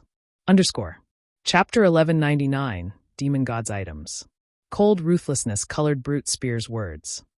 Everyone suddenly felt the surrounding air grow heavy as an intense pressure weighed down on them, making it difficult to breathe. Freedom Alliance had the advantage in numbers, but Passing Monarch did not doubt that, if Brute Spear and the others wanted to kill them, they would be powerless to resist. The difference in strength between both sides was too obvious.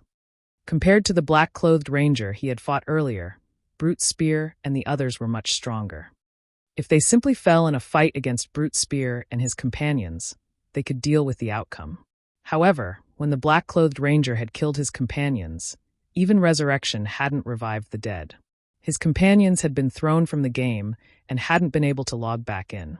Hence, if they died now, they would lose their monthly opportunity to obtain the Legacy of the Sea. As for relying on Shifeng, while Passing Monarch admitted that Shifeng was monstrously strong, the swordsman had just used his berserk skill. He couldn't use it again within a short time. His chances of defeating the 6 experts before them weren't great. While Passing Monarch and the Freedom Alliance members remained silent, not sure how they should answer Brute Spear's question, Shifeng opened his mouth and said, "That's right. I did it." When Passing Monarch and the others heard Shifeng's honest answer, they paled as they fell speechless. How could Brute Spear possibly not know that they were the ones responsible for his companions' deaths? It was obvious that Brute Spear was toying with them. "A fight is inevitable. Flee with everything you have," Passing Monarch said hurriedly in the team chat. In reality, they were already considerably lucky. If not for Shifeng repulsing the Flower of 7 Sins members earlier, they would have lost both their lives and their bronze speedboats. Now, however, even if they died, they could keep their speedboats. As Passing Monarch prepared for a fight, Brute Spear jumped down from the 3-headed demonic hound. However, instead of revealing killing intent, he smiled. "Haha, not bad. You actually admit that you killed my men. Brat, I have to admit, you're quite courageous." Brute Spear laughed at the cloaked Shifeng. "On behalf of your bravery, I'll give you a chance to leave this place with your lives. Of course, you guys can refuse my offer. However, you'll have no hope of escape. Like your companions, you'll be barred from God's domain for some time. Not only that, but you'll also lose 3 levels when you log back in." "How is that possible? Doesn't the death penalty only reduce 1 level?" The Freedom Alliance members could not help but panic. Losing 1 level was already a heavy punishment. If they lost 3, they would need a long time to catch up. As for whether Brute Spear was lying or not, the man had no reason to. After all, the initiative was in Brute Spear's hands. Whether they were going to battle or not was all up to Brute Spear. "What you're going to do is have a match with me. You all can even come at me together. As long as you shave off 1/4 of my HP, you win. If you win, you may leave here in one piece. On the other hand, if you lose, you'll need to contribute a portion of your souls," Brute Spear said, smiling as he glanced at Passing Monarch and the others. "Contribute our souls?" This was the first time Passing Monarch had heard of such a thing, and he could not help but ask, "If we contribute our souls, what kind of price will we have to pay?" "It's nothing much. You'll just be in a weakened state for several days. You won't actually die," Brute Spear explained, fully understanding Passing Monarch's worries. "After you guys contribute your souls, I'll similarly let you all leave safely." Based on his personality, he should have already killed every one of these people. However, he had just received 3 treasures from the demon god, and he needed someone to test them on. Otherwise, he would have taken action instead of wasting so many words with these people. "Brother Yifeng, what do you think?" Passing Monarch could not help but turn to ask Shifeng. To him, Brute Spear's conditions seemed beneficial. Originally, Passing Monarch thought that Brute Spear would ask for their bronze speedboats in exchange for letting them go. However, dealing with a weakened state for a week or so was better than losing 3 levels. Moreover, it also wasn't certain that they would lose. If all of their members were allowed to attack together, their chances of victory would be quite high. Contributing souls? The name of a certain item suddenly popped into Shifeng's head when he heard Brute Spear's explanation. The Soul Orb. In the past, this was a very well-known item in God's domain. Moreover, it had belonged to the Flower of 7 Sins. The Soul Orb had become famous due to its ability to place a player in a state of extreme serenity by sacrificing other players' souls. The affected player's brain activity would also increase, which would, in turn, help one learn combat techniques, improve skill completion rates, or even become a Master or Grandmaster lifestyle player much more easily. This Soul Orb was far more effective than a high mana density environment. As a result, when the various superpowers wanted to nurture a particular genius, they traded with the Flower of 7 Sins.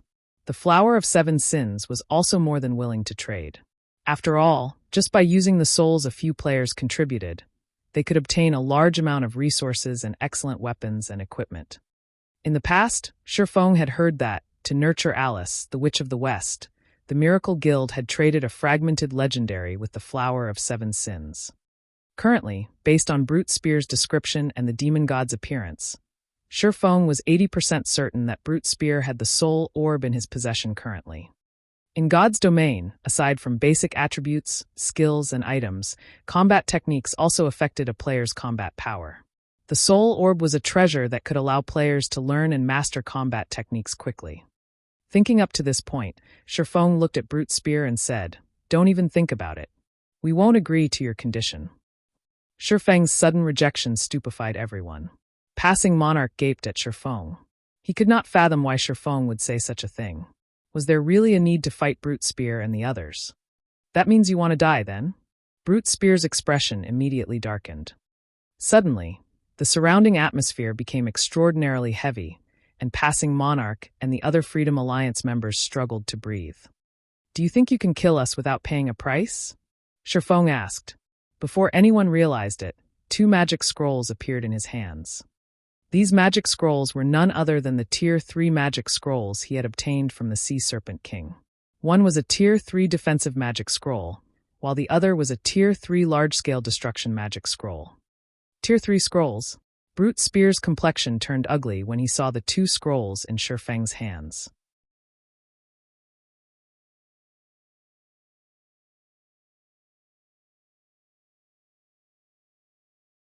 Chapter 1200, Sin of Pride.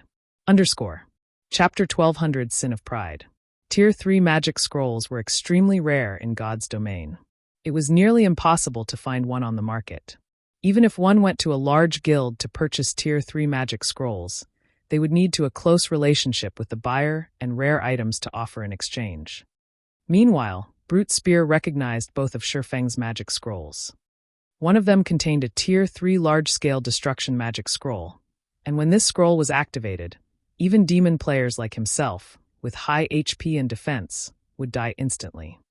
The second was a Tier 3 defensive magic scroll, and it was currently acknowledged as the best life-saving scroll in God's domain. As long as the Tier 3 defensive magic scroll was activated, current players would be helpless against it. Even a Tier 4 large-scale destruction spell could not break a Tier 3 defensive spell. Even Tier 4 mythic monsters could not break the defensive spell. If Shifeng activated this magic scroll, they really wouldn't be able to do anything to Shifeng and his group as they left Demon Island. This was not an outcome Brute Spear wished to see. Are you really willing to part with 2 Tier 3 magic scrolls? Brute Spear glared at Shifeng. He hadn't expected Shifeng's group to possess such a trump card. If possible, he wanted to kill Shifeng before the latter could activate the magic scrolls. However, he had already discovered Shifeng's standard as a peak expert. Even a domain realm expert couldn't stop Shifeng from activating those scrolls. However, whether it was the large-scale destruction magic scroll or defensive magic scroll, both were extremely rare, valuable items at this stage of the game. He refused to believe that Shifeng would part with them so easily. What's there to be reluctant about? Shifeng laughed. Now that Demon Island has transformed, once we return, we can sell this information to various superpowers. I'm sure that they'll be more than willing to compensate us for our losses. Hearing Shifeng's words, Brute Spear and his companions' expressions twisted. They wanted nothing more than to rip Shifeng apart. Currently, they still had plenty of matters to deal with on Demon Island, and it would take some time before they finished. If the other superpowers learned about Demon Island, a war would erupt. If that happened, other superpowers might snatch some of the items they were searching for. This was definitely not an outcome they wished to see. I'll admit that you're pretty smart. Say it then. What do you want? Brute Spear growled as he suppressed his bubbling rage. Hearing this, the corners of Shifeng's lips raised as he said unhurriedly, "Since it's a competition, we have to even the odds. Your conditions are simply too one-sided. If we win, we only get to leave safely, yet if we lose, we have to contribute a portion of our souls, suffering a weakened state for a long period. If you really want a match, do it fairly. Since we have to contribute our souls if we lose, shouldn't you offer something as well?" The items the demon god had bestowed were different from monster drops. There was no 2-hour waiting time to take ownership. Unless the items had a setting that made it so that they would drop upon death, even if he killed Brute Spear, there was no guarantee that he could get the items from the man's bag. Even if something did drop, it was unlikely that it would be the soul orb he wanted. In the past, many superpowers had sought the soul orb and had employed many means, both honest and not, to obtain it. However, no matter what they tried, they had failed to obtain the soul orb and had no choice but to trade valuable treasures with the Flower of 7 Sins. Contribute items? Brute Spear glared at Shifeng. Unfortunately, he currently had no means of dealing with the swordsman. On the contrary, Shifeng held his weakness, Demon Island, in his palm. Fine. If you guys win, I'll give you all a piece of level 45 dark gold equipment. However, you have to reduce my HP to 50% to win. You may choose whichever of the two options. Hearing Brute Spear's words, everyone present could not help but admire Shifeng. This was especially true for the 5 Flower of 7 Sins members beside Brute Spear. If not for Shifeng being their enemy, they might even applaud the man. The fact that Shifeng had convinced Brute Spear to take a step back, albeit at a very small one, was an amazing feat in and of itself. After all, in the Flower of 7 Sins, Brute Spear was a member of the Sin of Pride. If Shifeng chose the first option and competed for no reward, Shifeng's group would only need to lower Brute Spear's HP by 20%. As for the second option, while there was a reward, they would have to reduce Brute Spear's HP by half. The difference was obvious.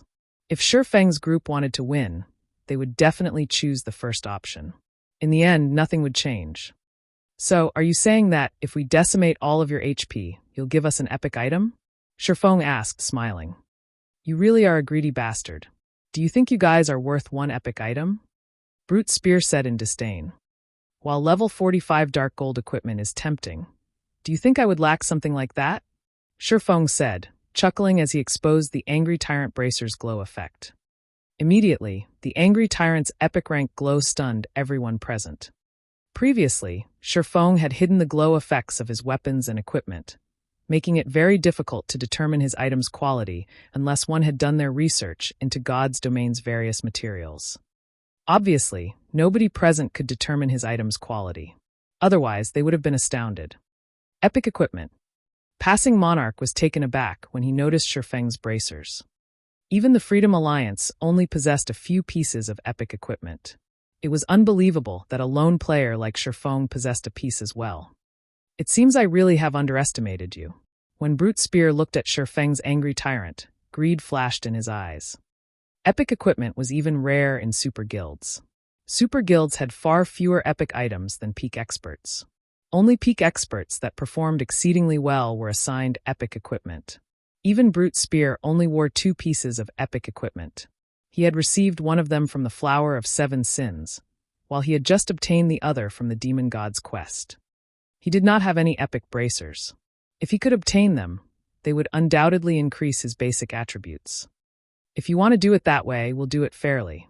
If I bet an epic item, then you guys have to bet an epic item as well, Brute Spear said, sneering. It was obviously not possible to steal Shifeng's epic bracers.